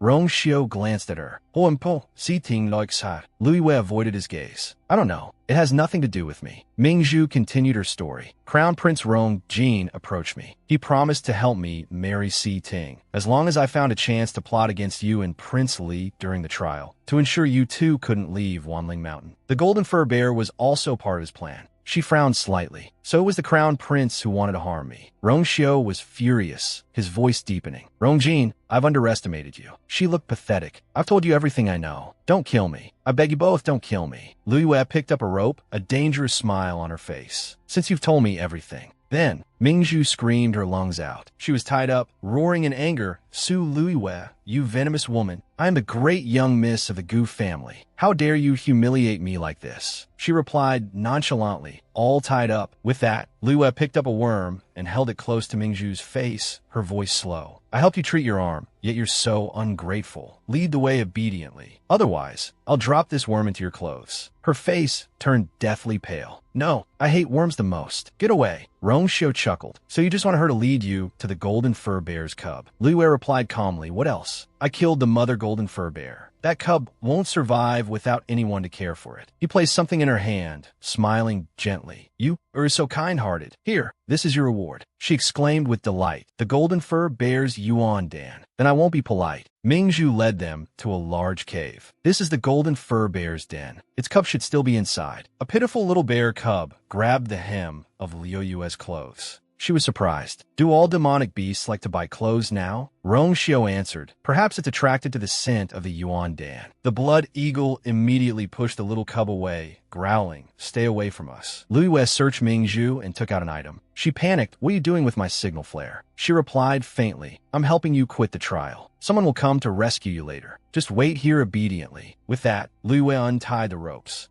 Mingzhu snatched back the signal flare, shouting, I will not give up on the trial. Su Luwei, you just wait. She quickly entered the Xian formation and disappeared. She was puzzled. She runs fast. But why is there a second-grade teleportation formation here? Lu Yue and Rongxiu left the cave and were suddenly stunned. What's going on? Why have so many demonic beasts suddenly gathered at the foot of the mountain? He nodded, his gaze heavy. I feel that these demonic beasts are very ferocious, as if they're waiting for us. She agreed, that's right. Who on earth did this? As if thinking of the same thing, they both said in unison. Rongjin. Suddenly, a deafening explosion echoed from the adjacent mountain peak. Lu Yue was horrified. A 7th-rank demonic beast, the black-winged, sky-swallowing python. A giant python with massive black wings spread wide, its roar shaking the very space around them. A flare shot straight into the sky, instantly blooming into fireworks. Below, Sinhu's group heard the commotion and took notice. That's the master's signal. He wants us to leave here quickly, no delays. Mingfeng also wondered, is it because of the demonic beast disturbance? Beside them, Hongyu urged, what are you waiting for? Let's go quickly. However, Sinhu and Mingfeng looked worried. But we still haven't found Prince Li and Su Luiwe. The man realized with a start and said decisively, that's right. We can't leave them behind. Hearing their words, Hongyu pondered for a moment. With our strength, we'd be courting death against a demonic beast disturbance. Su Yue's strength is formidable. Perhaps she can put up a fight. We must hurry back and report to the masters first, then come back to save them. Hearing her idea, the other two agreed. Makes sense. Let's go quickly. At the border of Wanling Mountain, a group of people was running in a panic. Hurry up, hurry up. Our lives are more important. It's the black-winged, sky-swallowing python. We're no match for it. Behind them, Hongyu's group of 3 had also arrived. She hurriedly reported the situation to Elder Sunday, Elder Sun. Lu Yue and Prince Li are missing. They might have encountered the demonic beast disturbance. You must go save them quickly. Upon hearing this, Elder Sun grew even more worried. The demonic beast disturbance was caused by the sky-swallowing python. If those two don't return, I am afraid. Understanding the hidden meaning in his words, she panicked. The sky-swallowing python won't see them, right? What do we do? Not prolonging the situation, Elder Sun quickly turned to the 2 masters beside him. Master Ling, Master Dongfeng, you 2 take the disciples back. I will go find Prince Li and Su Luiwe. Upon hearing this, both of them bowed in acknowledgement. Yes, sir. On Liu Yue's side, she was still stunned by Rongxiu's strength. A 6th-rank martial artist. Rongxiu is actually a 6th-rank martial artist. It's unbelievable. Coming back to her senses, she pulled the blood eagle off her shoulder and advised, it's too dangerous here. You should go hide in a mountain cave. But after hearing her words, it shook its head as if to protest. I want to go with you. But Lu Yue was firm. She looked at it resolutely and asked, aren't you a coward? Go find a place to hide. Seeing her expression, the blood eagle roused itself and screeched loudly. If I say I'm not going, I'm not going. I'm not that kind of lily-livered coward. Elsewhere, the sky-swallowing python was growing impatient. It fiercely launched a powerful attack towards Liu Yue. Taking a hit from it, she spat out a mouthful of blood, but she felt puzzled. Strange. It doesn't want my life, it seems. It wants me to submit. Seeing her take a blow, Rong Xiu became even more worried. Yue, are you alright? Wiping the blood from the corner of her mouth, she turned her head to answer him. I'm fine. I can still hold on. Hugging the blood eagle tightly, Liu Yue frowned and looked straight at the sky-swallowing python, provoking it. You want me to kneel, so I should just kneel? Wouldn't that be too humiliating for me? After hearing this, the sky-swallowing python's eyes widened and blood vessels bulged, showing it was enraged again. Its tail violently struck the formation, causing it to crack and shatter. Seeing this, Rong Xiu quickly pulled her into his arms to shield her. The two of them were now without any layer of protection. The sky-swallowing python charged to attack again. Seeing its movement, Liu Yue gritted her teeth and said, I absolutely will not die here. Suddenly, a light emanated from her abdomen. She raised the glowing object, a look of astonishment on her face. This scene is just like when I first restored my Yuan Meridian. Without hesitation, Liu Yue quickly threw the object towards the sky-swallowing python, startling it. It hurriedly brought its wings forward, creating a barrier of fire. However, despite the burning fire barrier, the object easily flew through the sky-swallowing python's body. Standing by the cliff, Liu Yue and Rong Xiu intently watched the sky-swallowing python fight with the water bead. Suddenly, he clutched his chest and coughed up a mouthful of blood. Seeing him like this, Liu Yue became worried. You're injured. Why did you protect me just now? Being chided by her, Rong Xiu could no longer hide it and explained the attack of a 7th-rank demonic beast. I can barely withstand it, but you can't. The more she heard him speak, the more her heart ached. But while she wasn't paying attention, he kissed her hand, leaving her stunned. After a few seconds, Rong Xiu quickly let go of her hand. Pulling Liu Yue into his arms, Rong Xiu then stroked her head and coaxed. The water bead can't hold on much longer. We should go now. Liu Yue's eyes lowered, and she replied softly to him, Okay. Suddenly, someone rushed towards them hastily, startling them both. So Liu Yue, Mingzhu's clothes were in tatters. She crawled fearfully towards the two of them, her voice filled with terror. The foot of the mountain is full of demonic beasts, and there's a python chasing me. Su Liu Yue, you have to help me. Take me back with you. Seeing her in such a pathetic state also surprised Liu Yue. Gu Mingzhu. But this time, she just turned away with a cold face, a hint of annoyance in her voice. Pray for your own luck. Seeing that she was about to leave, Mingzhu lunged forward again, her mouth screaming continuously. Su Liu Yue, you can't leave me behind. We are fellow disciples. You have to save me. Her constant screaming by her ear made her lose patience. Liu Yue angrily turned her head back to look at her and shouted, If you say one more word, I'll kill you right now. If you want to live a little longer, you'd better not touch me. Being treated so ruthlessly by her, Mingzhu was also stunned. Su Liu Yue, you're forcing me to my death. But this time, she replied without a hint of wavering. When you led the golden fur bear here in the first place, did you ever think of this day? With that, both of them turned their backs and left. Mingzhu's eyes were now filled with nothing but hatred. She glared angrily in her direction. Su Liu Yue, you are so heartless, pushing me to my death. If you're unkind, then don't blame me for being unjust. Without further hesitation, she grabbed a rock and threw it at her. Go to hell. Hearing the commotion, Rong Xiu immediately pulled her into his arms to protect her. Be careful. When the two of them regained their footing, Mingzhu charged forward crazily. Su Liu Yue, seeing her acting so crazily, Liu Yue kicked her in the stomach, sending her flying. Get lost. Her eyes widened, and a mouthful of blood spewed from her mouth. But she took this opportunity to grab onto her leg without hesitation. Mingzhu quickly turned to the sky-swallowing python and begged, Sky-swallowing python, I'll help you hold her back. Can you spare my life? After all, you only want her life, right? Please don't kill me, okay? Beside them, Rong Xiu couldn't watch any longer. He angrily kicked her. Get lost. At that moment, the water bead also shattered. Noticing the commotion, he hurriedly grabbed her hand and started running. This is bad. The water bead is broken. Let's go quickly. Suddenly, the sky-swallowing python opened its mouth wide. A huge suction force from inside its mouth pulled in rows of green trees. Seeing this move, Liu Yue immediately recognized it. The sky-swallowing python's strongest killing move, Heaven Devourer. Being pulled in, Mingzhu was still struggling and begging. No, I can't die. I'll just help you hold Su Liu back. Why are you killing me?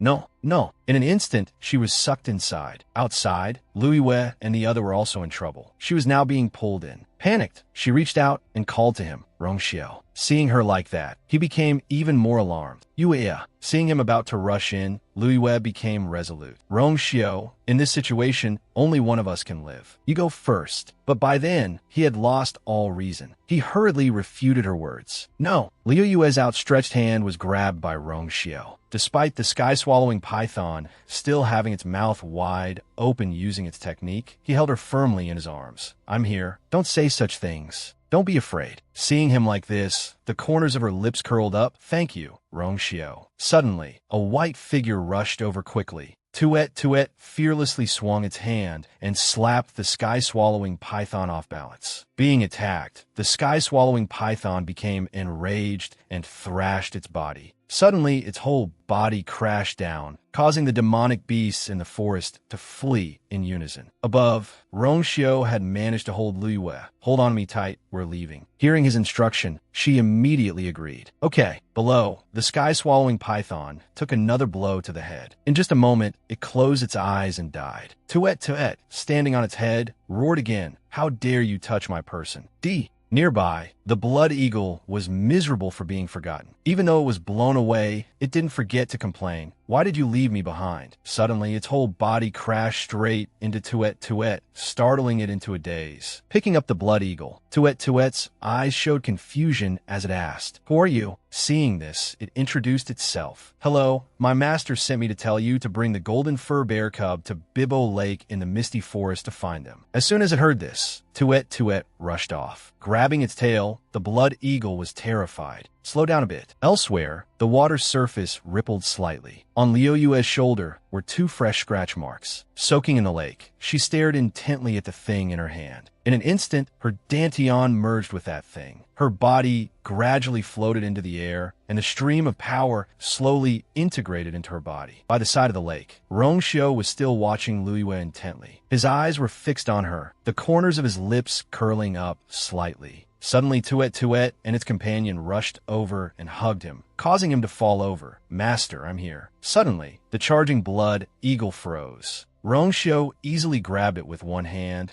causing it to struggle. Let me go. But he just stated faintly, She is healing. Do not disturb her. Suddenly, he noticed Tuet beside him. What is it? Understanding his meaning, Tuet reported. The black-winged sky-swallowing python said it had a deal with Rongjin. It incited the demonic beast to riot to help Rongjin eliminate you and Su Luiwei. Rongjin would periodically bring people to it as sacrifices. After hearing its words, Rongxiao fell into deep thought. Rongjin used Gu Ming Zhu and the sky-swallowing python's method. This is a determination to take my life. It seems I can't spare him anymore. Suddenly, Luo walked over, calling his name softly. Rongxiao, my wound is better. As she spoke, she looked at him gently. Seeing she was only lightly dressed, he walked over, draped a coat over her, and advised with concern, Don't catch a cold. Let's go to the room to rest. Seeing this, she also started walking. Let's go. Behind them, Tuet was stopping the blood eagle from following. If you don't want to die, don't go. But it still struggled. Wanted to run. I want to go with them. Arriving at the room, Luo looked around with interest. This small room is quite special. Seeing her so excited, he smiled and suggested, If you like it, we can come here often. Sitting down beside her, Rongxiao, full of self-blame, told her, This time, Rongjin was mainly trying to deal with me. You were implicated because of me. Holding a cup of hot tea, she immediately refuted him upon hearing his words. I don't feel like I was implicated. Quickly placing the tea cup on the table, her gaze softened as she looked at him. I only know that in this desperate situation, I could see your heart clearly. Rongxiao, I don't want to betray your feelings. Before he could react, she leaned in and kissed him on the lips. Outside, Elder Sun's voice echoed through the forest. Your Highness Prince Li, Su Luiwei, where are you? At this moment, he was standing by a cliff. Below was the corpse of the sky-swallowing python. Seeing its body, he was stunned. This is the black-winged, sky-swallowing python. What kind of power could kill it? Then he noticed something lying on the ground. A Shin crystal. Why is this here? Beside it was a broken signal tube. Prince Li and Su Luiwei really encountered the sky-swallowing python. They couldn't have been. Thinking of this, he gritted his teeth in self-reproach. It's all my fault for being late. How am I going to explain this to Martial Uncle now? Suddenly, the sky-swallowing python's Yuan Dan flew out of its body, catching his attention. The Yuan Dan? The black and gold Yuan Dan was still hovering in the air. Retrieving it into his hand, Elder Son became even more anxious. The situation here is strange. I must quickly bring this back for Martial Uncle to examine. On the table now were all the things Elder Son had collected. All four of them were now gathered around. In this situation, I'm afraid Prince Li and Su Luiwei are more likely dead than alive. Upon hearing this, a voice full of pity rang out. Oh heavens, little Luiwei had such a bright future, and yet, heaven is so unfair. Ling Zhu also felt troubled upon hearing this. As for Prince Li's matter, there's no way to explain it to His Majesty. Suddenly, Master Dong picked up the Xian crystal and asked Elder Son, where did this Xian crystal come from? Hearing this, the elder quickly replied, I found it along with the signal tube. What's wrong? Hearing this, Master Dong said dejectedly, this is the Xian formation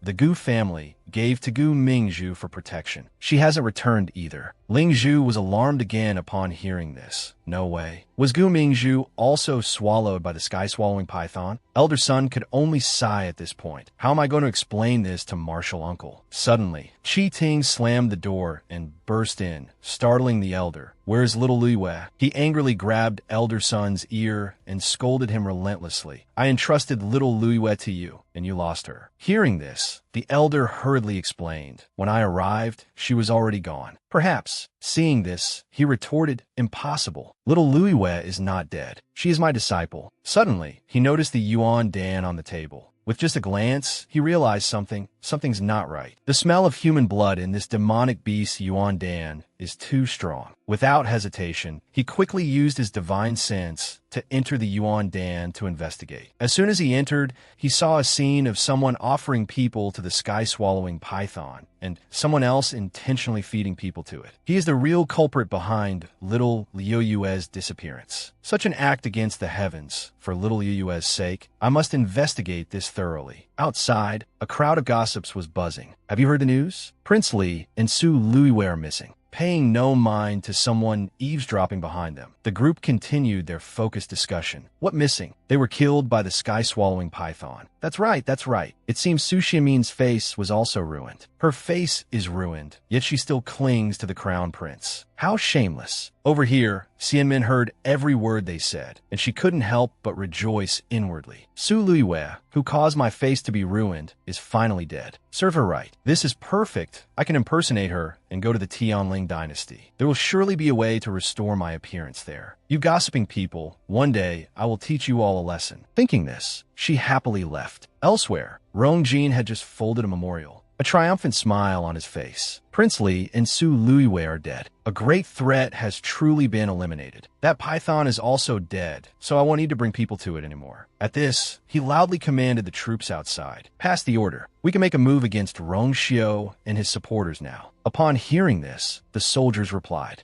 Yes, sir. Elsewhere, Luiwei was happily holding a fish, showing it off. Rongxiu, there are really fish in this lake, look. Seeing her like this, Rongxiu tenderly wiped her hands and advised, Can't you let Tuet handle such a small matter? You've made yourself smell all fishy. Beside them, Tuet had a bewildered look on its face. It was silently refuting, I am a dignified 7th rank illusion master, not born to do this. Reaching out to hug him, she said with a contented look, I've never gone fishing before. I'm taking this opportunity to try it once. Then she silently added in her heart, on this difficult path of revenge, it's rare to have such a relaxing time. Seeing her like this, the smile on his lips grew even gentler. What do you want to eat? I'll go make it. Hearing him ask, she replied gently, You decide, as long as it's delicious. A while later, they were both sitting by the fire, grilling fish. Sitting beside him, Luiwei spoke up and asked, How long have we been here? Seeing this, he replied, 3 days. Hearing the answer, she was puzzled. Aren't you anxious to get out? Are you just going to let Rongjin do as he pleases? But he remained very calm and told her, I think of it like this. To make him despair, you must first let him go mad. At this, the smile on her lips grew brighter. Rongxiu also faced her cheerfully. Rongxiu lifted the curtain and looked ahead. Straight ahead is the imperial capital. Calculating the time, we've been traveling for 7 days already. Luiwei showed a worried expression as she calculated 7 days. I'm afraid the imperial capital has already fallen into Rongjin's hands. His eyes were pensive. That's right. I've received news that Rong Jin is pressuring the ministers who are close to me, including your father. Behind Crown Prince Rong Jin is a clique of treacherous officials. Rong Jin is very arrogant in the imperial capital right now. Tomorrow, the envoy from the Heavenly Spirit Dynasty will arrive. When Rong Jin receives the envoy, he will be at his most arrogant. Seizing the moment, she said decisively, "That is our best opportunity." Lu Yue was concerned. "That's right. Is my father all right?" Rong Xiu replied gently. "Rest assured, he is fine. He just misses you." She placed a hand on her chest, expressing her feelings. "I miss him too. I'll go visit him first. Then I'll come find you at the prince's manor." The two held hands and made a promise. "All right, come find me soon. I will always miss you." Lu Yue reciprocated his affection.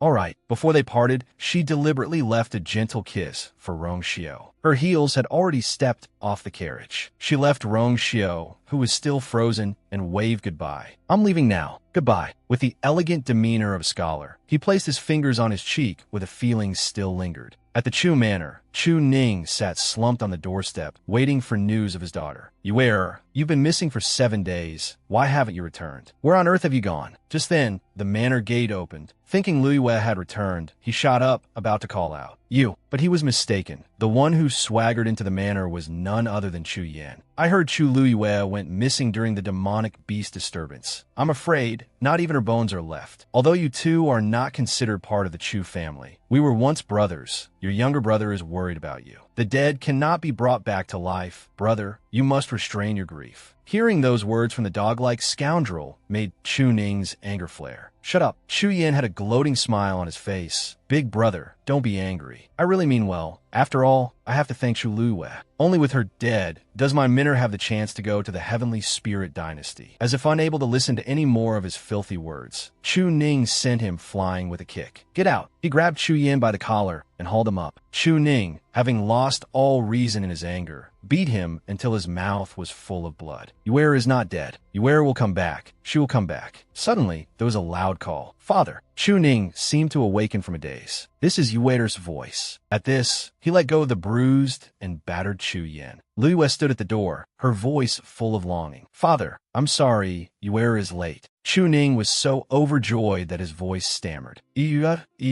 My Yue. The father and daughter had a joyous reunion. "It's good that you're back. It's good that you're back. Come, let's go inside and talk." Lu Yue obeyed. "Yes." Chu Ning's face darkened as he gritted his teeth and ordered the servants. "Yulot, tie him up and take him to the woodshed. If anyone dares to escape, I'll make sure they never see the light of day again." The servants obeyed. "Yes, yes, yes." Chu Ning became flustered, his face full of worry. "Yue, you've gotten thinner. You must have suffered a lot, haven't you?" Lu Yue recalled how Rong Xiu had brought food to her lips every day. How could she have gotten thinner? "Father, where do you see that I've gotten thinner?" She looked at her father with concern. "I really didn't suffer. You, on the other hand, have become much more haggard. The crown prince and the Chu family have been pressuring you, haven't they?" Chu Ning beat his chest proudly. "It's nothing. Your father can handle it." Lu Yue became serious and began to discuss. "Father, I've returned this time because there is something important I need to do. You must keep the fact that I'm still alive a secret."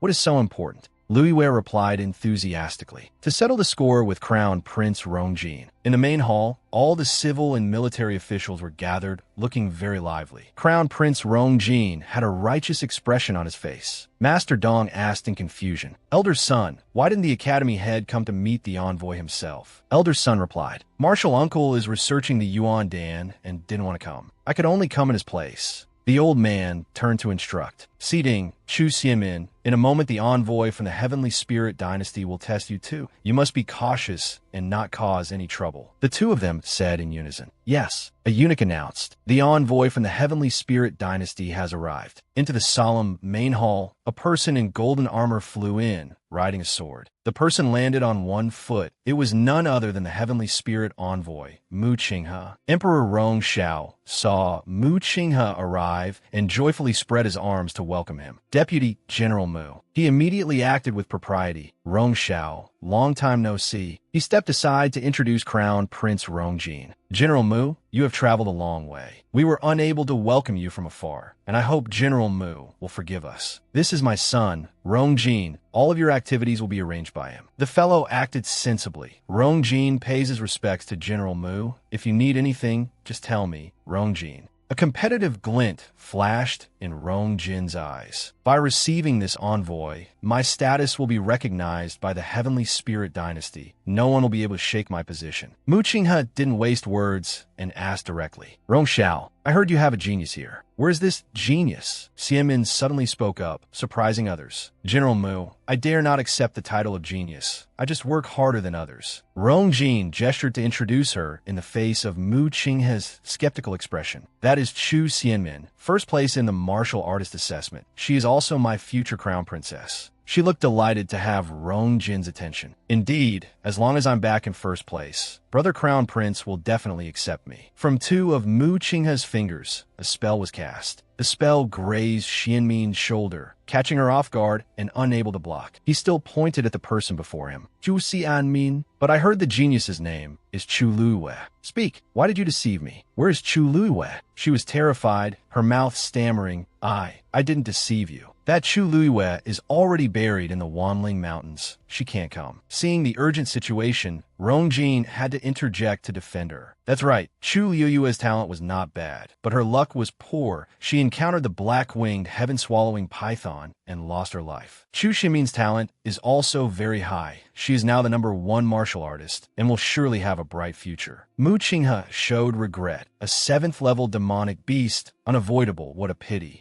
Another voice cut through the chaos. Who said it's a pity? Luiwei and Rong Xiu walked into the main hall. I'm still alive and well. There's nothing to pity. To everyone's surprise, Luiwei's face was still as beautiful as a flower, as flawless as jade. The one who was even more surprised was Xianmin. She trembled in fear, stammering. A ghost, it's a ghost. Rong Jin came forward, looking enthusiastic. This is great. You two are all right. This is truly great. Beneath that fake mask, he cursed inwardly. That snake actually failed to kill you. Ignoring the crown prince, Luiwei walked past him and said softly, I'm fine, but you're the one who's in trouble. Standing before the grand hall, she knelt down and reported to the sovereign. Your Majesty, the crown prince colluded with the heaven-swallowing python to deliberately plot against His Highness Princely. My disappearance was also because I was caught up in this matter. I ask your Majesty to see the truth. Rong Xiu, standing beside her, added, Imperial Father, what Miss Chu said is all true. Your son truly does not understand why the crown prince would act against me. Could it be that he wants to? Faced with these accusations, Rong Jin became furious. Rong Xiu, don't talk nonsense. At this moment, Rong Xiu put on a pitiful expression. Your Highness the Crown Prince, I have always treated you as a brother. Why would you treat me like this? Faced with this situation, Emperor Rong Xiao was also doubtful. Rong Xiu, Chu Luiwei, you must have evidence to speak. Where's the evidence? As if waiting for this cue, Qi Ting stepped forward and reported to the emperor. There is. The crown prince made a deal with the heaven-swallowing python to plot against my disciple, Chu Luiwei. This is the Yuan Dan of the heaven-swallowing python. I invite your majesty to take a look.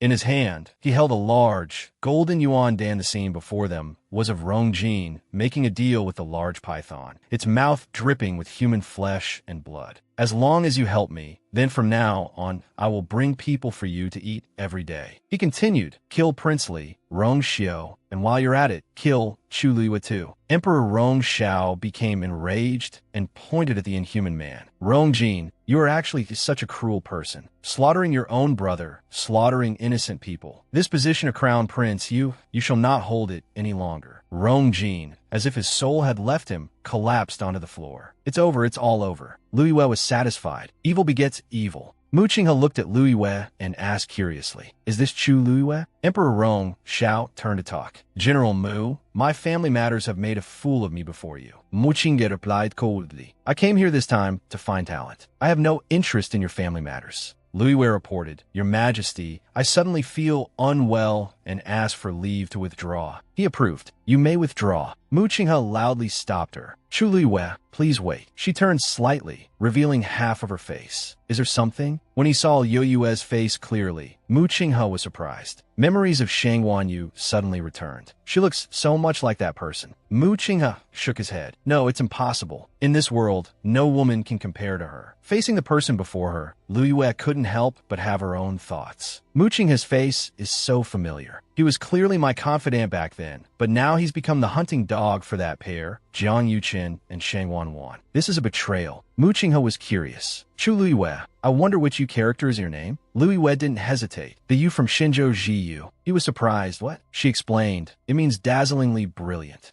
Mooching seemed to recall a past memory. The Empress asked him, do you know what you character is in my name? Mooching at that time was extremely respectful. Your Highness, the noble Empress, how would Qinghe dare to discuss your taboo name? The Empress replied, you, as in Shinzhou Jiyu. Imperial Father said, it also means dazzlingly brilliant. The Empress showed an extraordinary and magnanimous aura. I heard you have never read a book before, so from today, how about I teach you to write? Mooching's heart was full of reverence. Yes, he felt that Luiwei was not worthy of using the name of that person from the past. You are not to use this character. Mooching once again rode his sword and flew away. In 2 days, you will follow me to the Heavenly Spirit Dynasty. Do not be late. Luiwei couldn't understand. I'm not worthy. This has always been my name. Strange. Is he still protecting Shangguanyu? He didn't betray me. The moon had begun to illuminate the green tiles in the palace. Luiwei leaned her hand against the wooden door, looking up at the sky in a daze. Rongxiu walked over. What's wrong, Will? You've defeated Rongjin, but you're still not happy? Is it because of Mooching? He slowly moved closer to Luiwei, cherishing her. I saw that your reaction when you saw Mooching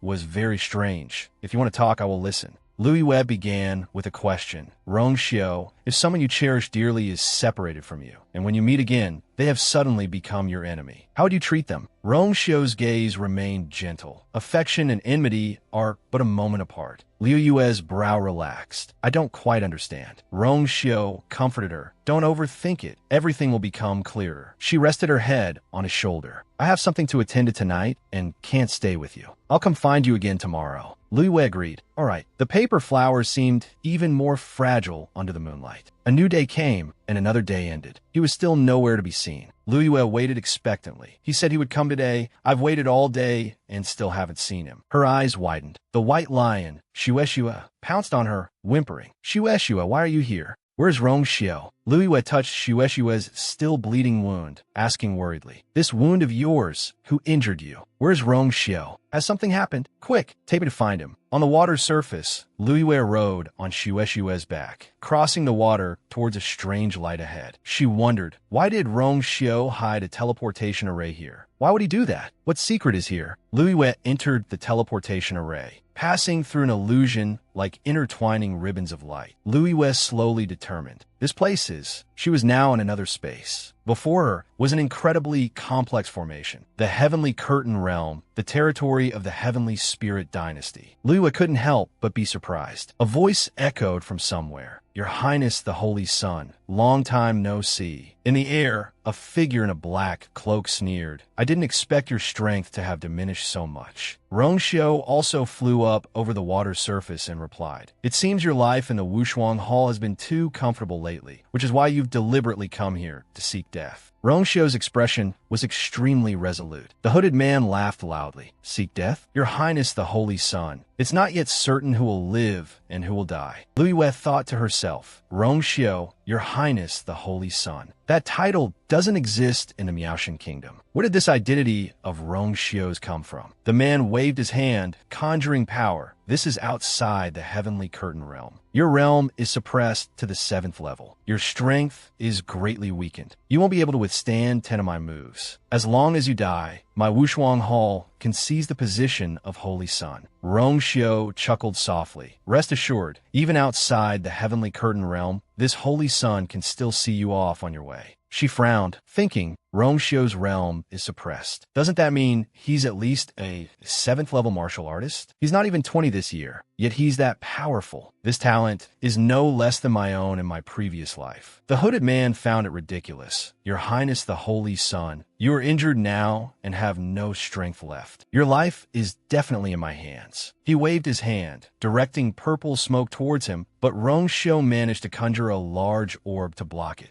Luiwei also jumped onto Shueshue's back and rushed forward. It leaped onto a sturdy rock outcrop nearby. She jumped down and waited on the outcrop. You wait here. It's relatively safe here. I'm going to help Master. Luiwei shouted. Shueshue, be careful. At the same time, Rongxiu was also struck by the hooded man. The smoke, sharp as a blade, slashed across his body. The man flew over and shot out a bone chain. Your Highness, the Holy Sun, this is where it ends. The thorny chain wrapped tightly around Rongshio's wrist, leaving his hand drenched in blood. Shueshua rushed from nowhere and pounced on the hooded man. He quickly reacted, using the chain to strike down both him and the lion at the same time. Rongshio and Shueshua were sent flying, crashing into the cliff wall. It used its body to shield him. Master, are you all right? Rongshio struggled to get up and replied, I'm Fine. Luiwei ran over just in time, calling out, Rongshio. He turned and saw her. Yue, why are you here? Luiwei quickly said, Shueshua brought me here. What on earth happened? Rongshio quickly turned to scold it. How reckless. What if Yue got hurt? It said worriedly, I'm sorry, master. I just thought the water pearl in her dantian could help you. The hooded man watched this scene with interest and asked, another woman has appeared. So that's how it is. The rumors say your Highness the Holy Sun is aloof and stays away from women, but unexpectedly, you've stayed outside the heavenly curtain realm for so long for this woman. She was stunned upon hearing this. That sounds strange. Could it be that Rongshio was always in the heavenly curtain realm before? How is that possible? He suddenly placed a hand on her shoulder. Rongshio raised his hand.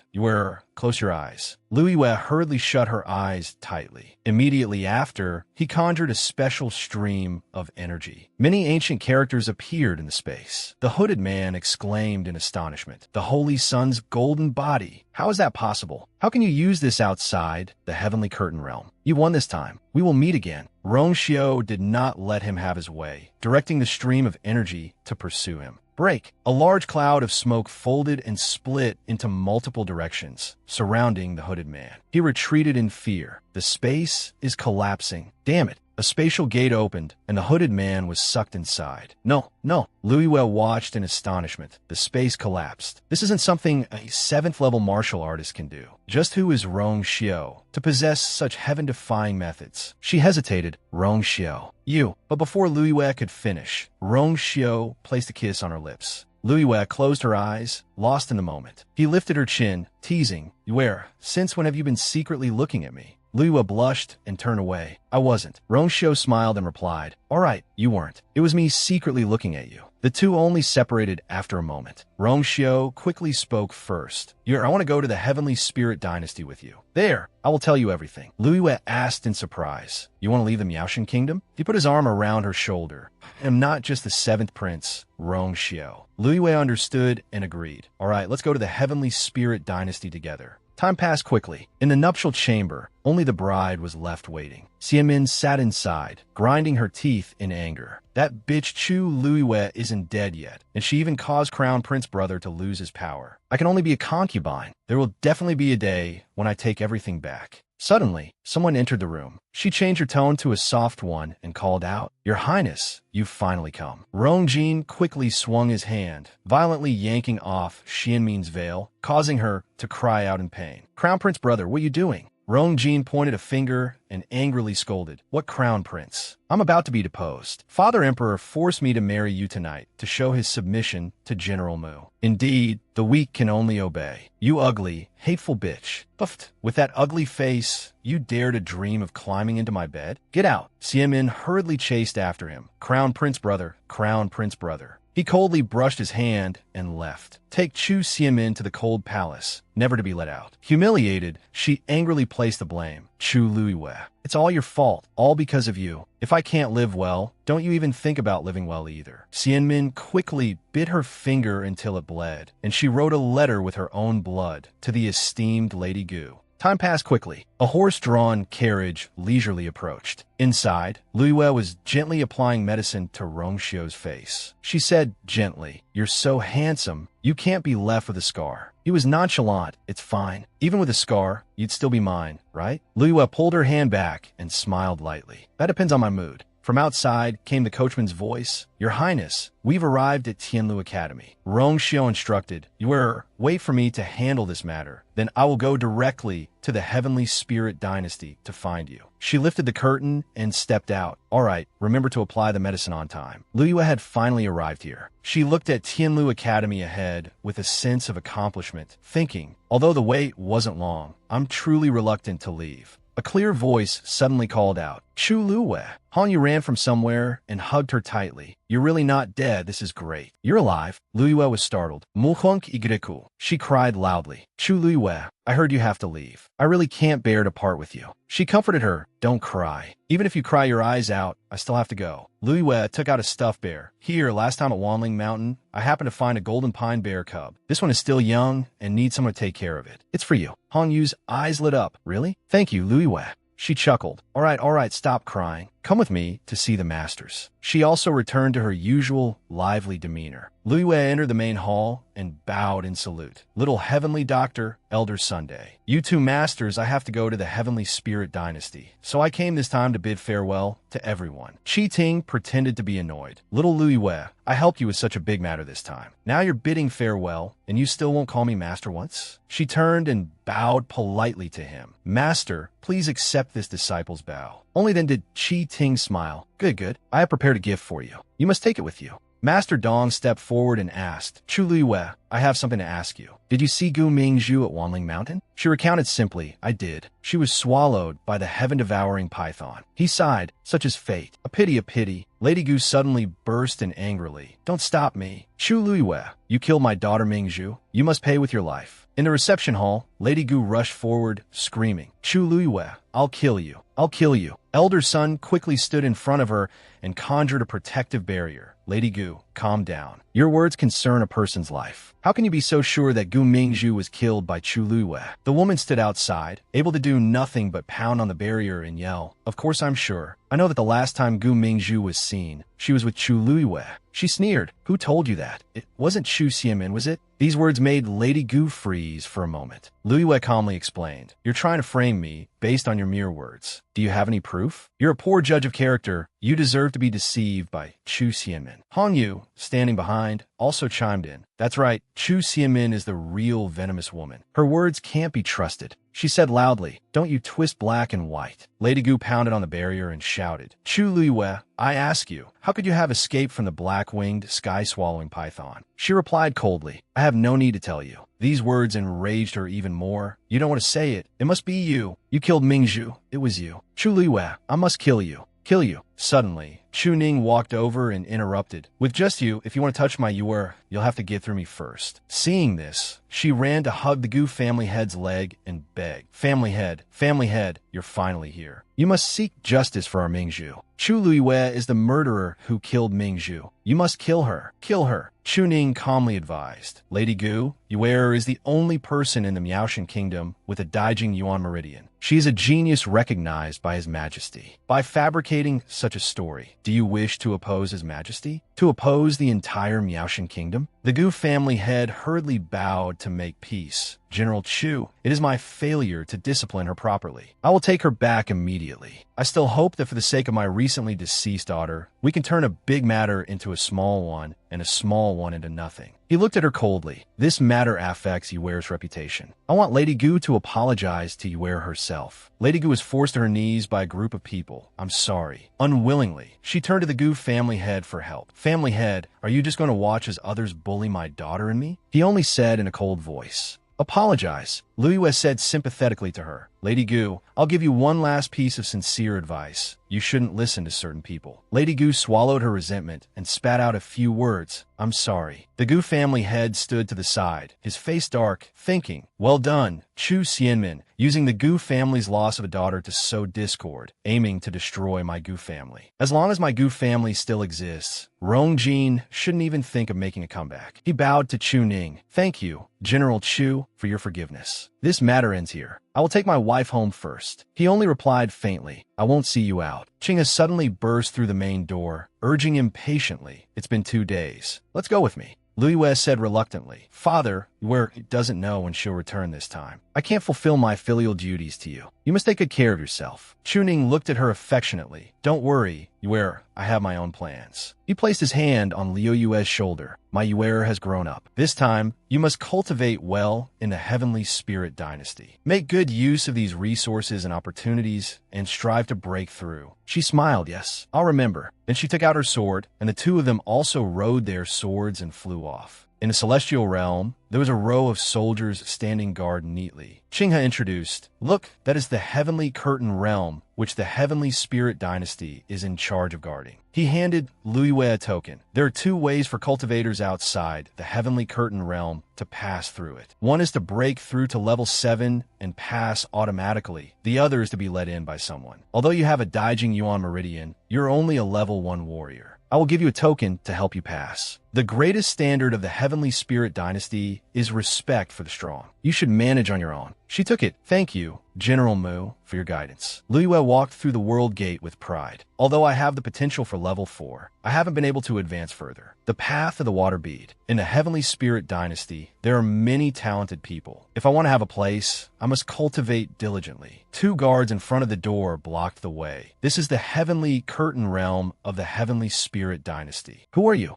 Qinghe took out his token, Black Cavalry General Mu Qinghe. She also said, Chu Luiyue of the Miaoshan Kingdom. The 2 soldiers stepped back and bowed. Please, you too. She stepped inside lightly. Luiyue looked around carefully. Heavenly Spirit Dynasty, Jiang Yuqing, Shangwanwan, I Shangwanyu. And back. A formation opened in the middle of the road, and Luiyue and Qinghe were teleported here at the same time. She stared blankly at this place. Ahead was the Tongfu Inn in the West Hill imperial capital of the Heavenly Spirit Dynasty, the place I am most familiar with. A strange energy suddenly condensed on Luiyue. She suddenly felt strange. Why is the heaven and earth spiritual energy in West Hill suddenly flowing into my body? Qinghe turned and left. I have matters to attend to. Go to the Mu residence by yourself. He glanced at her. I'll give you one last piece of advice. In the Heavenly Spirit Dynasty, the strong are revered. Even if you're beaten to death by a stronger person, no one will sympathize with you. Luiyue said cautiously, I understand. She watched Qinghe's figure leave on his sword. The strong are revered. It seems the first thing I'll do in West Hill is establish my might. Before long, someone started trouble. Hey, you woman, hand over the money. The man said loudly, outsiders who use the Heavenly Spirit Dynasty's teleportation array must pay. You used the largest one, so that's 10 platinum cards.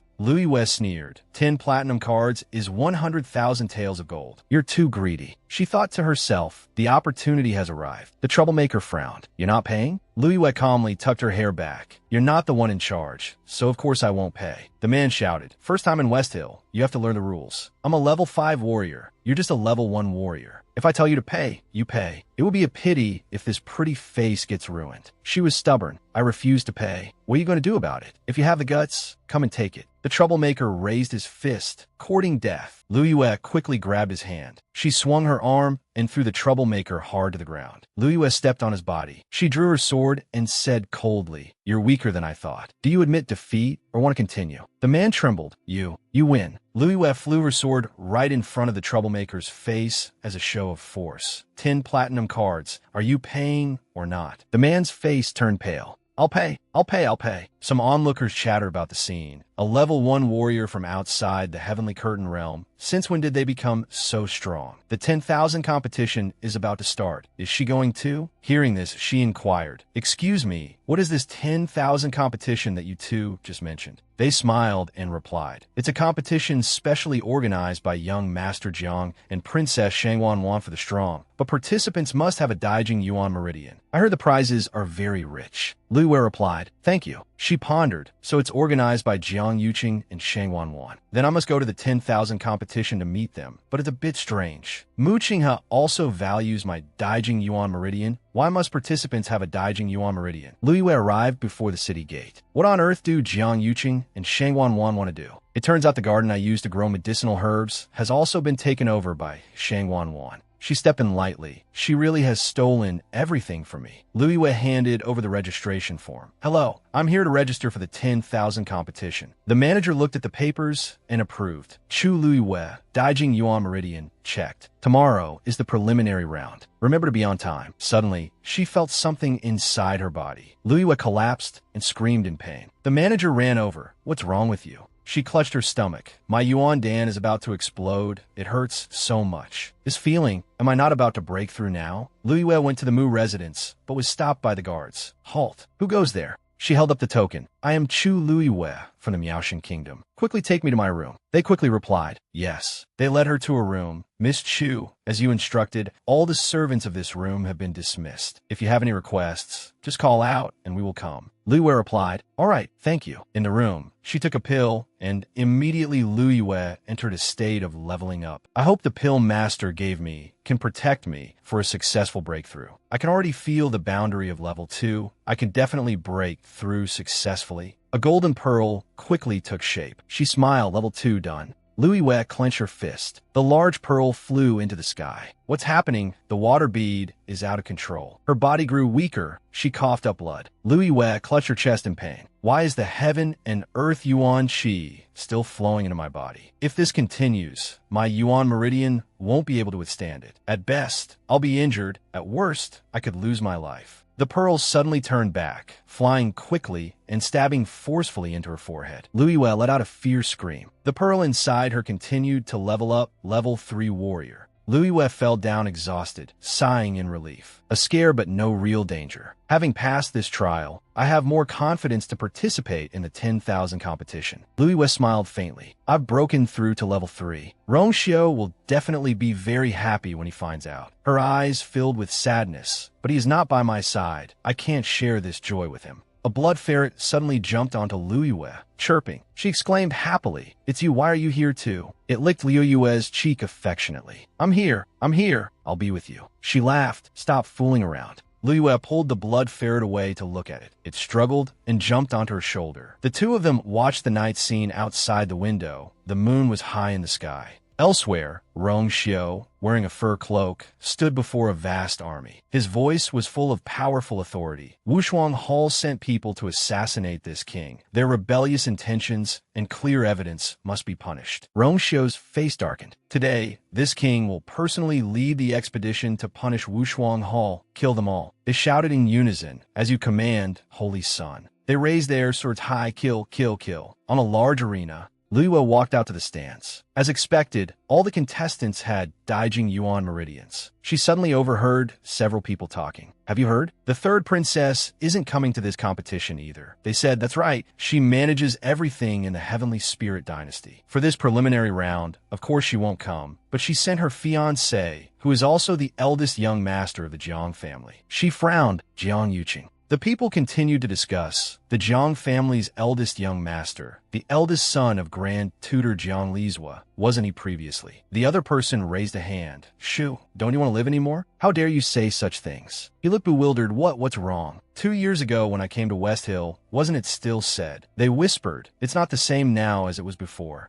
Because of that, an accident happened during cultivation. After that person died, the third princess was extremely grief-stricken, washing her face with tears all day. Afterwards, the Jiang family's eldest young master was by her side to comfort her. Luiyue fell silent. So after I died, this kind of rumor spread. Jiang Yuqing and Shangguan Wan are truly capable, turning black into white. She chuckled softly. It was clearly they who betrayed me. Yet in everyone's eyes, I became someone not worth mentioning. Jiang Yuqing even became Shangguan Wan's fiancé. Those two really put in a lot of effort. A girl suddenly spoke up. Hey, you're Chu Luiyue. I am Zhao Juanji of the Lingyun sect. I heard that yesterday, as a level 1 martial artist, you managed to defeat a level 5 martial artist. Is that right? She turned around. I am. What do you want with me? She pointed a finger. I am also from outside the Heavenly Curtain realm. I am now a level 5 martial artist. Chu Luiyue, I want to challenge you. Do you accept? Luiyue smiled. Oh, you're most welcome.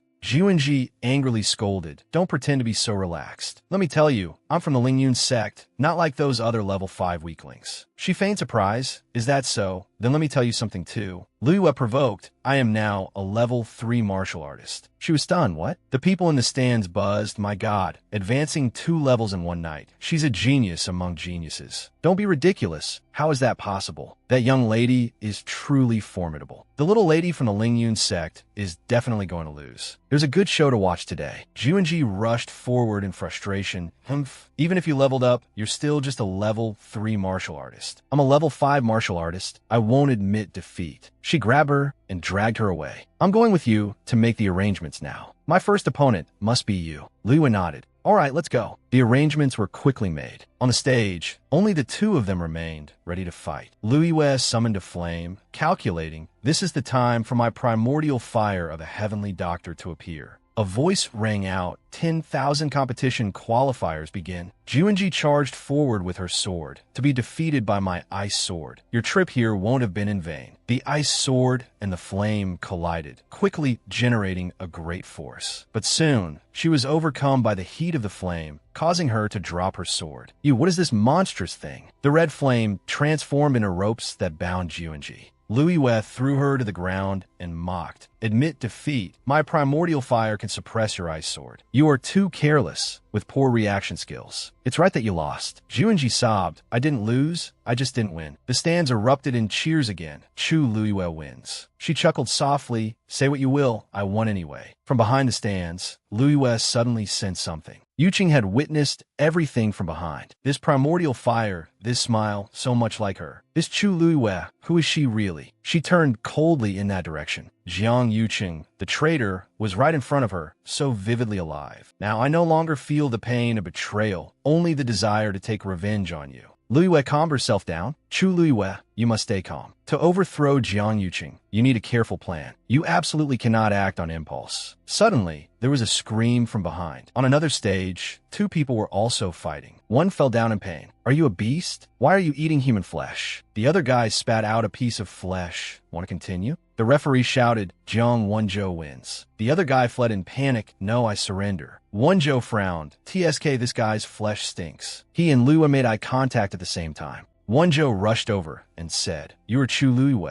The character, you, is very nice. She also smiled. Jiang Wenzhou, your name is also very nice. He said seriously, I need your help with something. Liu was bewildered. Help with what? Wenzhou pointed, I want your fire seed. He explained, of course, I won't ask for your help for nothing. In return, I can be your attendant for 10 days. Liu was confused. 10 days? Wenzhou quickly corrected, 20 days. 30 days at most. She secretly felt something was off. This kid's head is a bit strange. Liu thought for a moment and decided to teach him a lesson. First, this is not how you ask for help. Second, even if you were my attendant for a year, I wouldn't be interested. Third, do you even know what a fire seed is? He replied fluently. First, I'm asking for your help, so of course it should be on my terms. Second, I already said 30 days at most, a year is absolutely impossible. Third, I know what a fire seed is. You are a heavenly doctor, so of course you have a fire seed. Liu asked again seriously, Who told you that a heavenly doctor has a fire seed? Wenzhou replied coolly, That's my private matter. She turned to leave, then that person lied to you. Only a top-tier heavenly doctor can refine a fire seed to help a cultivator become a heavenly doctor. I can't do that right now. This matter, I can't help you. He ran to block her path. Liu tilted her head. What is it? Do you want to become stronger?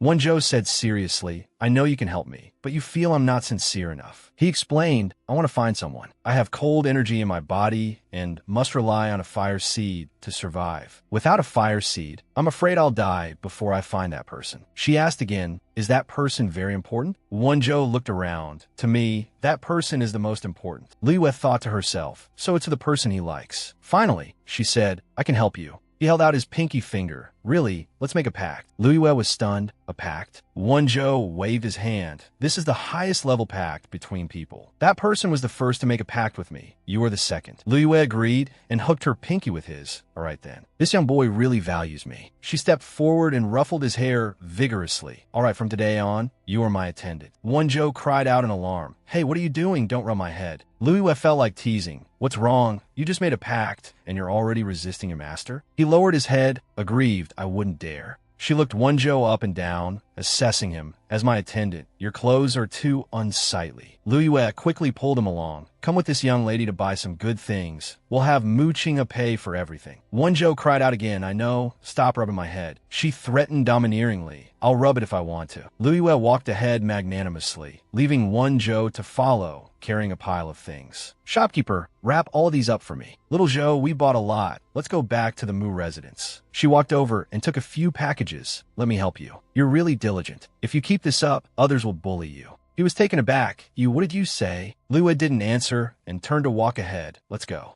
Wonjo didn't move, just stared blankly at Lu Wei. The words she said, he had said them too. She hummed as she walked. When we get back, you'll immediately change into these clothes. You hear. He quietly lowered his head, I know. Suddenly, a sword flew from nowhere and landed right in front of Liu Yue's toes. She shouted warily, "Who is it?" Liu Yue looked up ahead. In front of them was a large sedan chair with its curtains drawn. She looked at them, confused. Who are they? What are they trying to do? The person inside said lightly, "Miss Chu, no need to be so tense. This humble one is merely interested in your primordial fire of a heavenly doctor and wishes to see it again with my own eyes." Liu Yue immediately became highly alert. This is Jiang Yuqing's voice, a voice I could never forget. Could it be that he already suspects my identity? Outwardly, she remained calm. I cultivated the primordial fire of a heavenly doctor myself. Is there a problem? Yuqing narrowed his eyes. This color, this purity, it's so much like hers. After demonstrating, Liu Yue turned to leave. "Young master, you've had your look. We'll be leaving now." The sword once again blocked her path, frustrating her. "Young master, is there anything else?" he asked. "Do you know a person like this?"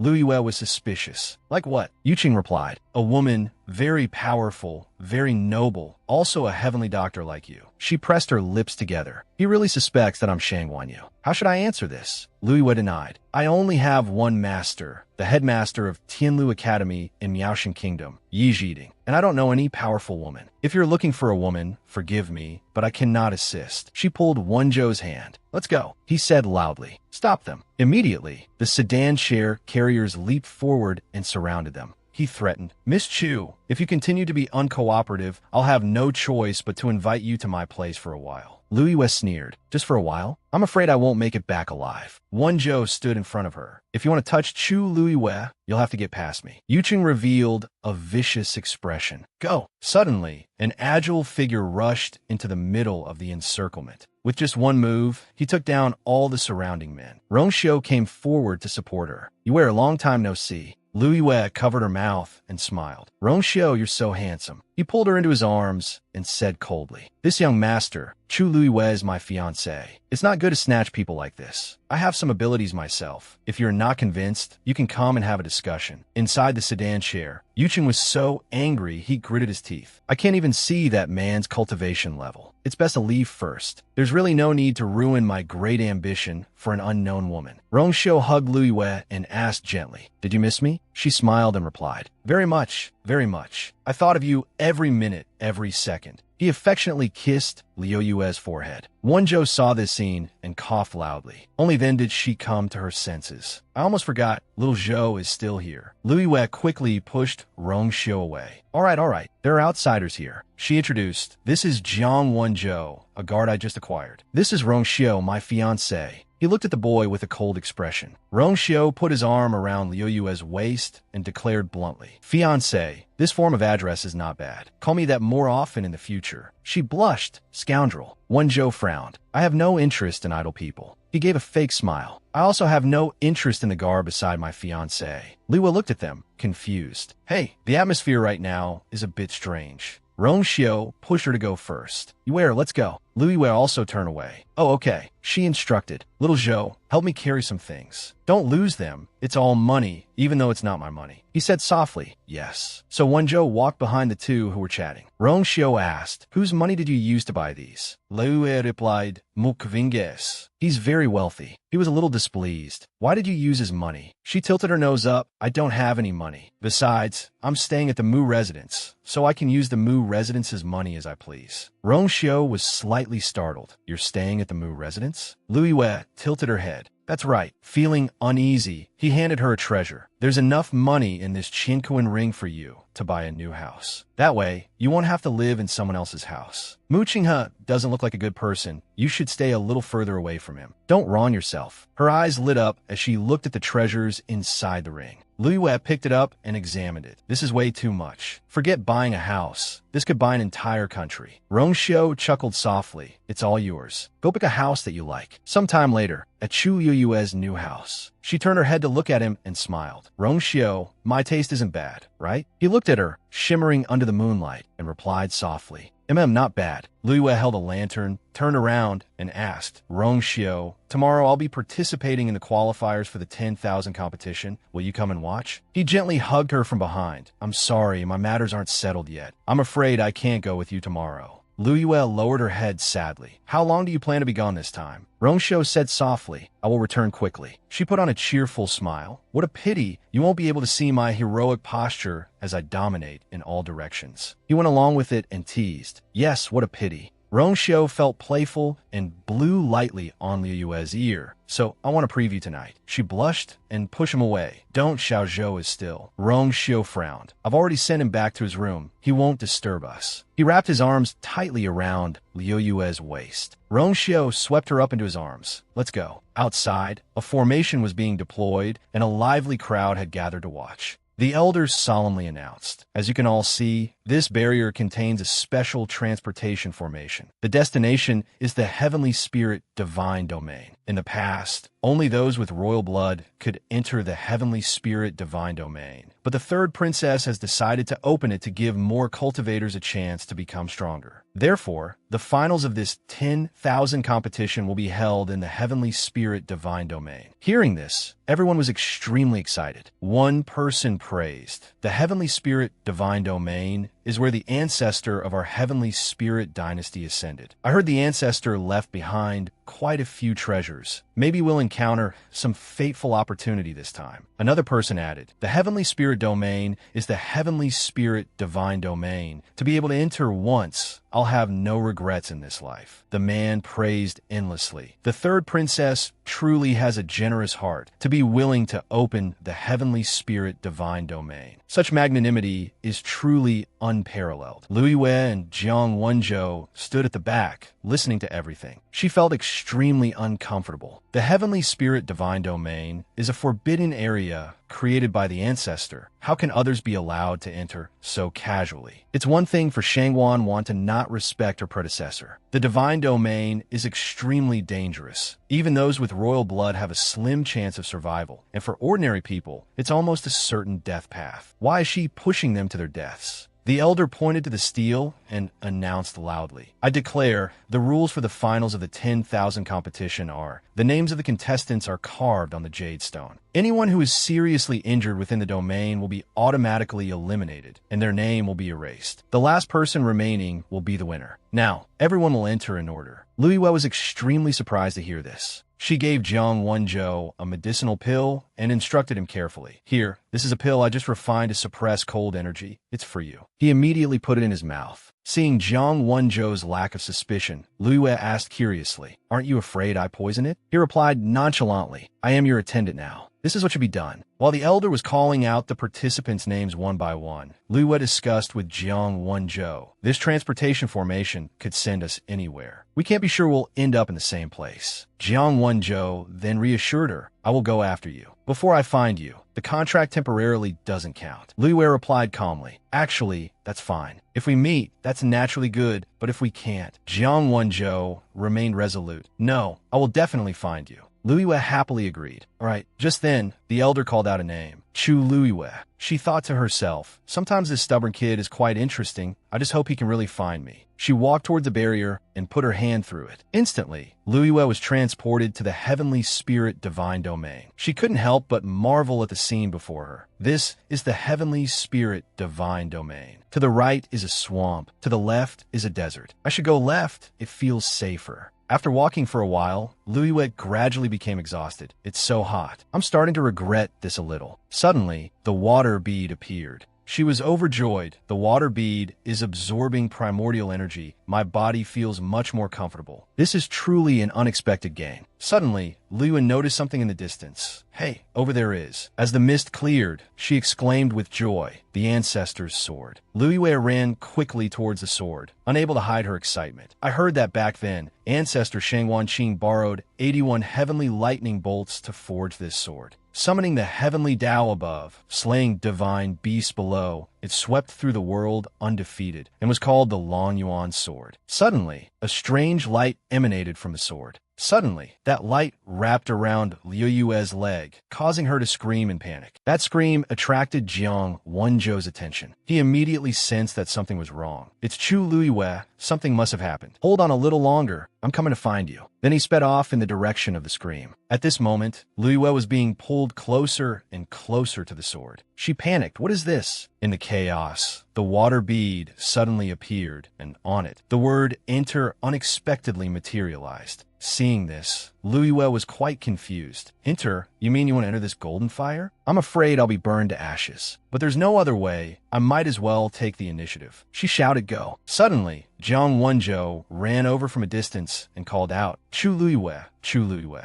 A man standing behind saw this and sneered, "Stop calling. I'm afraid Chu Luiyue has already turned to dust." The woman next to him taunted, "That woman is crazy. She actually jumped into a pit of fire. Not even her bones will be left." The other man was gloating. "This gets rid of a strong opponent. How refreshing." Those words reached Jiang Wenzhou's ears, making his blood boil. "You're right. Indeed, one competitor is gone, but it's not Chu Luiyue, but you." At this moment, Luiyue was still safe. She couldn't believe what was before her eyes. That relief sculpture is the Long Yuan sword. Seeing that the water bead seemed anxious, she turned and said, "Calm down a bit. I'm going in now." Luiyue gently touched the sword, and she immediately entered inside. The scene before her left Luiyue utterly astonished. So many treasures. This must be the ancestors' treasure trove. Immediately, something caught her attention. It was a giant dragon skeleton. Luiyue wondered, this skeleton, it's being suppressed by a level 9 profound formation. The water bead immediately gave her the answer. Luiyue was overjoyed. It's actually the bones of the ancient divine beast, the Taishu Phoenix dragon.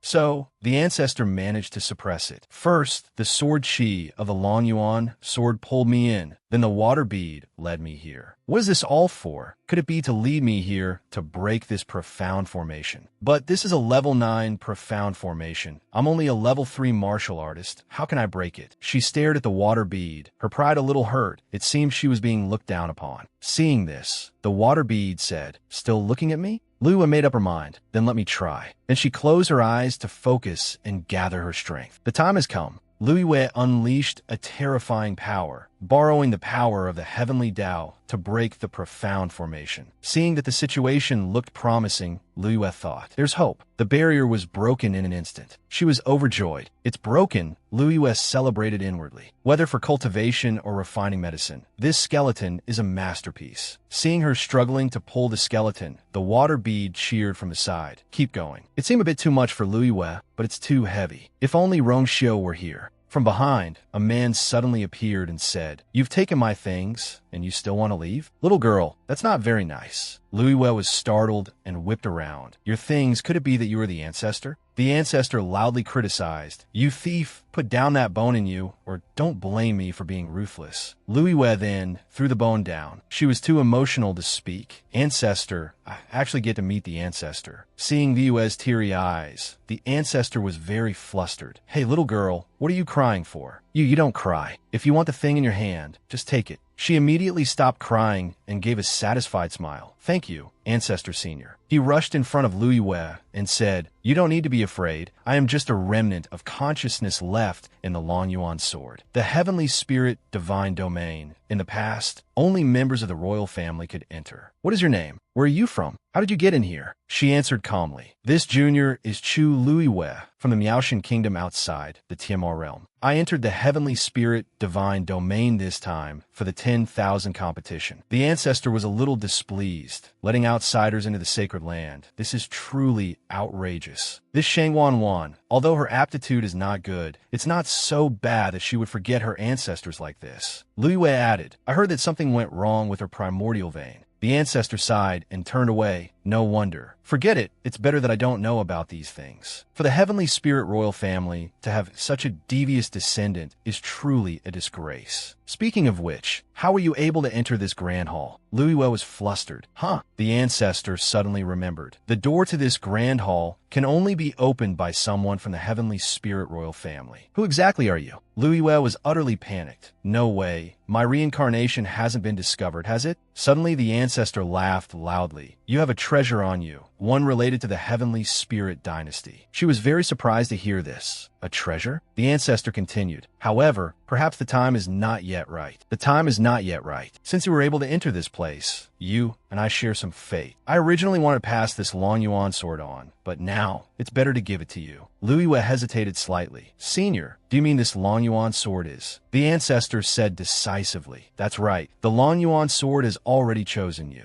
Lu Yue couldn't hide her surprise. Outside, the sudden appearance of the Long Yuan sword caused Jiang Wenzhou and the other participants of the 10,000 competition to panic. The crowd shouted in unison. The Long Yuan sword has flown up. Could it be that it has acknowledged a master? Jiang Wenzhou was also stunned. That's Chu Lu Yue. Lu Yue raised the sword high and declared, "In my name, I grant you your name. Long Yuan sword, accept me as your master. Ascend to level 4. The participants of the 10,000 competition couldn't hide their ambition. It's Chu Lu Yue. She's not dead yet. Let's team up and eliminate her. Hearing this, Jiang Wenzhou immediately attacked to eliminate the threat. Lu Yue was surprised to see him. Little Jiang, why are you here? Jiang Wenzhou calmly replied, I once said I would come find you. I've already helped you eliminate the other competitors. Suddenly, he drew his sword and stabbed himself, then looked at Lu Yue and said with a smile, Now, as long as I'm eliminated, you will win first place. Lu Yue was incredibly grateful in her heart. You little Jiang, he's such a fool to injure himself just to get eliminated. She looked at the Long Yuan sword in her hand and made up her mind. There's no more time to lament. The Heavenly Spirit Divine Domain will frantically absorb origin energy. Before my origin energy is completely drained, I must condense all the power of the heavenly path into the sword. Only then can I truly become the new master of the Long Yuan sword. After speaking, she focused on gathering her power. At this moment, in Liwang Hall, the guards were reporting the latest news. Your Highness the Holy Sun, Wushuang Hall is gradually retreating. It won't be long before we can conquer it completely. For now, morale is high. We can win in a single attack. Ignoring the guards' excited chatter, Rong Xiu was lost in thought.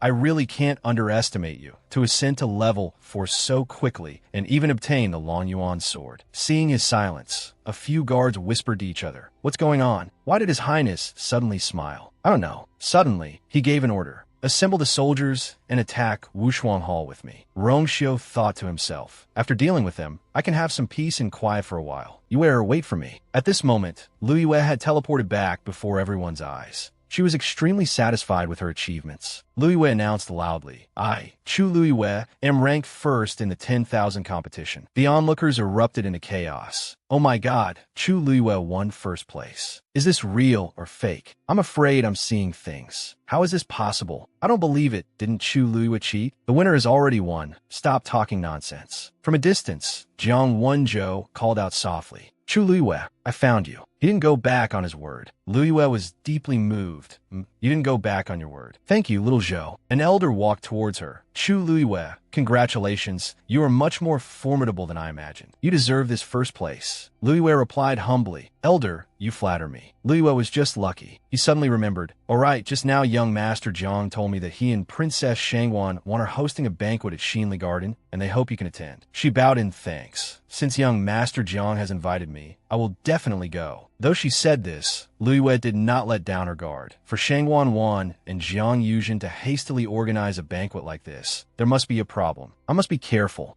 A moment later at Xinli Garden, Wanner exclaimed happily, Yuzhen, you're here. Yuzhen bowed respectfully. Greetings, third princess. Seeing this, Wanner was surprised. Huh? She pouted coquettishly. What are you doing? He hurriedly explained, we haven't had our grand wedding yet. We shouldn't meet privately like this. Everything should follow the palace etiquette. Wanner took his hand intimately and said happily, Yuzhen, this is Huayang Hall, and there are no outsiders. You don't need to be like this. Besides, whatever this princess wants to do, who would dare to stop me? Yuzhen's expression seemed a bit forced. He replied cautiously, It's not wrong to be a little careful. I'm doing this all for you. Let's not talk about this anymore. You came to find me so late. Is it because of the 10,000 competition? Wanner immediately confirmed. That's right. You must have heard the news from the 10,000 competition. The winner is that Chu something. Yuzhen continued. Zhu Liu. Wanner nodded repeatedly. Right, that's the name. I heard she's only in her teens. She suddenly gave a sinister smile. Do you know? She had the best performance. and she even broke through to level 4 inside the Heavenly Spirit Divine Domain. This means she has a great affinity with the Heavenly Spirit Divine Domain, her origin meridian. Yujin suddenly cut her off. Wanner, it's too early to talk about this now. We must proceed step by step. That's the only way to be safe. We cannot act rashly before His Majesty wakes up. Wanner suddenly got angry and shouted, "But I can't wait any longer. For over a year, I've lived in fear every day, afraid that others will discover my origin meridian has been destroyed, that I've become a cripple. If I can't recover before ascending the throne, then everything will be ruined." Yujin, what's wrong with you today? I feel that everything is progressing smoothly, so I'm happy. Are you not happy for me? Yujin coaxed her softly. How could that be? Of course I care about your future. I just feel heartbroken thinking about the hardships you will suffer later. So right now, we absolutely cannot alert the enemy. This is the only way to not fail. According to the plan, tonight at Shinli Garden, we must keep Chu Luiyue by our side. Valnare plead gently,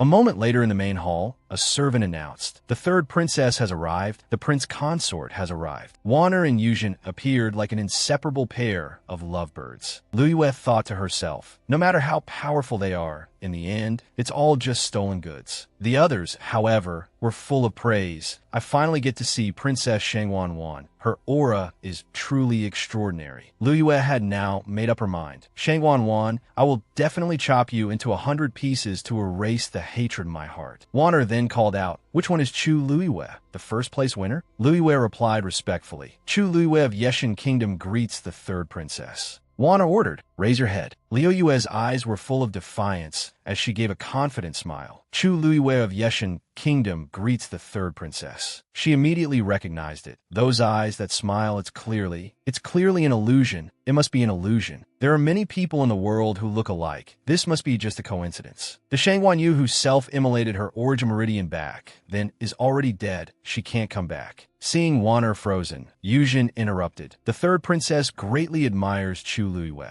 A reward. She snapped back to reality and feigned happiness. Right present the reward. The Heavenly Spirit Dynasty has always respected the strong, and besides, you bear some resemblance to an old acquaintance of mine. Luiyue retorted sarcastically, "Oh, I wonder which old acquaintance that might be." On the outside, she had to appear happy, but in her heart, she was full of scorn. Resemblance? Of course there's a resemblance. This body originally contains the soul of Shangwan Yu. Wanner immediately put on an act of extreme sorrow. "To be honest with you, you have some resemblance to my deceased elder sister. Seeing you suddenly, this princess was reminded of my elder sister." Her heart couldn't help but ache with sorrow. Yujin came to comfort her. "Wanner, she loved you the most. If she saw you this sad, she definitely wouldn't be happy either." Wanner replied mournfully, "Yujin, thank you. I just miss my elder sister too much. My apologies. I made a fool of myself in front of everyone." Seeing the pair of lovebirds acting their parts so perfectly, Luiyue added a few words to the play. "If the third princess's elder sister's spirit is watching, knowing that you miss her so much, she will surely be very comforted and will always be by your side, protecting you." On the surface, she said this, but in her heart, she was utterly contemptuous. "Keep pretending, it's so nauseating." Wanner was extremely awkward. On the surface, she said, "Yes, I hope she can watch over me." But in her mind, she thought, watch over what? Who needs her to watch over me?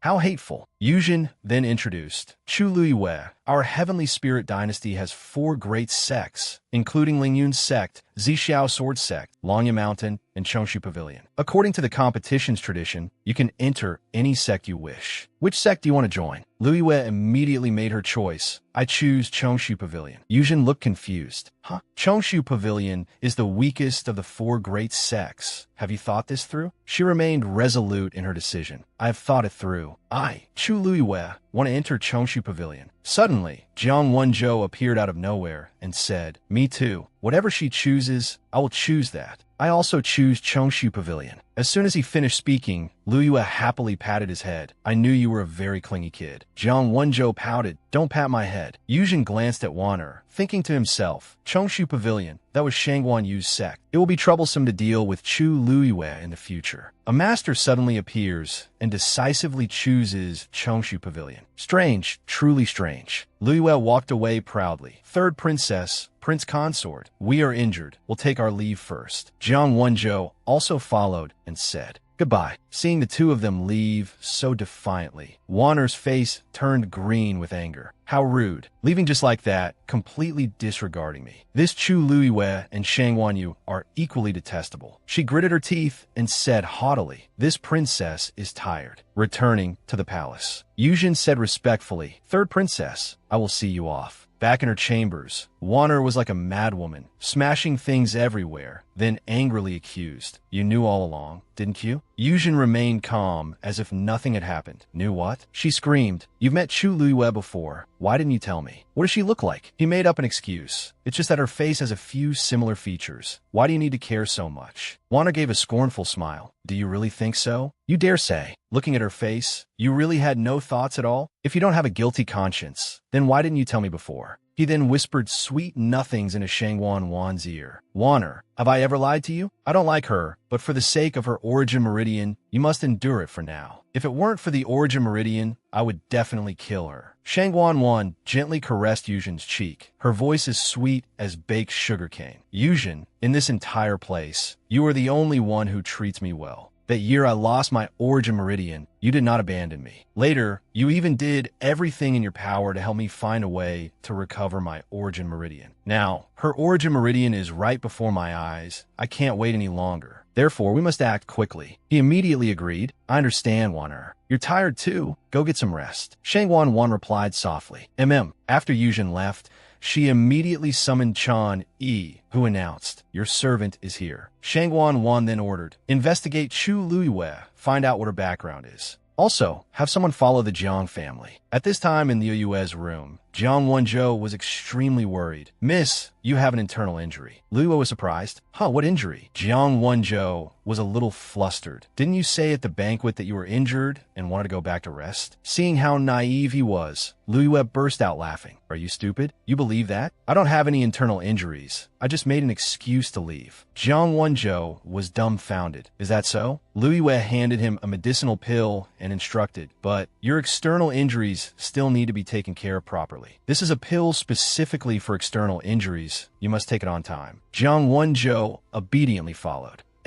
After a long day, Luiwei was now exhausted. "I'm a little sleepy. You should go back and rest too." Jiang Wenzhou said softly, "Sleep well." Suddenly, someone knocked loudly on the door. Luiwei grabbed the Long Yuan sword and asked, "Senior, are you still there?" The ancestor immediately appeared. "Lass, what did you call me for?" Luiwei cleverly asked for a favor. "I just advanced to level 4 and want to stabilize my aura. Can you stand guard for me?" He teased her. "Lass, are you starting to order me around now?" Luiwei immediately used sweet words to beg the ancestor for help. "How would I dare to order you around? Someone as handsome and kind as you. Please agree to help a junior." The ancestor couldn't help but give in to her earnest plea. Such a sweet talker. "Fine, I'll stand guard for you." Luiwei was overjoyed. "Thank you, senior." Luiwei then focused on her cultivation. She thought to herself, "Let me see what's different about level 4. Not bad, not bad. It really is level 4. Suddenly, something appeared, surprising her. "What is that?" At this moment, Luiwei and Jiang Wenzhou were planting in the garden together when she suddenly turned and said, "Little Zhou, we have seeds. Help me call the senior and junior disciples to come here and plant." He immediately obeyed, "Yes." But in his heart, he found it very strange. He just gave her a few things, and she's already like this? Suddenly, Yuchi Song came to stop the two of them. "Wait a moment, Luiwei, the medicinal herbs can't be planted." She asked, puzzled why. He sighed and slowly explained, "I know this can't be hidden any longer. A year ago, after that great battle, any medicinal herbs in this garden would quickly wither and die. To stabilize morale, I lied that the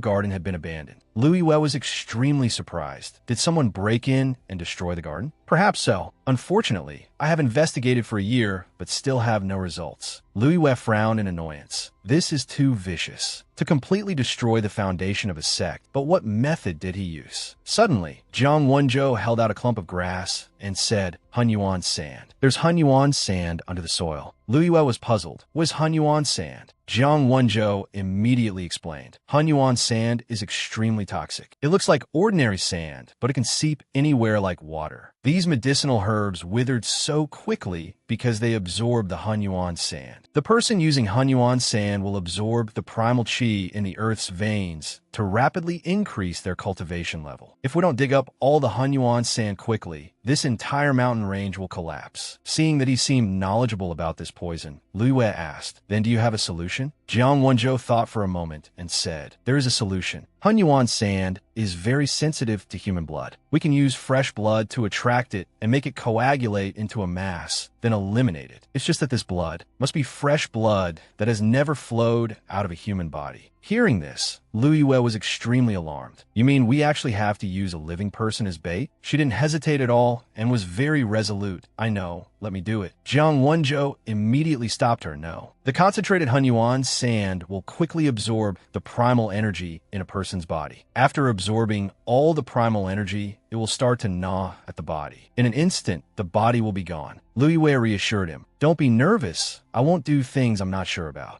But no matter how Lu Yue tried to persuade him, Jiang Wenzhou was adamant about not letting her be the sacrifice. No matter what you say, I won't let you take the risk." Seeing how much he cared for her, she was a little surprised. "Little Zhou," Yuchi-song also agreed with Jiang Wenzhou. "Wenzhou is right. You're a level 4 martial artist now. How can you do it? Even if someone has to go, that person should be me." Lu Yue had no intention of giving up. She gently persuaded, "I know, everyone is worried about me. But here, only I have this ability." She immediately executed a move, the aura of a level 7 martial artist. Yuchi-song and Jiang Wenzhou's jaws dropped in surprise. "Level 7? Lu Yue then asked, "Can this prove my ability? Although I'm not yet a level 7 martial artist, I have enough energy in my body." Hearing this, Yuchi-song was very puzzled. "So you're saying you can borrow the primal energy of other martial artists?" Lu Yue hesitated slightly. "You could say that." She confidently turned to ask Jiang Wenzhou for his opinion. "How about it, little Zhou? Can I try?" He turned away sharply and said in a low voice, "You're already a level 7 martial artist. How can I stop you?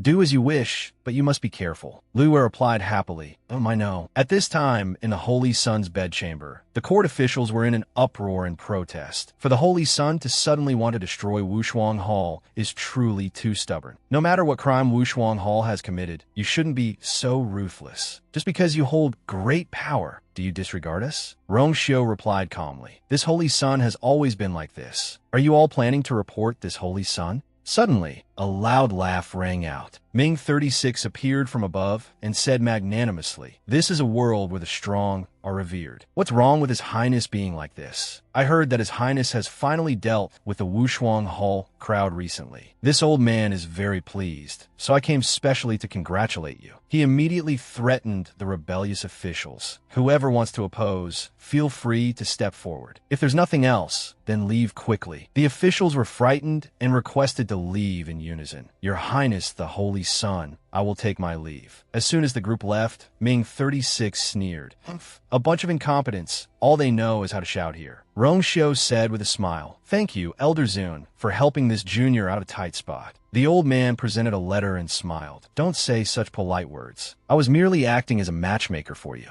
A while later, a senior disciple came to find Lu Yue to inform her, "Junior Sister Chu, someone is looking for you. It's someone from outside, a man waiting outside. He says he's here on the orders of His Highness Princely." "But which prince is Princely? Why do I hear?" Hearing this, Lu Yue was overjoyed and exclaimed, "It's Rong Xiu." It was a subordinate sent by Rong Xiu. He knelt before Lu Yue and handed her a sachet. "Your subordinate, Yan Xing, pays his respects to Miss Lu Yue. Your subordinate is here today to give you this." Lu Yue happily accepted it. "Medicinal herbs and seeds. This is what I need most right now." She didn't forget to ask about Rong Xiu's situation. "How is he?" Yan Xing replied, "Miss Lu Yue, don't worry. The master is safe and sound." Lu Yue didn't forget to ask a favor. "Please give this letter to him." Yan Xing respectfully obeyed. "Yes." Amidst the romantic scenery of falling leaves and a feeling of great tranquility, Rong Xiu slowly took out the letter to read. It seemed as if every thought was written on each page. "Where, I miss you too. This is the first time I've seen the Holy Sun so dejected." Rong Xiu's face looked very content and happy at the sight. Ming 36 had a dozen thoughts in his head, seeing him in such a mood for the first time. What kind of woman could make him fall in love like this? Ming 36 broke the silent atmosphere. "Your Highness, the little princess consort has written to you. Aren't you planning to go see her? It's good for young people to meet more often." Rong Xiu said softly, "I'm afraid it's not appropriate right now." "What's not appropriate about it?" It just so happens that this old man has nothing to do and would also like to go take a look. Rongshio's expression seemed pensive. Since Elder Zun has spoken, then this junior will not refuse. He must have found the answer to what he wanted. Yanqing, UMO, we leave in half an hour. Yes. Suddenly, the scene shifted to a place shrouded in night with mystical stars in the vast sky. Below on the ground was Yuchi Song. Beside him were Lu Yue and Si Yang in the middle of a huge, powerful magic formation room that seemed to want to swallow them whole in this silent space. I will stand guard here. No one will disturb you too. Thank you, Pavilion Master. At that scene, Si Yang also wanted to lend a hand. I understand Hunyuan San best, so I can help you stand guard in case anything goes wrong. You must call me immediately. Hearing this, Lu Yue replied with peace of mind, all right. She held a sharp knife and without a moment's hesitation, cut her palm. Drop by drop, the blood slowly trickled out. Her face showed not a trace of fear, but instead strength. She held out her hand as if preparing to cast a protective spell or create a powerful magical force. When the drop of blood fell, a magical power that overwhelmed everything around it suddenly erupted. The blood streaks, like knife cuts, appeared distinctly and frighteningly. In a flash, Lu Yue realized that Little Zhou's words about what could happen were starting to make her a little apprehensive. Just as Little Zhou said, condensing the sand really consumes a lot of primal energy. The situation pushed Chu Lu Yue into a difficult position. She immediately unleashed all her strength, summoning a water pearl that absorbed all the magical power around it. Water pearl, lend me some of your power. The water pearl spun in midair, trying to absorb all the power. A series of blood streaks rushed forward as if wanting to tear everything apart, the red rays swirling endlessly. Lu Yue held that power in her palm. A fiery red magic stone containing immense power gradually appeared. After a while, the surrounding scenery returned to its original peaceful state. Lu Yue said to everyone, Pavilion Master, Little Zhou, we succeeded. The man in front of her replied with satisfaction, That's right, Lu Yue. You've worked hard. How are you? Are you uncomfortable anywhere? They were overjoyed, and their reward was a sparkling, crimson gemstone. I'm Fine. Now, how should we handle this? This thing came from the southern borderlands. The best way is to return it to the southern borderlands. Upon hearing what she said, Yuchi Song unconsciously pondered it, causing Si Yang's gaze to turn towards him. The southern borderlands. As far as I know, in the Heavenly Spirit Dynasty, only Jiang Chengwu has ever been there. Lu Yu's pupils widened, as if she had realized something. Does that mean he was the one who manipulated the Hunyuan sand incident? We can only speculate, but there's no proof. In such an anxious atmosphere, Si Yang was unusually calm. Verifying this matter is very simple. If he is the mastermind, then the power he obtained from the Hunyuan sand before is about to start backfiring. In a mild case, his cultivation level will drop. In a severe case, his sharp, cold eyes unhesitatingly spoke of what would happen. His origin meridian will be damaged. Jiang Yuchen was sleeping when a sudden pain jolted him awake. He screamed in agony. It hurt so much. He raised his hand to look and saw a blood-red streak running across his wrist, like a root absorbing nutrients. Why is this happening? Could it be that the people from Chongshu Pavilion have discovered something? But the Hunyuan sand is from the southern borderlands. Very few people in Shilin know about it, let alone how to deal with it. Who on earth caused this? Wait, not long ago, Chu Lu Yue came to Chongshu Pavilion. Yuchen's eyes seemed to have identified the person behind this. A look of hatred appeared in his eyes as Lu Yu's figure slowly emerged in his mind. Yuchen lay collapsed inside, his body trembling. From outside, the anxious shouts of a servant echoed. Young master,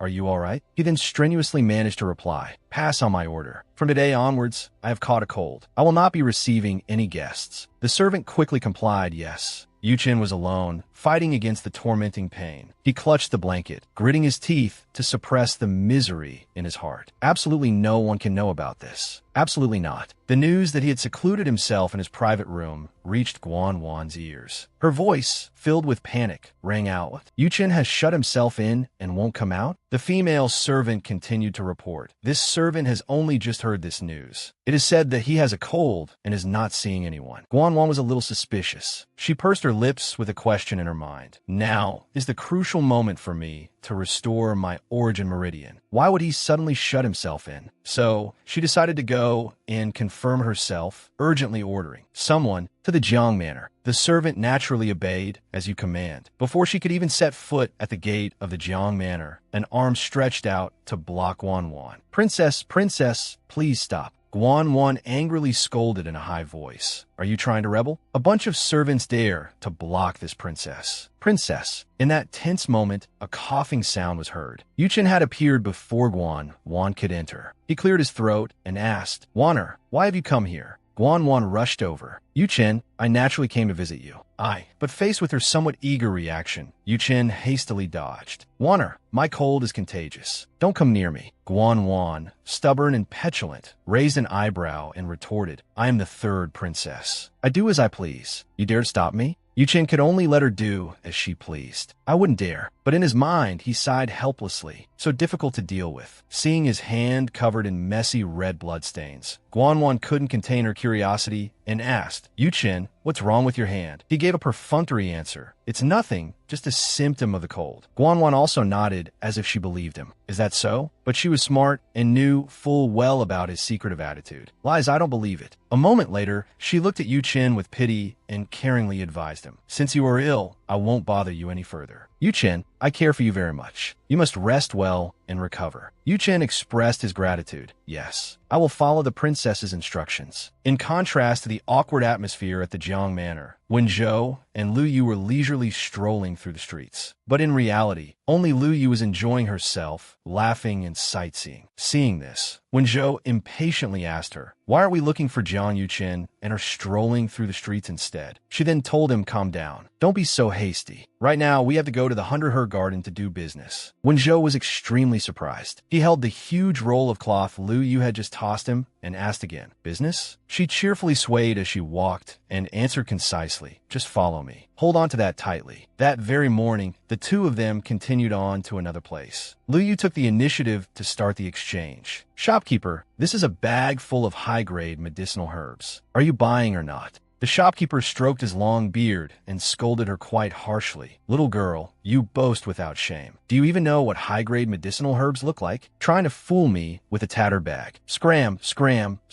But in response to his disdainful tone, Lu Yu smiled as if nothing had happened and even judged him frankly. With an eye like that, you can still be a shopkeeper? He angrily shouted with wide eyes. What did you say? Just as the two were about to argue, someone suddenly came over and interjected with a proposal. Discuss it with me. Lu Yu naturally had to ask about the other party's identity. Who are you? The man with a kind face and chubby figure smiled and introduced himself. I am the general manager of the store. This humble one's surname is Yu. My subordinate was impolite. Please don't mind him. You wish to discuss high-grade medicinal herbs. So, please come to the private room over here to sit down and discuss in more detail. The shopkeeper from earlier saw General Manager Yu appear and hastily retreated. You two, please wait a moment. This subordinate will go take care of some things first. Following General Manager Yu's guidance, Lu Yu praised as soon as she stepped through the door. Good. This entire private room is arranged very exquisitely. Not bad, she thought. Xiao Zhou, in the future when we make money, we must renovate Chongshu Pavilion in this style too. When Zhou, walking right beside her, replied with just one word, okay. A hand suddenly clapped onto Wen Zhou's shoulder, startling him. Instantly, he vanished, taken away by someone. The whole process took less than 5 seconds, but Wen Zhou still managed to shout a loud warning. Chu Luiyue, watch out for an ambush. She turned her head but saw no one, so she yelled, Xiao Zhou? Lu Yu rushed forward, kicked down 2 flimsy partitions in the middle, and shouted loudly, You thief, let Xiao Zhou go.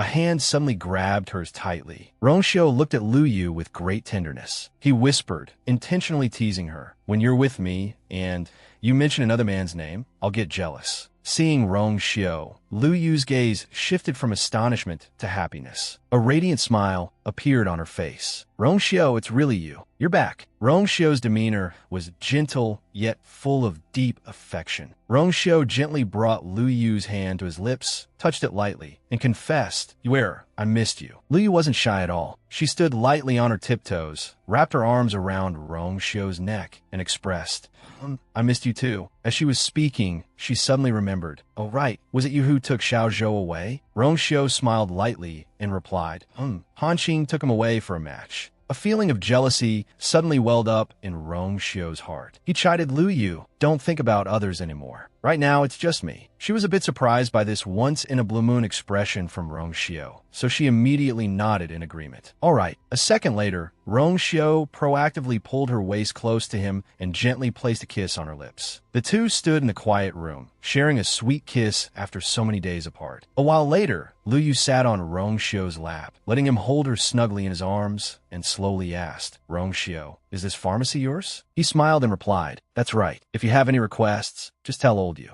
Then he suddenly put on a sulky expression and complained, that Jiang Wenzhou fellow values you a lot. If it weren't for Han Qing, it seems he would have wanted to stay here. Hearing his tone, she laughed and asked with a mischievous wink, Rong Xiao, are you jealous? To reassure him, she looked straight into his eyes and explained, all right. He's my attendant now, so of course he pays special attention to me. That kid is a stubborn-minded fellow. You don't need to mind him. Besides, he doesn't know it's you. If he knew, he would avoid us on his own. Rong Xiao looked at her gently and asked back, is that so? Lu Yu affirmed with certainty, of course. You are my fiancé, after all. Hearing this, Rong Xiao smiled with satisfaction. Lu Yu continued to nuzzle against Rong Xiao's neck and asked, we've been talking about my affairs this whole time. You should talk a little about yours too. This time you've come, how long do you plan to stay in Shilin? In response to her question, he answered vaguely, I don't know yet. That's why I have a slightly difficult problem to solve. I came to Shilin in such a hurry this time that I haven't chosen a place to stay. Without waiting for Rong Xiao to continue, Lu Yu automatically picked up, her words carrying a hint of implication. You've come to Shilin, so of course you'll be staying at my place. Rong Xiao was just waiting for that and broke into a broad smile. Then I must thank you, wearer, in advance. Lu Yu stood up and said to Rong Xiao, let's go. I'll take you to meet my master and senior brothers at Chongshu Pavilion. He nodded obediently at once. Okay. In less than an hour, the two of them had arrived at Chongshu Pavilion. Lu Yu led Rong Xiao to introduce him to everyone.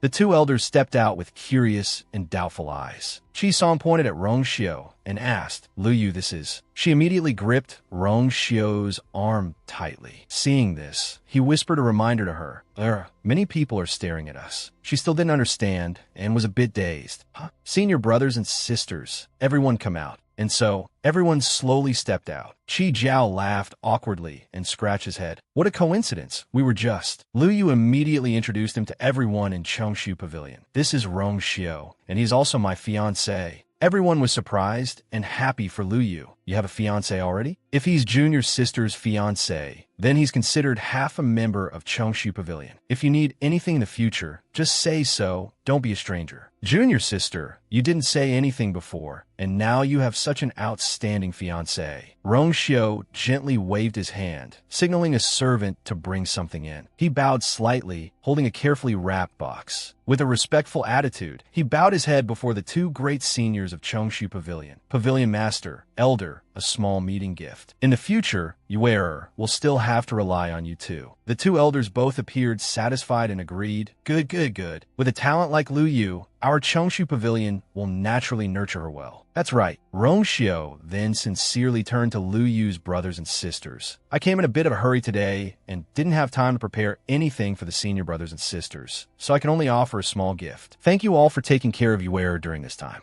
The servant accompanying Rong Xiao also chimed in. Senior brother Lu, please accept this. Chi Jiao smiled and waved his hand, declining. You are all too polite. Lu Yu is our junior sister, so it's only natural for us to treat her well. Logically, we should be the ones giving you meeting gifts. The servant continued. Everyone has a gift. They are not anything too valuable. Please feel at ease and accept them. Chi Jiao then received it with both hands, showing his appreciation. He smiled lightly and looked at Lu Yu. Well, in that case, thank you, junior sister's husband. Lu Yu's face was full of confusion upon hearing the three words Chi Jiao had just said. Junior sister's husband? Rong Xiao continued to show a confident but not arrogant attitude. Senior brother Lu, don't be so polite. You is my fiancé. This is something I should do. After a while of getting acquainted and giving gifts, Rong Xiao clasped his hands to bid farewell to everyone. Today, and I have other matters to attend to, so we cannot stay long. I will come to visit another day. Chi Song nodded. All right. You two go and take care of your business. A few of Lu Yu's senior brothers curiously asked each other about the gift. Let's see what's inside the Chinkoan ring. As for the two of them, after turning to leave Chongshu Pavilion, Lu Yu whispered into Rong Xiao's ear. You have other business? Why didn't I know? Rong Shio smiled and answered her. An elder I respect the most has come to West Hill, and he wants to meet you. She asked again in surprise, her round eyes wide as she looked at her fiancé. An elder? Wants to meet me? He understood what she was worried about and gently reassured her. It's just a normal dinner. He's very approachable. Let's go. Lu Yu's senior brothers exclaimed in surprise at Rong Shio's generous gift. Oh my god, the Chinquan ring is full of white crystal coins. Our junior sister's fiancé. It seems he's not just ordinarily rich. Meanwhile, the two were still immersed in their own world. Lu Yu asked worriedly, should I bring a gift? Rong Shio confirmed at once. No need. Inside a pavilion built in the middle of a lotus pond, Lu Yu politely bowed to the elder. Lu Yu pays her respects to elder. The old man chuckled and said, no need to be so polite. This old man's title is Ming 36. You could just call me Elder 36. Lu Yu continued to speak warmly. Elder 36 has come from afar. Lu Yu has not been able to provide a proper reception. I hope you can forgive me. 36 was indeed as approachable as Rong Shio had said. He kept looking at Lu Yu, smiling and praising her. A face like porcelain, clear eyes, and the space between her eyebrows seems to carry a thread of noble aura. Truly makes one endlessly fond. Not bad, not bad. Rong Shio's taste is indeed very good. Lu Yu replied respectfully, yes, thank you, Elder Ming 36. Then the old man pointed his finger, conjuring various items, and enthusiastically introduced them to Lu Yu. This old man's things are a bit of a mess. Just take a look. Pick whichever one you like and take it. If you don't like any of them, this old man still has more. She was a little surprised by 36's generosity. What does this mean? In this world, there's actually someone who gives away treasures upon first meeting. Lu Yu was a bit embarrassed and politely declined. Thank you, Elder Ming 36. I will accept your kind intentions, but these gifts are truly too precious. But the kind old man thought she wasn't pleased and took the initiative to explain.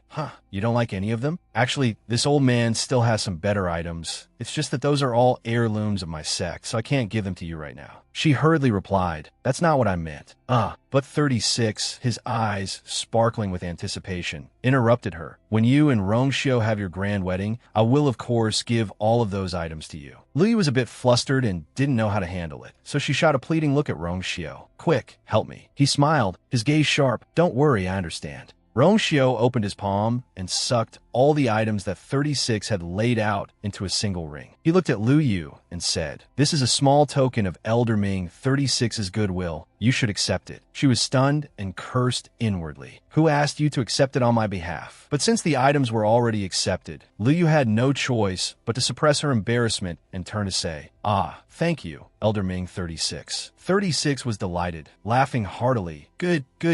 Hurry and pour the wine. I must drink to my heart's content today. They sat together until late into the night. Now, only Lu Yu and Rong Shio were left in the pavilion, sitting together and talking. Where is Elder 36? He ate and drank his fill, so he's asleep. Rong Shio suddenly lowered his voice, his hand gently squeezing her shoulder. I want to tell you something. Listen carefully. She nodded. Rong Shio began to explain. Actually, the highest level cultivators of the Tianling dynasty can only reach the peak of level 8. If they break through to level 9, they will ascend to the Shinshi realm. And I am the current ruler of the Shinshi realm. The people there usually call me His Highness, the Holy Sun. Lu Yu listened intently, thinking to herself, so it's true that there are heavens beyond heaven and people beyond people. She playfully toyed with Rong Shio's hair and asked, you're telling me this? Aren't you afraid I'll spread it around? He answered without hesitation, I'm not afraid. This was my promise to you before leaving the Yaochen kingdom, and I must fulfill it. Hearing this, Lu Yu smiled brightly. Then I want to go to the Shinshi realm to have a look too. Rong Shio said apologetically, I'm afraid that's not possible. Your current cultivation level is still too low.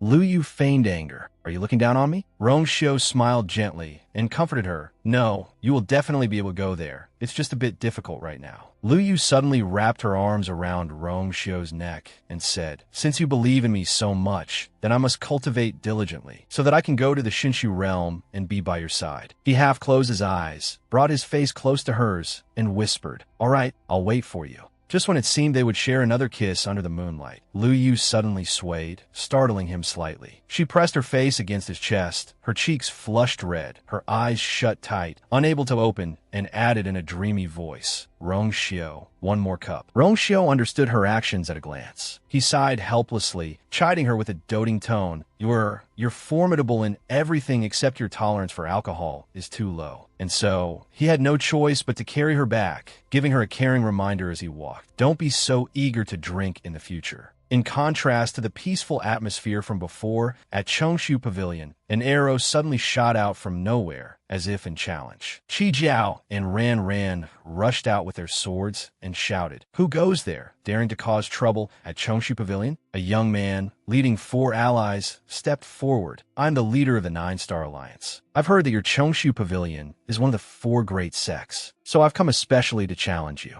His attitude was inexplicably arrogant and provocative. "If you lose, this position as one of the 4 great sects will belong to my 9-Star Alliance." Qi Dao still replied politely to him. "The 9-Star Alliance? I've never heard of it." Ran was not as gentle as him. She pointed straight at his face and declared, "You are not qualified to challenge Chongshu Pavilion." The alliance leader burst out laughing in contempt. "I see your Chongshu Pavilion is all talk and no action. You say I'm not qualified, but the truth is you don't dare to accept the challenge." Qi Dao was provoked by these words. His eyes widened as he yelled, "What did you say?" Unable to wait any longer, for the honor of Chongshu Pavilion, Qi Dao rushed forward. Lu Zhidao of Chongshu Pavilion accepts the challenge. The alliance leader took an attack stance and roared, "Come on." In front of a room, someone was knocking urgently and calling out, "Junior Sister Chu, are you there?" "Junior Sister Chu?" Lu Yu opened the door, holding her forehead. The after effects of last night's drinking left her still drowsy. "I drank too much last night. What's wrong? It's so early in the morning." The girl spoke urgently. "It's bad. Something's happened at Chongshu Pavilion." At Chongshu Pavilion. Upon hearing this, Lu Yu immediately sobered up. Qi Dao now seemed to be injured. He slumped down, clutching his chest and gritting his teeth in pain. Ran rushed over to check on him. "Senior brother, how are you?" Qi Dao replied resolutely, "I'm fine. I can still continue to fight." Ran felt the situation was not good, so she stepped forward and said to the 9-Star Alliance group, "Yi Ran of Chongshu Pavilion accepts the challenge. I am a heavenly healer. Does any of you dare to fight me?" As soon as she finished speaking, the alliance leader burst out laughing mockingly. "Has Chongshu Pavilion really run out of people, sending you up to fight? In my opinion, you should just surrender to avoid making things too ugly." Just as he finished his words, a questioning voice echoed. "Who says my Chongshu Pavilion has run out of people?" The person had not yet appeared, but a sword flew over and embedded itself straight into the ground as a challenge. A familiar figure in a green robe leisurely placed a hand on the sword. Lu Yu smiled brightly and greeted her opponents. Chu Luiyue, a new disciple of Chongshu Pavilion. Wen Zhou, who was with her, also spoke solemnly, and me, Jiang Wen Zhou. After the introductions, Lu Yu turned to ask Ran.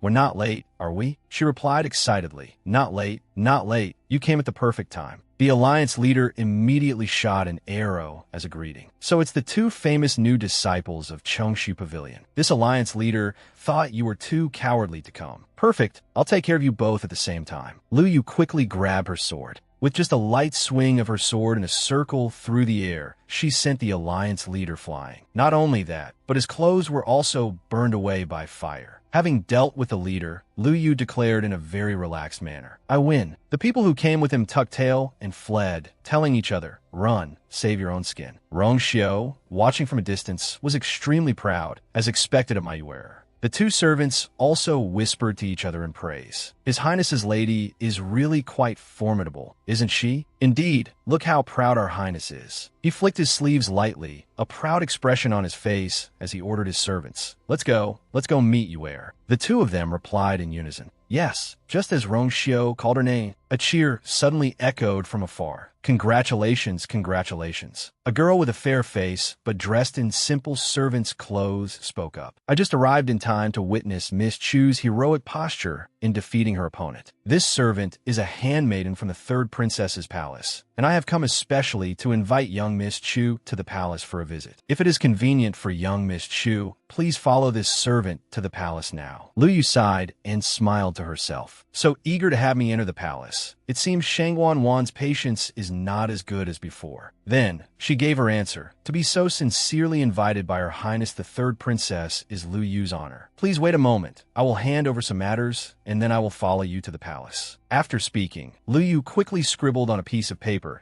the main content being just one sentence. Please ask the pavilion master to investigate the truth about Jiang Wuqing. Then she handed the paper to one Zhou and instructed him, Little Zhou, protect Chongshu Pavilion well. He replied confidently, all right. The handmaiden from before extended her hand to show Lu Yu the way. Miss Chu, please. Rong Xiu stood watching, feeling crestfallen. I haven't even gotten to say a word to you where. A moment later, the horse carriage carrying Lu Yu and the handmaiden stopped. As soon as she stepped out of the carriage, a thought immediately surfaced. This place is very familiar to me. I was born here, died here, was once immensely radiant, glorious, and noble, and also endured all kinds of torture, heart-wrenching pain. A lifetime of youth, carrying a pain carved in bone and etched in heart, was buried here. The handmaiden curved her lips into a smile and told Lu Yu, we've arrived. She was still lost in her train of thought, her eyes glinting with determination. Now I stepped through this threshold once more. I have finally returned. Seeing that Lu Yu said nothing, the handmaiden deliberately spoke a little louder. Miss Chu, let's go. In her mind, she actually dared to mock Lu Yu for being slow and sluggish, truly the demeanor of a country bumpkin. As for her, she only replied politely, all right, please lead the way. A moment later, a handmaiden's report was heard again. Princess Chu Luiyue has arrived. Lu Yu stepped inside, curtsied, and bowed to Guanwan. Lu Yu pays her respects to the third princess. She waved her hand lightly and ordered, rise quickly. This princess invited you here today just to ask for some advice. There's no need for such ceremony. Lu Yu smiled, her wide eyes a little probing. Thank you, third princess. Guanwan suddenly faltered slightly. She stared at Lu Yu and thought to herself, this face, when she smiles, really looks so similar. But she immediately dismissed those suspicions, quickly getting to the main point. Miss Chu, I heard from Chan Yi that you protected Chongshu Pavilion today. For Miss Chu to be so talented, it's truly admirable. Lu Yu gave a modest smile in reply. You're too kind. How could Lu Yu possibly compare to the princess? I heard that 2 years ago, you were already a level 7 martial artist. Guanwan's hand suddenly trembled, and she thought to herself, 2 years ago, I was indeed a level 7 martial artist, but ever since that incident, my Yuan meridians were destroyed. Now, I'm no different from a cripple. These words from Chu Luiyue are like a knife straight to my heart. She suppressed the humiliating feeling, continuing with a composed demeanor. I heard you were born with deficient Yuan meridians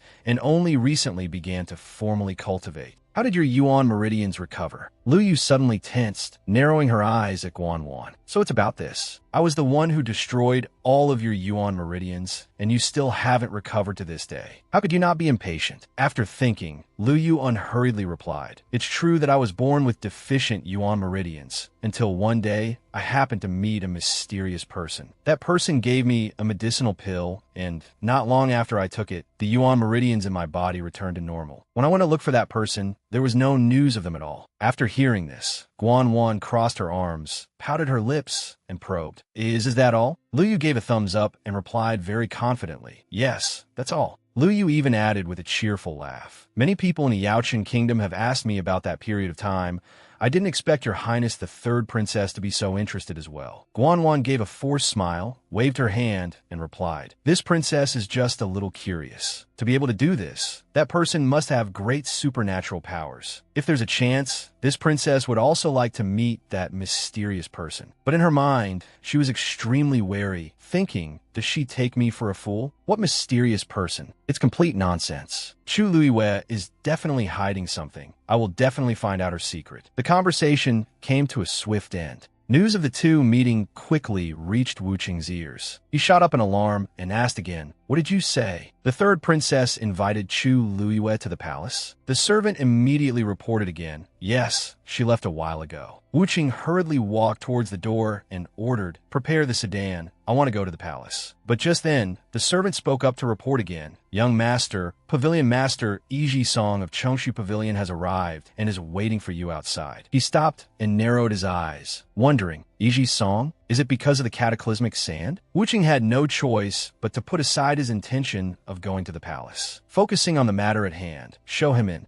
Yes, sir. Chi Song clasped his hands and greeted Wu Qing respectfully. Young Master Jiang, you are a busy man. This humble one hopes you will forgive me for the intrusion. He also replied magnanimously. Don't be so formal, Pavilion Master Iji. What brings you to see this humble one? Chi Song didn't rush to the point because something else surprised him more. Young Master Jiang, why do you have the smell of blood on you? Wu Qing, of course, made up a random reason to get by. The Pavilion Master is truly sharp. I was careless and cut my hand earlier. I just treated it a little. No wonder you can smell blood. Although Chi Song smiled on the outside, he was silently judging this man. He's clearly trying to hide something and failing miserably. He slowly continued, so that's how it is. Young Master Jiang should be more careful. This time it was a cut, but next time it might not be so certain. These words, along with Chi Song's emphasized tone, made Wu Qing feel a pang of guilt. He narrowed his eyes and looked, then tried to maintain a calm demeanor as he replied, "Thank you for your concern, Pavilion Master." But inside, he was anxiously wondering. Iji Song is warning me. The matter of the cataclysmic sand has really been discovered. Only then did Chi Song get to the main point. He gave a gentle smile. Actually, this old man came here because I once gifted the Imperial Princess a few things, but they were all left by her in the zither room of Tianjin Garden. Now that she is gone, this old man wishes to retrieve those items as keepsakes of sorts. I wonder if it would be convenient for young Master Jiang? Wu Qing nodded. Of course, that's fine. Follow me. Chi Song's natural reaction made Wu Qing change his mind. Strange, it seems he doesn't know about the cataclysmic sand at all. Could it be that I was overthinking it? Just as he had turned around, Chi Song suddenly spoke up. However, this old man has one more matter. Wu Qing had just extinguished his suspicion when the man asked directly. I wonder if young Master Jiang has ever heard of cataclysmic sand? He was immediately startled and whipped his head around, his dazed face unconsciously repeating, "Cataclysmic sand." Wu Qing quickly tried to calm himself and acted as if he knew nothing. He replied, "I've only heard of it. Why does Pavilion Master Iji ask about this?" Chi Song then sighed and pretended to confide. After that battle, my Chongshu Pavilion has been unable to grow any medicinal herbs until recently when Wenzhou accidentally discovered cataclysmic sand. That's how he traced the source. According to him, this is cataclysmic sand that only exists in the southern borderlands. This old man recalls that young Master Jiang has traveled through the southern borderlands before. Wu Qing stared as if interrogating him. Are you suspecting that I'm the one behind this? Chi Song bowed his head, clasped his hands, and replied, "Although this old man is very eager to find the person behind this, I would absolutely not dare to suspect the young master. It's just that I thought since you brought quite a few people with you when you went to the southern borderlands, this old man would like to ask young Master Jiang to help me investigate who exactly brought back the cataclysmic sand." Wu Qing looked at him and cursed inwardly. You wouldn't dare, even if I gave you the guts. But on the outside, he appeared very agreeable to the request. So that's how it is. No problem. I will investigate for you.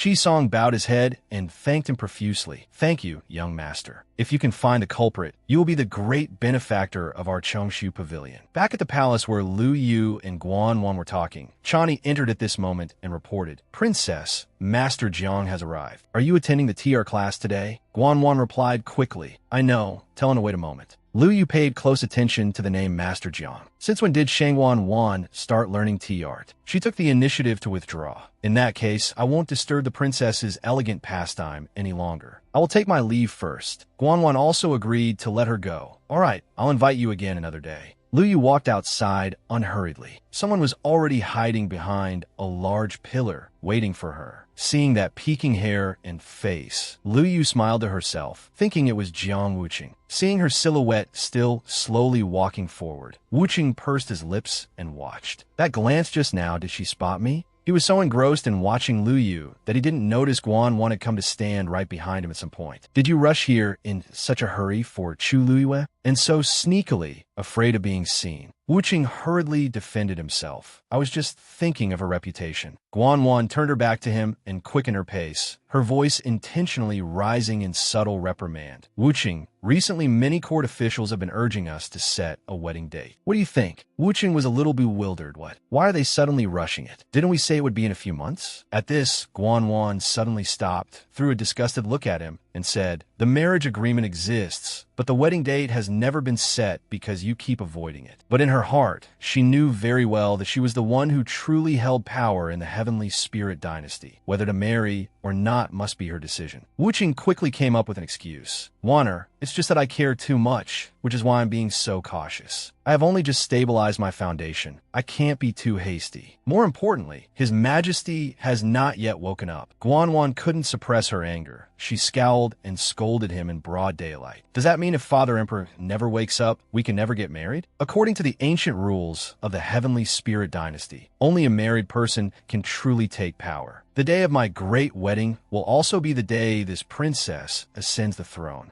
Right now, this princess holds significant power, but I'm still just the third princess. As long as I am not married, I cannot be legitimate. This princess does not want to wait any longer. Let's set the date for the 6th of June. Wu Qing, helpless, had no choice but to endure and comply with Guanwan's words. "All right, the 6th of June it is." Elsewhere, someone had just cried out when they were struck silent. "Who's there?"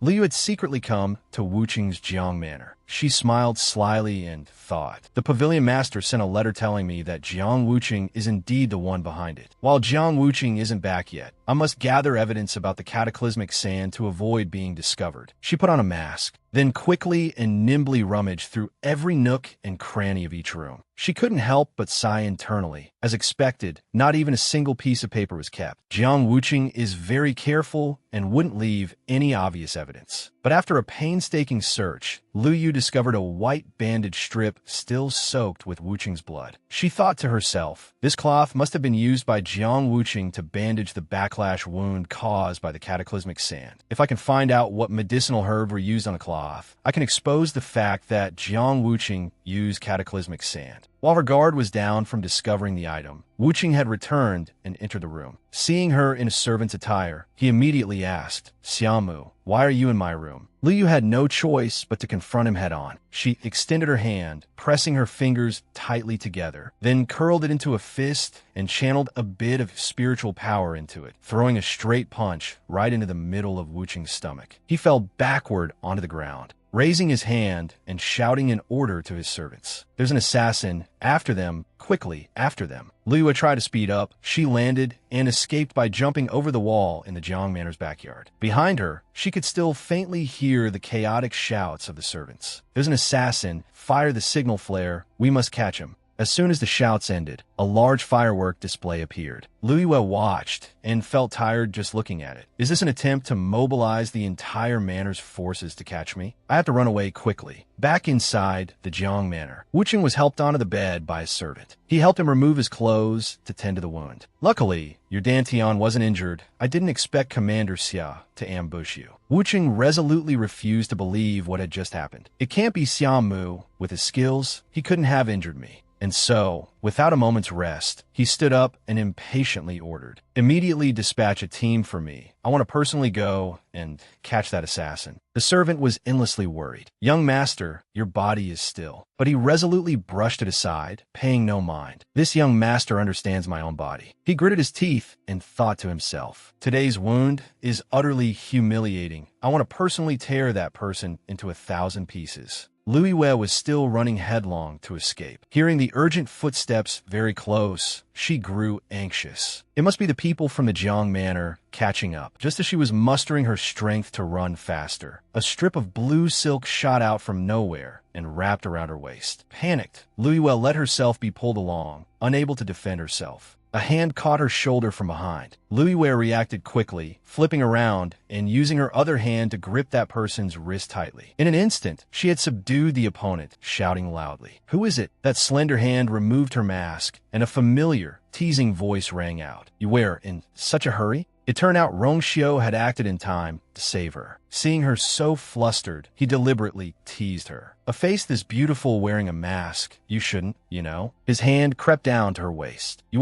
This outfit is too cumbersome. Let me help you take it off." With a swift movement, in the blink of an eye, Rongxiu had removed the thick outer robe. Underneath, Lu Yue was wearing a loose white inner garment. Seeing Rongxiu's overly natural action, Lu Yue shyly struggled free and said, "Let me do it myself." Wuqing and his men had caught up, ordering loudly, "Halt! Who is in the carriage?" Wuqing walked straight to the carriage, pulling aside the curtain without a word of greeting. The Jiang Manor is investigating an assassin. Anyone passing through here must submit to an investigation. The people inside the carriage must cooperate. Rong Xiu pulled Lu Yue completely into his embrace. Seeing Wu Qing, he said, feigning surprise, "An assassin? Is young Master Jiang suspecting me?" Wu Qing narrowed his eyes, unable to help his suspicion. The assassin's trail suddenly went cold near the manor, and his carriage appeared here. Even if it's a coincidence, it's better to kill the wrong person than to let one escape, he thought, then looked down at Liu Yue's beautiful and innocent face looking at him, and it was hard not to think further. Chu Liyue, why is she here? Didn't she already leave the palace? And this man is the fiancé who saved Chu Liyue last time. As Wu Qing was feeling suspicious, he suddenly pursed his lips and judged. Their clothes are disheveled. Looking at these two, they probably haven't left the carriage. Truly shameless. Seeing him looking dazed, Rong Xiu spoke up again. Young Master Jiang, her fiancé, hired a carriage to pick up Yue from the palace. Is that not allowed? You stopped us without distinguishing right from wrong. That's truly rude. Aren't you afraid of seeing things you shouldn't see? Unable to find any evidence, Wu Qing gave a decisive order. Let's go. Once they were safe, Lu Yue finally dared to breathe a sigh of relief. She had almost failed to escape. Rong Xiu looked at her teasingly. So brave when you were doing it. Are you scared now? Lu Yue paid him no mind. She looked at him with a smile and deliberately asked, though she already knew in her heart, "Did you really come out today to pick me up? Or were you intentionally waiting here?" Rong Xiu also replied ambiguously, "Just as you think." They both understood each other perfectly, and the dangerous situation had passed. Lu Yue and Rong Xiu could now leisurely exchange sweet glances. She wrapped her arms around his neck, and he, in turn, tightened his grip on her waist. The carriage slowly carried the two of them back. A long day passed, and night gradually fell. Inside her private room, Lu Yue was sitting and cultivating her qi. She was full of anticipation. Today, she would surely break through to level 5. Elder 36 and Rong Xiu stood outside. Seeing the stream of light emitting from her room, they understood and exchanged words. Is little Lu Yue trying to break through to level 5 martial artist? But this commotion doesn't seem quite right. Elder, don't be impatient. You'll know when the time comes. What is it? Why are you being so mysterious? It's making me antsy. Lu Yue was extremely focused. She sat cross-legged, not moving an inch for even a second. Her breathing was even and quiet. The meridians in her body were completely transformed in an instant. Through, Lu Yue officially ascended to level 5 martial artist. She stepped out lightly after having unintentionally destroyed her private room due to this cultivation process. Although her enhanced strength couldn't truly compare to her former self, she was striving to get closer. One day, I will return to my peak and take back everything that belongs to me. Her relaxed footsteps landed on the ground, and as soon as she stepped out the door, 36 smiled kindly at her. Congratulations, congratulations, you've broken through to level 5. She was delighted to see the two reliable men were both waiting for her. Elder Ming 36, Rong Xiu 36 still couldn't stop praising her. Moreover, you've even cleared your 5 viscera. Truly an outstanding talent. Lu Yue said shyly, "You praise me too much." Ming 36 then turned to pat Rong Xiu's shoulder. "You brat, you're a lucky one. Hurry up and marry little Lu Yue, you hear me?" He beamed happily and replied, "Yes, Elder." After saying that, the old man didn't linger long. He waved goodbye to the two of them. "I won't disturb you young people talking anymore. I have matters to attend to. I'll be going first." Lu Yue watched his chubby figure and laughed with amusement. Elder Ming 36 is really a spontaneous person. Rong Xiu gave a faint smile and replied, "He's just an old child, don't mind him."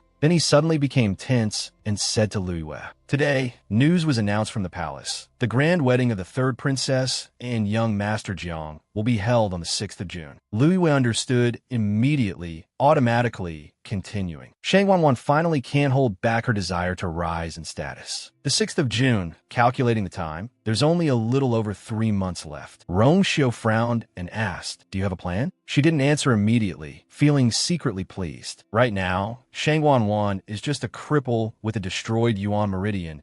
She definitely can't wield the Heavenly Spirit Scepter. On the wedding day, in front of all the court officials, if she can't wield the Heavenly Spirit Scepter, that scene will surely be beautiful. Although her thoughts were somewhat wicked, the words that came out of Liu Yue's mouth expressed joy. That's great. A grand wedding is a good thing, worth celebrating. Rong Xiu closed his eyes, smiled, and replied, I know. She suddenly felt a pang of guilt, secretly observing his expression. Why do I feel like Rong Xiu seems to be paying close attention to my reaction? The two of them slowly walked inside, continuing their conversation as they went. There's another matter, the third princess said. Now that His Majesty has been in a coma for a long time, extremely special medicinal herbs and the blood of a divine beast are needed to awaken him. So she intends to go to the Great Wasteland herself. Hearing him, Luiwa was surprised. The Great Wasteland, that place is on the border of the Heavenly Spirit Dynasty, extremely remote. The conditions are harsh. Why would Shangwan go there herself? Rong Xiu emphasized she's not going alone. There will also be 1,000 black cavalry troops led by Mu Qinghe. In addition, she also intends to send 10 people from the sect there first. The selection is today, and they depart in 3 days. Luiwa laughed in anticipation. Such a grand formation, on the contrary, makes me quite interested. A bit of doubt had already arisen in her mind. The Great Wasteland is so dangerous, yet Shangwan is still determined to go. She clearly has other intentions. Rong Xiu gently put his arm around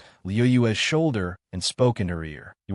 I know you want to go, but this trip is extremely dangerous. Let me go with you, okay? She answered decisively. No, you don't need to go. I want to grow on my own. With you by my side, I'll become lazy. After saying that, she looked at Rong Xiu and gave a determined smile. Rong Xiu gently uttered her name, Yue. He knew he couldn't make her do as he wished, so he resorted to an embrace as a show of support. At the same time, he whispered instructions to his fiancée. All right, I'll listen to you. You must be careful. She shyly nestled her head against his chest and replied softly,